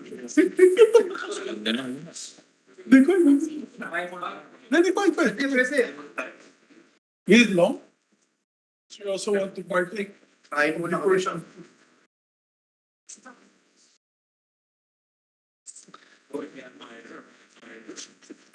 Mr. President, next to interpolate is the distinguished minority leader. I move that he be recognized, Senator Coco Pimentel. Our distinguished minority floor leader is recognized. Thank you, Mr. President. We take advantage of the privileged speech delivered by the chairman of the Committee on Ways and Means, which conducted the investigation on POGO. So, Mr. President, the conclusion is for the Republic of the Philippines to immediately put a stop to POGO or Philippine offshore gaming operations, Mr. President. Yes, correct, Mr. President. That is the recommendation, Mr. President. Mr. President, as far as I know, the general rule is that given our constitutional regime, no, gambling is illegal in the Philippines unless there is a law authorizing it. Yes, So, Mr. President. does His Honor agree with that understanding? Yes, Mr. President. Our default position is bawal ang Yes, legal. that's why there's licensing procedures, Mr. President. Kailangan may batas actually, Mr. President. That's why I want to pinpoint, Mr. President, as far as Pogo is concerned, what law made it a legal activity here in the Philippines? But Mr. President, we enacted RA 11590, which specifically defined the activities of Pogo. What is Pogo? The activities of Pogo and its attendant entities, no? Like service providers. So those were defined under RA 11590. And included in that bill is also the taxation regime, Mr. President. So POGOs will be taxed 5% on their gross gaming revenue. And that 5% will be given to the BIR, Mr. President. So that is in short, in summary, that is the law that defined POGO and governs its taxation regime. So when the state taxed the activity, it impliedly recognized the validity or legality of the said activity. That's my interpretation, Mr. Okay. President. So is His Honor, Mr. President, therefore also calling for the repeal of RA 11590? It seems to me, Mr. President, because if you ban it, there's no need for RA 11590 because the RA 11590 specifically talks about POGO and its attendant entities like the service providers and all that, no, Mr. President. So rationally, Mr. President, that law should be repealed, Mr. President. So yes, so that would be one outcome of this privileged speech, Mr. President, that for those of us who agree with you and your conclusions, we should look at, we should entertain the idea of filing a bill which will now repeal 11590. But Mr. President, on top of that, we should be also explicit that the repeal will also lead to the banning of all forms of POGOs, because I remember prior to this law, POGO was already operating. The law was enacted in 2021, but POGO was already in existence in 2017. Yeah. But the state didn't know how to tax it, or the state didn't know how to give it a personality. No? Hence, we came out with that law that defined the personality of POGO. But the most important feature of that law is that the taxation regime. That's why I opened this up, Mr. President. So apparently, it is not that law which made POGO legal, because in 2017, POGO has already started. Unless we admit that we just were turning a blind eye to an illegal activity, because that's the default. That is the default position of the state, Mr. President. Gambling is illegal. There must be a law to allow it, Mr. President. So in 2017, there was no law. There's no law, Mr. President. If my memory serves me correctly, Mr. President, when POGO came here, it was under the regulatory powers of PAGCOR, being the default regulator of our country. And under its charter, it should regulate all forms of gaming. And I think they used that broad regulatory power to regulate POGOs. However, PAR didn't know how to treat POGOs, no?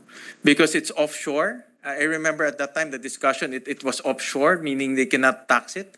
But then again, they have all service providers here operating. So it was really quite vague on how the state should tax POGOs. But I think in terms of regulation, it was PAGCOR that regulated POGO and also charge POGO operators with some gaming fees. No? So meaning to say, Mr. President, we agree with PAGCOR's position that because PAGCOR was established by a presidential decree, so that charter in a presidential decree as early as 1970s maybe or 80s already anticipated online gambling to be under the jurisdiction of PAGCOR kahit hindi pa po sikat yung internet at that time? In my understanding, Mr. President, and I can be corrected, is they regulate all forms of games of chance, Mr. President. So it's a very broad category. As long as your games of chance, you should be regulated by PAGCOR. But Mr. President, in 2017, an executive order was issued, no, EO number 13, that specifically assigned PAGCOR to be the regulator of POGO, Mr. President. It was 2017. I think that was already the start of the influx of POGO. So the executive department released EO number 13 series of 2017 to really specifically appoint POGO as the de facto regulator. So PAGCOR. ang nagamit po isang batas allowing casino games, brick and mortar style casino games, and putting up the regulator for this brick and mortar casino games. Ito po ang nagamit by just pinpointing it the same body as the regulator of a new form of gambling. Yan po ang nangyari. And then by 2021, it's just a taxation measure. So Yes, Mr. can we President. categorically say that there is no specific law authorizing this new form of gambling? Mr. President, in PAGCOR's charter, PD 18969, one of its mandate is to regulate, operate, authorize, and license games of chance, games of cards, games of numbers, particularly casino gaming in the Philippines. So I think it fell in the category of games of chance, Mr. President. And that's why the executive order used that mandate to clear up that POGO falls squarely within the regulatory powers of PAGCOR. Yes. But Mr. President, I know where you're coming from, Mr. President. I understand. If had the administration been against it, it could have come up with an interpretation. But Mr. That President, a PD never intended this regulatory agency entity to have jurisdiction over games which when the PD was written, we did not even have a hint that this would happen, Mr. President. yes, Mr. President. I think at that time there was a promise of large tax payments, Yun na nga, okay. promise of huge potential in terms of revenue. So that's why instead of challenging it legally, it regulated it through PAGCOR. Sige. And to clear up the tax regime, I remember before DOJ and DOF had a different opinion on how to tax POGO. Congress came up with a law on the tax regime, Mr. President. So that was the timetable, Mr. President. So executive action is already called for by the speech of our chairman. And then legislative action pala is more than just repealing RA 11590. We have to go all the way back to PD 1869, creating PAGCOR. Yes, Mr. President. If we really want to make the case against POGOs airtight. Yes, Mr. President. And really prohibit them and not just ban them, but prohibit them, Mr. President. Yeah, I will heed to the Thank you. wisdom Thank of our you. good minority leader, Mr. President. No, but you led me to that conclusion, Mr. President. Thank you for the guidance. You were giving us the inputs on the pertinent laws, Mr. President. So, Mr. President, I think the conclusion that the social cost is greater than the economic benefit is well established. Yes, Mr. President. And then economic benefit, you can put a figure. Were you able to put, Mr. President, a figure on the social cost? Yes, Mr. President. We actually had our internal figures, Mr. President, but to make it official, we requested the OF, the NEDA, to come out with their cost-benefit analysis, no, so that it will be official. And well, Mr. President, I flashed on the slide 22. And this is what the DOF came out with. No? In terms of cost, it's 143 billion pesos. And if you look at the breakdown of their cost, a lot of it is because of reputational damage or reputational risk. You know? So, for example, Mr. President, decrease in inbound tourism, decrease in FDIs, and of course there are also multiplier. No? For example, if one tourist will not come here, there's a multiplier effect on that. No? So this is the breakdown, Mr. President, that was submitted to the committee, and that is the total social cost, Mr. President. Versus what is the figure for the economic benefit, Yeah, Mr. Mr. President? May benefit time. This one, breakdown. Wala po siya. Ilan yun? Ito meron. 16 Hindi mo linagay. 134.6. Hindi mo linagay yung 30 billion. Let me just pull out the slide, Mr. President. It's very difficult to discuss numbers without the slide, Mr. President. Mr. President, the Senator Antiveros wants to Yes, direct- yes. Yes, please go ahead, our Minority Floor Leader, Deputy Minority Floor Leader. Salamat kaayo, Mr. President. Just a very quick interjection at this point na indeed yung impact sa foreign direct investments, yung effects of crime, impact on tourism, yung effects sa corruption perception, social costs, just to manifest na hindi pa nga naikwenta at baka mas mahirap ikwenta yung social cost in terms of, for example, prostitution, human trafficking, illegal recruitment and detention of foreign women into the Philippines, such as na nagkaroon din ng findings at recommendations ang Committee on Women. So, salamat thank to you. the good Thank you. gentleman, Mr. President. Thank you for those inputs, Mr. President. We'll show the benefits.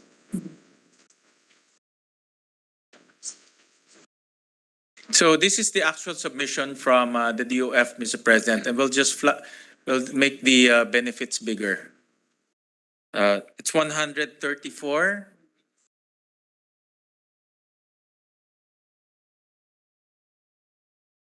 There, Mr. President.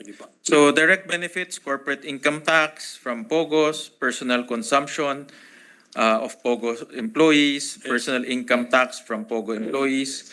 And then it also calculated total indirect benefits in terms of multiplier. Let's go down. So there's a multiplier because when they spend, there's multiplier to the economy, Mr. President. So the total benefit is 134. So if you subtract 134 from 143, it will be negative 8 billion, Mr. President. So that's how they came out with the cost-benefit analysis, Mr. President. And total benefits were spread over how many years, Mr. President? Mr. President, this is 1 year. 2021. 2021, Mr. President. 2020. That's So, fiscal yes, year our figures 2021. concern year 2021. Sige, so ako po, I do not need a figure for social cost. I know it is greater than the economic benefit. But for those who are looking for a figure, we have a figure, although incomplete pa nga yun. So the social cost is really greater. So it's an established fact already, Mr. President. Ang masakit kasi rito, Mr. President, That's why I rose up also to to intervene and interpolate is that ginawang playground ng Pilipinas eh. Ginagawa po tayong playground. Takot sila maggawang krimen sa bansa nila. Napaka-stricto dun eh. Dito, they feel not liberated, protected. Yun po ang mga masakit, protected. And powerful. Yun po ang masakit. I mean, that's why something is wrong with this policy and gusto natin kanina po nag-sponsor kayo among others of sa ROTC making it mandatory. Tawag natin discipline. Itong mga in the name of money, payagan natin dito undisciplined playground. Modern human slavery actually, Mr. President, ang nangyayari kung tutusin. And then they believe that kung victims nila ka-nationality nila, there will be no remedies. Remedies or there will be no assistance which will be given to their victims, Mr. President. Yan ang masakit eh. So we are endangering our guests, our foreign guests, our visitors. Pugad tayo ng criminal activities, pumapayag tayo. Sooner or later, tatama na yan sa kapwa natin Pilipino. Although sa speech po, meron nang tinatama ang Pilipino. And then, pag sobra ng laki ng ulo ng undisciplined tao na yon who feels powerful and protected, pag maubusan na po yan ng biktimang ka-nationality niya, sinong next? Definitely Filipinos. Wala nang iba. So this is what is happening, Mr. President. And that's why we fully support the position of our chairman in his committee report. Thank you, Mr. President. And I support the statements of our good minority leader. And that's precisely what the good gentle lady was mentioning in her opening remarks earlier, that these POGO operators are slowly creeping in our enforcement agencies. A case in point there, the human trafficking incidents, illegal workers from China. These illegal workers cannot come here without the connivance of the Bureau of Immigration. No? So, and the Pastilla scam. No? Ang nangyayari ho, Ginong Pangulo, is itong mga enforcement, piniperahan rin itong mga POGO operators. No? Because the POGO operators, they want to stay here. So the corrupt enforcement agencies found an opportunity to make money out of them through illegal entry into the country, through human trafficking, and I'm very concerned that if they also manage to penetrate our law enforcement agencies such as the police force, then it's very, very difficult to regulate this type of businesses, no, Mr. President. So, and we've seen it. It's starting with Bureau of Immigration, and we've also seen it in other agencies, Mr. President. So we have to be, it will not stop here. No? And in fact, Mr. President, let me just flash on the slide. As late as March 9, and I mentioned this in the speech, but I want to emphasize that the Chinese embassy reached out to the Department of Justice through the National Bureau of Immigration. The Chinese embassy is seeking assistance from the NBI as late as February 16, 2023. And one of their nationals, Chinese nationals, was being held against his will. So in other words, even though it's not being reported in media, it's happening beneath our nose.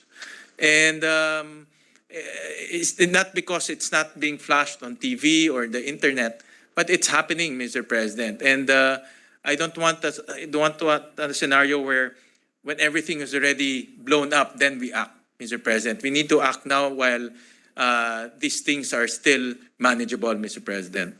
I move to suspend for a little while, Mr. President, for CR breaks. Yes, liquidity break. Session suspended. Yeah.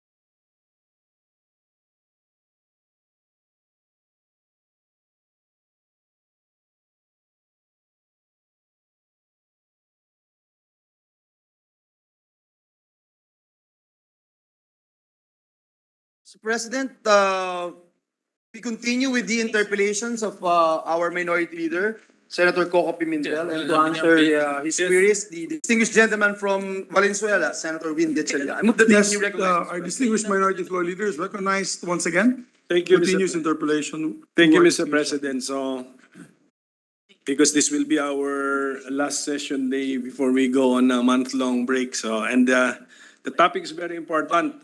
The future of our country is at stake, and the report is well written, Mr. President. The investigation was very competently handled. Yeah, we have to really discuss the findings of our chairman, Mr. President. And then, in one slide, we also showed the employment record of Pogos, 82%, if I'm not mistaken, for foreigners. Mostly, siguro, and the 18% Filipinos, so numbering 16,000 ng Filipinos. 82% would be mostly Chinese. Di ba? So, foreigner. Mostly Chinese. Yes. Mostly Chinese, Mr. President. And then most likely, There, Mr. President. In the, yes, most likely these were not given employment visas before they left their country of origin. They were given visas here, Mr. President, most likely. And if that is correct, what agency was responsible for that, Mr. President? But Mr. President, I understand that it's a Bureau of Immigration policy. I would like to probably seek some assistance from my good majority leader because he investigated this at one point. I remember that the visa upon arrival was allowed at one point. And when they come here, they can apply their visas, Mr. President. So I would venture into saying that it was a Bureau of Immigration policy, Mr. President. But I believe it was also revoked, Mr. President. Yes, Mr. President, and yet, ilang thousands po yun, are still here working in Pogos, Mr. President? Foreigners. Well, this is 2019, Mr. President. The number right now has dwindled. It's about 40,000 total, 40,000. of which 50% are foreign and 50% are Filipino. More or less, Mr. President. Okay, so at least we can take comfort in the fact na nagdwindle ang number, or probably the industry got hit because of COVID, and Mr. President. other factors, Mr. The President. reason why the number of foreigners dwindled, Mr. President, because of COVID. The lockdowns and the travel restrictions restricted the movement of the foreign workers coming into the Philippines. So hindi sila nadagdagan. Parang ganon. But now, tapos Hindi nadagdagan po yung Filipino workers. yung foreign workers po. Ngayon, let us say na medyo relax na po ang COVID travel restrictions. Do we see a trend na nadadagdagan pa sila? It's too early to say, Mr. President. I think the travel has only started to recover early part of this year. So it's too early to say, but I'm anticipating that it will probably reach probably pre-pandemic levels, Mr. President. Okay, so before we took a break, we were talking about police, corrupt personnel in the PNP being complicit with this crime, Pogo-linked crime syndicates, Mr. President. So the police, the PNP appear before us at least every budget cycle, Mr. President. So siguro come the budget cycle this year, when the PNP is before us, we can ask them questions related to the findings of our chairman, that there are police officers or police personnel in cahoots with criminal syndicates related to Pogo or linked with Pogo, Mr. President. Yes, Mr. President, we can. We can also inquire from them as to the status of those cases being filed. I know that some of the criminals or some of the personalities who are embroiled in the kidnap for ransom, illegal detention, they're still at large, Mr. President. So we should get some updates, Mr. President. And earlier I reported in the speech that the PNP filed cases against some personalities already, Mr. President. At saka siguro, Mr. President, yung policy natin on providing security personnel paid by Filipino taxpayers' money, galing sa PNP, for these businessmen involved in POGO activities, I think it's being abused.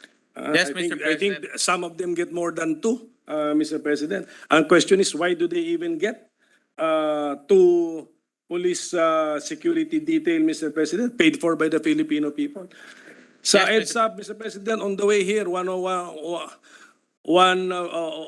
day, I got to tail the vehicle of our majority leader, Mr. President. Walang escort, walang security detail. Oh. No, Mr. President, Kasama rin ako, parehas din ako, wala din.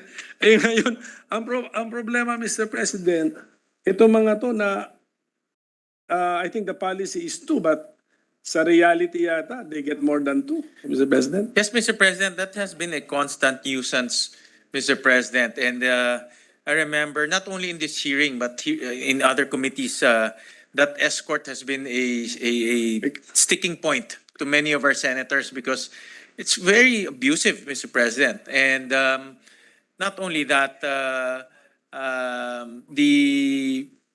one being escorted is emboldened to do whatever they want. No? And personally, I also encountered them on the streets and also inside restaurants. And I'm actually quite perplexed on why these personalities would require police escorts, Mr. President. I've seen them with my own eyes also, Mr. President. Tayo pa nagbabayad nun. Sweldo ng Sigurado, mga- Mr. President. Opo, No? opo. But I'm sure the extra money is Yes, bigger. No, so that's why these escorts, they because they want to earn a little more, they probably allow themselves to be assigned to these personalities. The armed forces also appear before us every budget cycle, Mr. President. Are there reports of the armed forces personnel also being used as security of POGO executives and businessmen, Mr. President? The hearing in the Ways and Means Committee, Mr. President, didn't cover that. So I cannot answer that with certainty, Mr. President. We will just siguro also pursue this line of questioning Uncle, when Mr. they appear before us. So Mr. President, yun lang, PAGCOR, the PAGCOR chairman and the PAGCOR president did not appear in our hearings, Mr. President. No, Mr. So President. siguro I think we should explore ways on how we can get PAGCOR high-ranking officials or officers, pay attention to Senate proceedings and investigations involving their own agency, Mr. President. Hindi kasi sila nag-appear sa atin sa budget cycle, so maybe malakas ang loob, pero hanapan po natin ng paraan kasi kita mo naman ito po, sa report po ng ating chairman, 2 POGO licensed entities, Brick Horse Technology and Lucky 99, are proven to have been involved in criminal activities. Kung alam natin yan, dapat alam din nila yan. And yet we are not able to confront the leadership of PAGCOR. Ano na ginawa ninyo? Correct, Mr. President. Anong reaction ninyo? Well, Mr. President, during the last hearing, we confronted the PAGCOR representative, and we found out that the fine that they imposed on this airing licensees is only 500,000 pesos, Mr. President. So, and they remain to date operational and duly licensed by PAGCOR, Mr. President. So, this is where the conflict of interest comes in, no? Because the regulator will not punish the airing licensee heavily because the regulator also makes money out of them. No? So that's why the conflict of interest became very detrimental for us in terms of POGO and also in terms of other games of chance being regulated because they earn. How can you regulate an entity where you also earn a lot from that entity? Sige po, but those who appeared before our committee was the Representatives. PAGCO representative. Yes, Mr. President. Siguro yung rank, Mr. President, hindi nga natin alam anong rank ko nung taong yun. Yeah. Mr. President. So siguro next time, Mr. President, we look for a way to require the leadership of PAGCOR. Dalawang leaders dyan eh. I think there's a PAGCOR president and a PAGCOR chairman.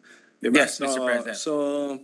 So anyone or better both, Mr. President. At any rate, Mr. President, I think His Honor, the chairman and this representation filed resolutions for the investigation of the contract with the third party Auditor. of the POGO businesses, Mr. President. And this is now, these two resolutions have been referred to the Blue Ribbon. Yes, Mr. So President. we shall await the chairman of the Blue Ribbon Committee's action on our resolution. And Mr. President, just to pursue on that thought, we will continue to hear on that aspect because now, under the law, a third-party auditor is mandated. And the reason for that is to audit, no? to determine the real gross gaming revenue as being declared by the POGO licensees. But in the absence of the third-party auditor, we have to make sure that the PAGCOR is capable in determining the gross gaming revenue because the gross gaming revenue is the basis for the BIR. If the POGO entities will not declare the right gross gaming revenue, then we can't collect the right taxes. And it's been proven also during the hearing that they've been declaring 50% less than what PAGCOR is receiving from them. No? So there's a trend of tax evasion that we detected. That's why we requested the BIR to look into this matter. And they confirmed that the declarations are very different between PAGCOR and the BIR. Pero ang nakikita po natin, Mr. President, ang nag-exert ng extra effort, hindi ang PAGCOR, ibang ahensya ng gobyerno, plus committee pa natin. So, diba, Yes, Mr. President, spurious bank certification, sinabmit sa PAGCOR, sinabmit ng PAGCOR sa committee natin ang kumilos to investigate kung totoo hindi lumabas spurious. Correct, Mr. President. Mr. President, so... We don't see a honest to goodness proactive Correct, Mr. President. approach from PAGCOR. They're really just waiting on their seats, waiting for revenue to come to their coffers, Mr. President, without exerting any effort to regulate or to determine whether the amounts are correct or not. But the Senate will not just fold our arms, Mr. President, and say we cannot do anything diba? About this indifference of PAGCOR. Diba, Mr. President, we have to do something. Yes, Mr. President, because like I said earlier, the BIR collection is hinged on that gross gaming revenue. So if the gross gaming revenue is underdeclared, then we're not going to collect anything, Mr. President. Sige po, Mr. President, mag-stricto na rin siguro talaga dapat tayo sa PAGCOR, Mr. President. That's why, Mr. President, on top of that, the entire POGO business is quite unstable in a sense that we cannot determine the real gross gaming revenue. The main customer is imposing restrictions. The operation is also being operated by entities connected to crime. So the whole model, if you look at it from a broader perspective, Mr. President, it's quite unstable. No? And but the worst thing, Mr. President, it's also embroiled in criminal activities. No? Yes. And that's creating a lot of negative perception on behalf of our country, Mr. President. So, last point, Mr. President. So our majority leader can prepare for his sponsorship speech. Last point, if His Honor can still recall the statement of our Justice Secretary, that he says that it will be a humanitarian crisis if we send home the 40,000 Chinese workers in Pogos, Mr. President. Do you recall that, Mr. President? And do I recall it more or less accurately, Mr. President? I remember that, Mr. President, and I think the context there is there are a lot of illegal POGO, meaning unlicensed POGO operators here, and they were tasked to raid and to close all of those illegal POGO operators. And I think they estimated that there are a lot of foreigners working there, mostly Chinese, and it will be very difficult for them to deport them right away because there's a technical process in doing so, Mr. President. So I think that was the context behind that statement, Mr. President. If that is the context, Mr. President, he should have used the word, it would be difficult to send them home. But because if you call it a humanitarian crisis, aren't you already making an excuse that you will not do it, Mr. President? But I think we should do it. If they are here illegally, and even if they are here legally, and yet we now ban the formerly legal activity, it is their duty to go home to their country of origin. And if they do not, they face our procedure. And what is our defensive measure available? We have to deport them, Mr. President. I agree, Mr. President. I agree with your statement, Mr. President, that when the country bans this this business here in our country, then they have to go back because one of the recommendations is also to revoke all the visas, all the permits being given, because there's no more reason for these personalities to stay in the country. We will treat them fairly, humanely, and in a dignified way, but they have to go back to their country of origin. Correct. And this will be facilitated if we coordinate with the embassy of their country of origin. But I remember there's a complication to that, Mr. President, because in the Chinese law, if you are convicted or if you are caught working in a POGO business or in a POGO corporation, you can be prosecuted, Mr. President. That's why I remember talking to some people saying that some of these workers, POGO workers, are finding ways to stay here in our country, even paying, I heard, 1 million pesos just to get paperwork just to get their permits to stay here. Not exactly working in POGO, but working somewhere else, because when they go back, they will be prosecuted and most likely put in jail. Yes, but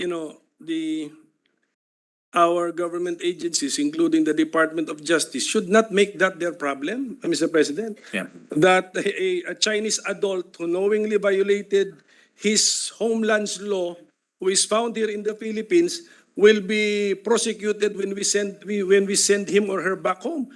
That's not our humanitarian crisis. That is not our humanitarian problem, Mr. President. My fear, Mr. President, it will give corrupt government officials another venue to corrupt, to ask for money in return to give these people permits to stay. And that's the point that I'm trying to make, that Yes, it will give another venue for corrupt officials to make money. Yes, Mr. President. And then my point is we should have the correct perspective captured by our public pronouncements. Ganun po dapat. I mean, di ba?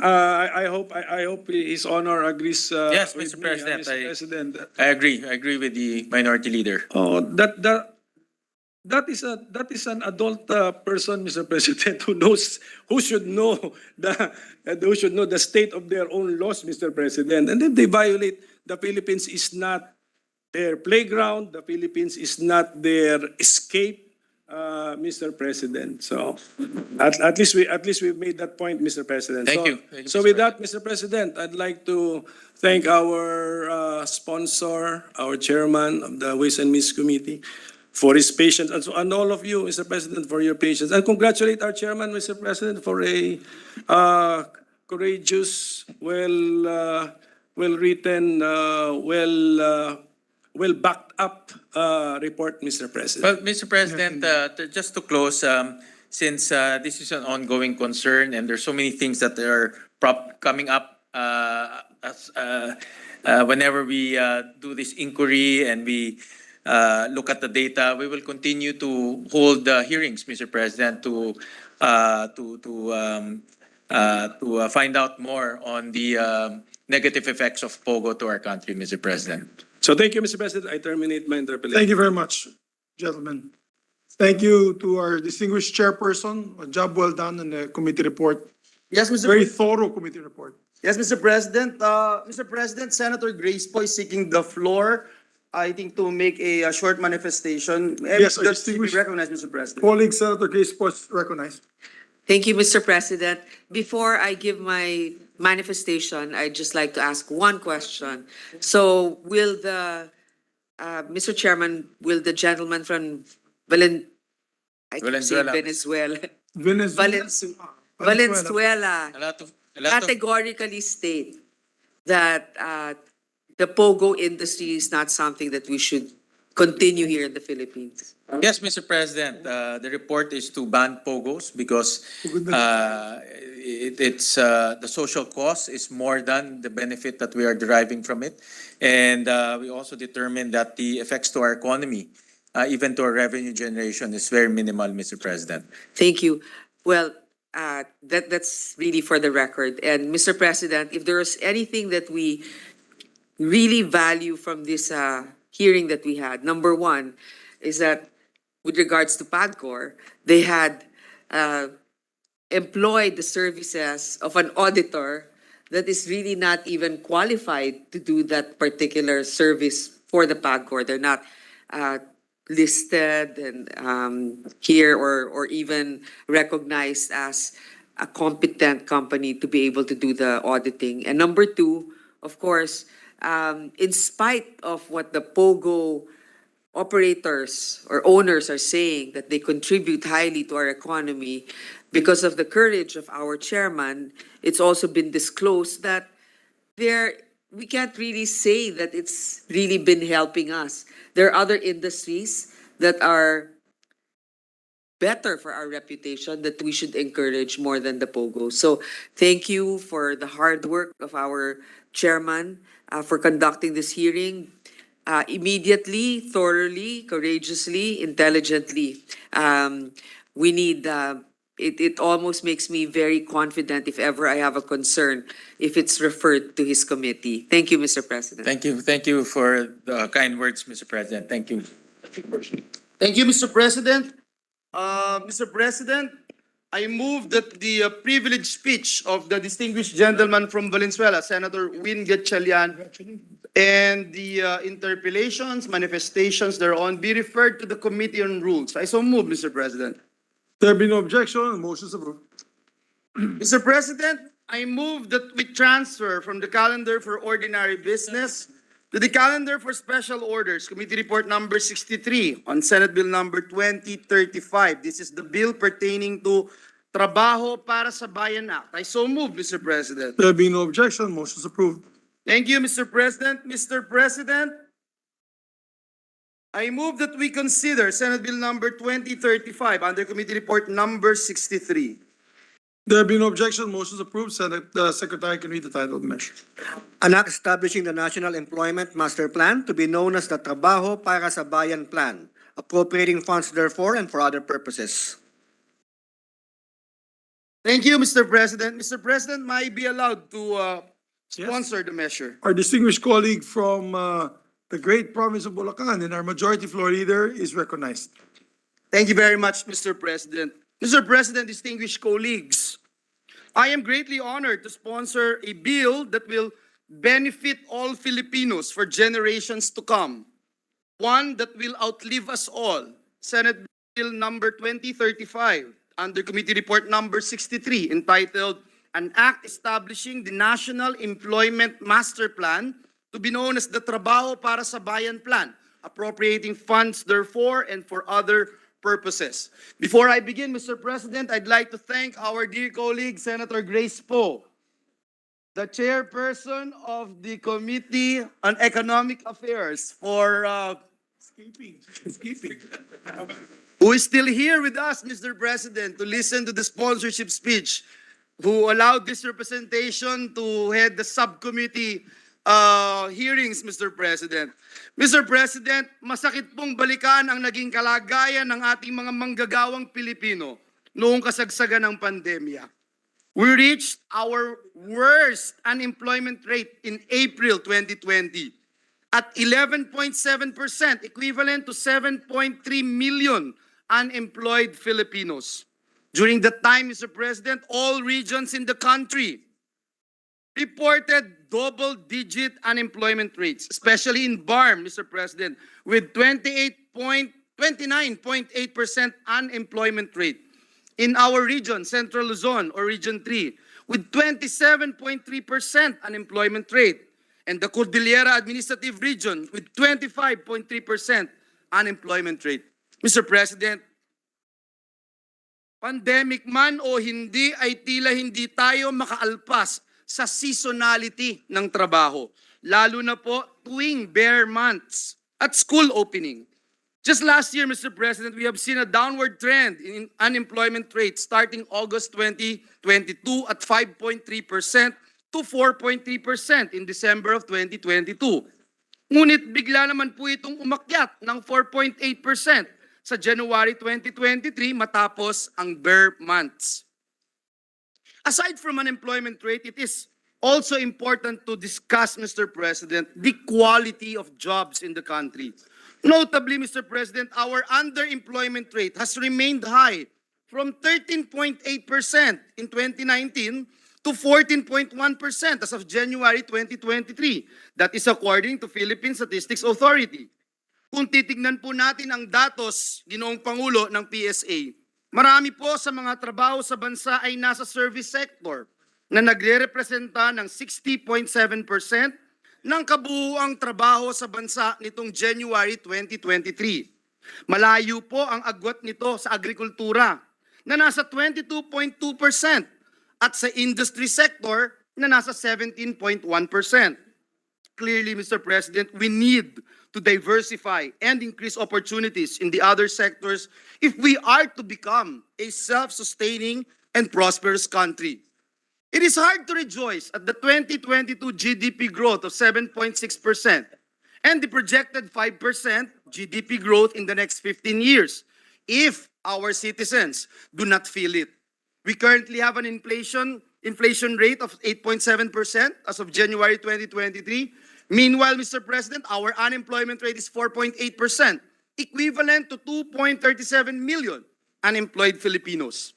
Our underemployment rate remains at double digits at 14.1%, equivalent to 6.65 million Filipinos desiring to work longer hours.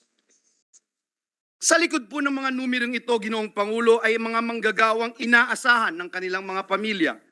Sila po ay may mga anak na pinapaaral o hindi na mapaaral sa hirap ng buhay. Sila po ay may mga magulang na inaalagaan at hindi maipagamot dahil kapos ang salapi. Ang iba naman ay may kapansanan, may edad o may sakit. May mga bagong graduate naman na puno ng pag-asa at inspirasyon, ngunit wala namang trabaho na mapasukan. That's why, Mr. President, we need an employment policy that is resilient, comprehensive, coherent, future-oriented, progressive, and easily adapts to the ever-changing nature of work and emerging trends in the labor market. Mr. President, employment should not just be an incident to economic development. Generating more decent and permanent employment should be the objective of economic growth, to make growth inclusive and a reality for all. Mr. President, in 1976, we ratified the International Labor Organization Convention number 122. 47 years ago ito, Ginoong Pangulo. This is the Employment Policy Convention. The convention states that each member shall declare and pursue as a major goal an active policy designed to promote full, productive, and freely chosen employment. One of the commitments under this convention is to have a master plan on employment. It is unfortunate, Mr. President, however, that the Philippines is not completely compliant with respect to this particular commitment. Thus, Mr. President, this measure seeks to create a trabaho para sa bayan plan, which will be the country's employment master plan. This measure builds on the National Employment Recovery Strategy implemented by the Nurse Task Force. The formulation and contents of the Trabaho para sa Bayan Plan shall be undergirded by the following objectives: job-led economic growth, worker development through skills training and enhancement and active labor market efforts and other services, support and incentives to businesses, and enhance industry collaboration. The TPB plan shall be formulated by an interagency council headed by the National Economic and Development Authority as the chairperson, with the Department of Trade and Industry and the Department of Labor and Employment as co-chairpersons. Mr. President, the Interagency Council shall also harmonize all existing policies, all plans, programs, and projects, and shall work together with existing interagency councils engaged in efforts that aim to provide an enabling environment for employment and enterprises to grow. The overarching objective is to avoid duplication of functions, ensure effective use of limited resources, and converge and complement all government efforts. Mr. President, during our discussions in the committee, we discovered that there are so many councils, Mr. President, which appear to work on their own with very little coordination with other agencies. For example, Mr. President, we have the Philippine Skills Framework Executive Committee, the Interagency Investment Promotion Coordination Committee, the Micro, Small, and Medium Enterprises Development Council, the Innovation Council, and the Creative Industries Development Council. Pagdating naman po sa mga plano, Ginoong Pangulo, tila bagang hindi rin nag-uusap-usap ang mga ehensya natin sa gobyerno. Tingnan po natin ito, Ginoong Pangulo. Ang DOLE ay may Philippine Labor and Employment Plan at Career Guidance Advocacy Plan. Ang local government units naman ay may Workforce Development Plan. Ang Department of Trade and Industry, meron naman pong Philippine Skills Framework. Ang National Youth Commission, may Philippine Youth Development Plan. Ang TESDA, meron din po naman na National Technical Education and Skills Development Plan. Ginoong Pangulo, Mr. President, the goal of the Trabaho para sa Bayan Plan is to harmonize and synergize all these efforts towards a coherent and cohesive employment policy. Isang plano po, Ginoong Pangulo, isang plano na magiging direksyon ng lahat ng pulisiya, proyekto, programa at iba pang mga inisyatibo upang patuloy na bumuo at gumawa ng dekalidad na trabaho para sa bayan. Again, we urge our colleagues to support us in the passage of this measure, which was recognized as one of the priority measures of the President and this present administration. Ang ating pong panawagan, trabaho sa bawat Pilipino, trabaho para sa bayan. And before we end, again, Mr. President, we'd like to thank our dear colleague, Senator Grace Poe, the chairperson of the Committee on Economic Affairs, for allowing this representation to be the chairman of the subcommittee. We likewise thank Mr. President, Senators Amy Marcos and Win Gatchalian and Nancy Binay for co-authoring this very important measure. Muli, maraming salamat, Ginoong Pangulo, and may God bless us all. Thank you very much, Majority Leader. Our distinguished colleague, Senator Angaras, raising his hand. Thank you, Mr. President. I know the hour is late, so I'll keep it brief. I just recall a few months ago, we were in the palace for one of our LEDAC sessions. I think it was the fourth quarter LEDAC, Mr. President. Yes. I was there as a rotational member. You were there as the permanent members of the LEDAC. I think Senator Lauren was also there. The Majority Leader was there. You were there. And when it was the first time they presented the administration's priority measures, I think, Mr. President, if I'm not mistaken, no? My memory is a little sketchy at this point in the evening, but and I remember after the presentation, when it was turned over to the open forum session, we had just passed the medium-term fiscal framework. I remember here, I sponsored that, and we mentioned that there was little emphasis on jobs. And I remember the Majority Leader stood up to express your idea that perhaps we should have a more robust policy regarding jobs. And I think I commend the majority leader. He's the right man to come up with that employment strategy given his track record at TESDA. So di nagkamali po ang ating chair ng Economic Affairs, Senator Grace, na bumalik lang para marinig ang talumpati ng ating majority leader. At fresh na fresh po siya dito sa ating bulwagan, Mr. President. Parang first thing in the morning. Kita niyo naman. He's glowing. But she gave the assignment to the right person, the majority leader. And I commend him because he made a promise, not only to the president, but to our people. And this has been his promise ever since his first run for the Senate, that he's fulfilled it. And I would also like to co-author. Thank you, Mr. President. Yeah. Yes, if I can also be made a Gladly, co-author. gladly, Mr. President, and we thank the gentleman from Aurora for his kind words, Mr. President. I remember, Mr. President, you were there and you were also very passionate about this measure in Yes. convincing the President that it becomes his priority As a measure. matter of fact, Thank the you, Mr. president asked your help. Yes, Mr. President. The Thank you. president said, Joel, please help me. Thank you. I remember that and I humbly accepted the challenge, Mr. President. Thank you very much. Mr. President, Senator Grace Po is seeking the floor. Our Yes, Senator Grace chairperson. po. Mr. President, first of all, I would like to thank our majority leader for asking to lead this subcommittee. I was confident in assigning it to him because of his expertise in labor. He was chairman of the Committee on Labor, and not to mention, I think TESDA performed at its peak during his time. Kaya nga yung iba minumungkahi ibalik sa TESDA. Pero ngayon, kailangan TESDA natin man siya naman. talaga dito. I also had to speak because I know that our majority leader is really hardworking and is very passionate. And that's exactly what we need for our labor sector. Somebody who's hardworking and somebody who's passionate enough to fight for their rights and also for a better life for all of them.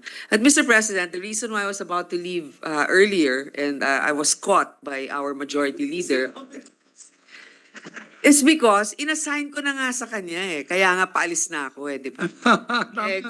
gusto niyang marinig ko yung kanyang ano. Na, buti naman pinakinggan ko kasi maganda naman pala yung plano niya. So, congratulations. And I hope that next time I'm about to do a cheese escudero. I will not mention it. Please do not call my attention. Thank you. At this hour, you're very excused to go home.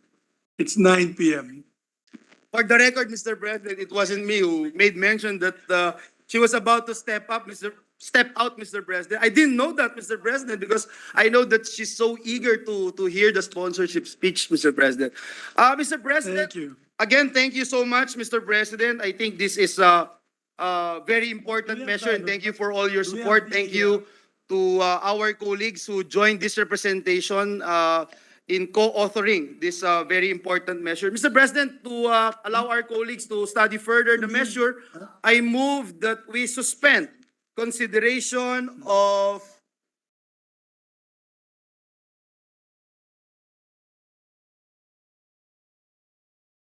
Senate Bill number 2035 under Committee Report number 63. So move, Mr. President. There have been no objection to the motion. Motion approved.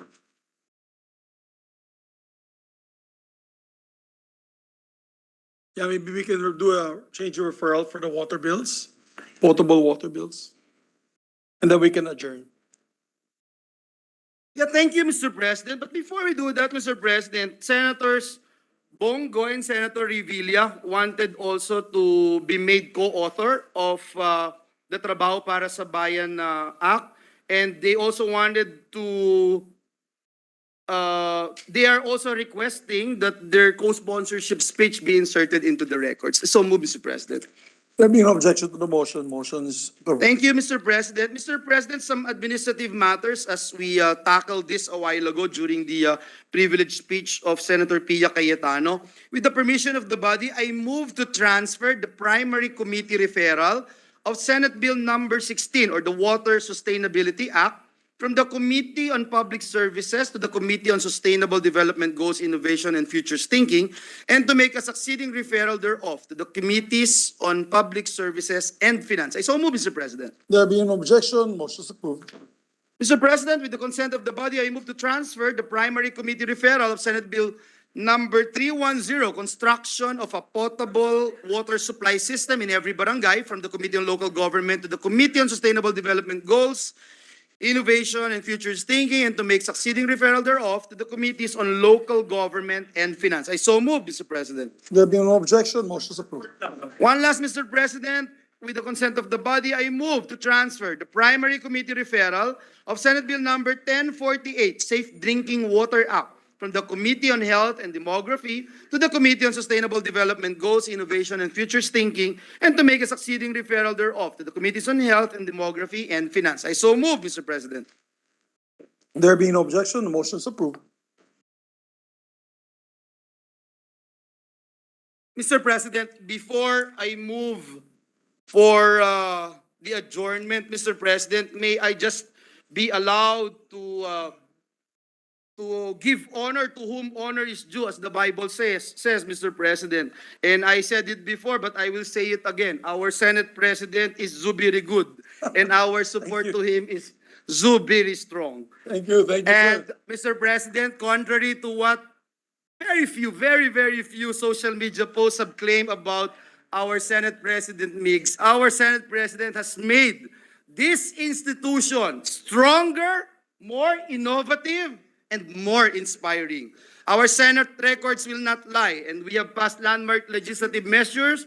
I can talk about it, Mr. President, but due to the lateness of the hour, I think it's so easy to just check the record of this August Chamber, this particular Senate. Ako po'y isang buhay na patotoo, ako po'y isang buhay na saksi na talagang trabahador ng Senado ang aming Senate President. Kaya maraming salamat, Ginoong Pangulo, sa iyong leadership who takes care of his people and stays focused on the job at hand. We will continue to march behind you, sir, Mr. President. Psalms chapter 78 verse 72 says, with upright heart, He shepherded them and guided them with His skillful hand. Maraming salamat, Ginoong Pangulo. Maraming salamat sa bawat isa na naririto, sa mga staff ng Senado na hindi kailanman natakot na magtrabaho ng overtime para lamang sa ating minamahal na bayan. Maraming salamat po sa inyong lahat. And if I may also, Majority Leader, I'd like to, alam niyo naman yung sinasabi ko palagi, it's a team effort. Whenever we talk in our Viber groups, I always say it's a team effort. So I'd like to thank the Majority Floor Leader, the Energizer Bunny of the Senate, who doesn't seem to run out of power. He's always energized and always on his toes and very active and very hardworking Majority Floor Leader. We'd like to also thank our Minority Floor Leader, Senator Aquilino Coco Pimentel, our Deputy Minority Floor Leader, for the patience and the hard work that you give to all our bills. And of course, to the members of the Senate, particularly to the last few ones that are here tonight. It is our last day. Senator G.B. Ejercito, Senator Nancy Binay, Senator Sani Angara, Senator Grace Mo, and definitely Senator Sherwin Gatchalian, one of our most hardworking senators. Yeah, the seatmates, absolutely. But also earlier, we were a full house. And I'd like to say that in the last few weeks, actually this last few months since we started, we have been having almost the perfect quorum. We had the perfect roll call. Almost 22 to 24 members always are represented here during work hours. We also we just ratified 2 bicameral committee reports. I will not say any more of the titles. That was just today. We have pending with the conference committee 1 measure. We have approved on third reading 19 other measures. We have approved on second reading Baler as a birthplace of Philippine surfing. And hopefully that will be approved on third reading soon. We have pending for second reading 22 measures. So marami din po tayo nagagawa through the efforts of the Majority Floor Leader. I thank you, sir. and will continue to be passing legislation that is good for our country and good for our people. We'll always put this institution at always first in our hearts, and we always remember that the Senate will always be a place of democracy, not just the last bastion of democracy, but a strong influence of democracy in our country. And I thank each and every one of you for making this job much easier for me. So, mabuhay po ang Senado. Maraming salamat din sa Secretariat. Nandito, Secretary Ray, of course, the Legis group that are here, the pages, all the people of the back of the house who do all the work for us sa rules, sa bills and index, and all the staff of the senators na nagtsatsaga po araw-araw para gumawa ng napakagandang mga batas. So once again, maraming salamat. Thank you, Mr. President. Mr. President, also General Angkan, who Of worked course. tirelessly, Mr. Our President. Sergeant at Arms. Yes, our Sergeant at Arms. Of course, again, Wasa. Mr. President, Wasa. who are still here today, our Minority Leader, Senator Coco Pimentel, Deputy Minority Leader, Senator Risa Ontiveros, our Deputy Majority Leader, sabihin ko sana, the best Deputy Majority Leader was Senator J.V. Ejercito, Senator Nancy Binay, Senator Sani Angara, Senator Grace Po, Senator Sherwin Gatchalian, who are still here, Mr. At President. 9:24 in the At evening. 9:24 p.m. Mr. President, before we adjourn, may I just remind our distinguished colleagues that there is a standing Senate resolution, resolution number 21, entitled Resolution Authorizing All Regular Standing Committees, Oversight Committees, and Special Committees of the Senate to conduct hearings, meetings, and consultations during every recess of the Senate to have continuity in the process of passing pending proposed legislation and to conduct investigations on issues of national interest in aid of legislation, in crafting relevant legislation. So, Mr. President, I move that we adjourn the session until 3 o'clock in the afternoon of Monday, May 8, 2023. I so move, Mr. President. Before I act on the motion, I'd also like to say to our Muslim brothers, Eid Mubarak. Tomorrow is the start of Ramadan. And to our Christian brothers and sisters, a holy and blessed Holy Week coming next week. So with that, there being no objection, the session is adjourned until 3 o'clock in the afternoon, May 8, 2023. Have a blessed evening to everyone.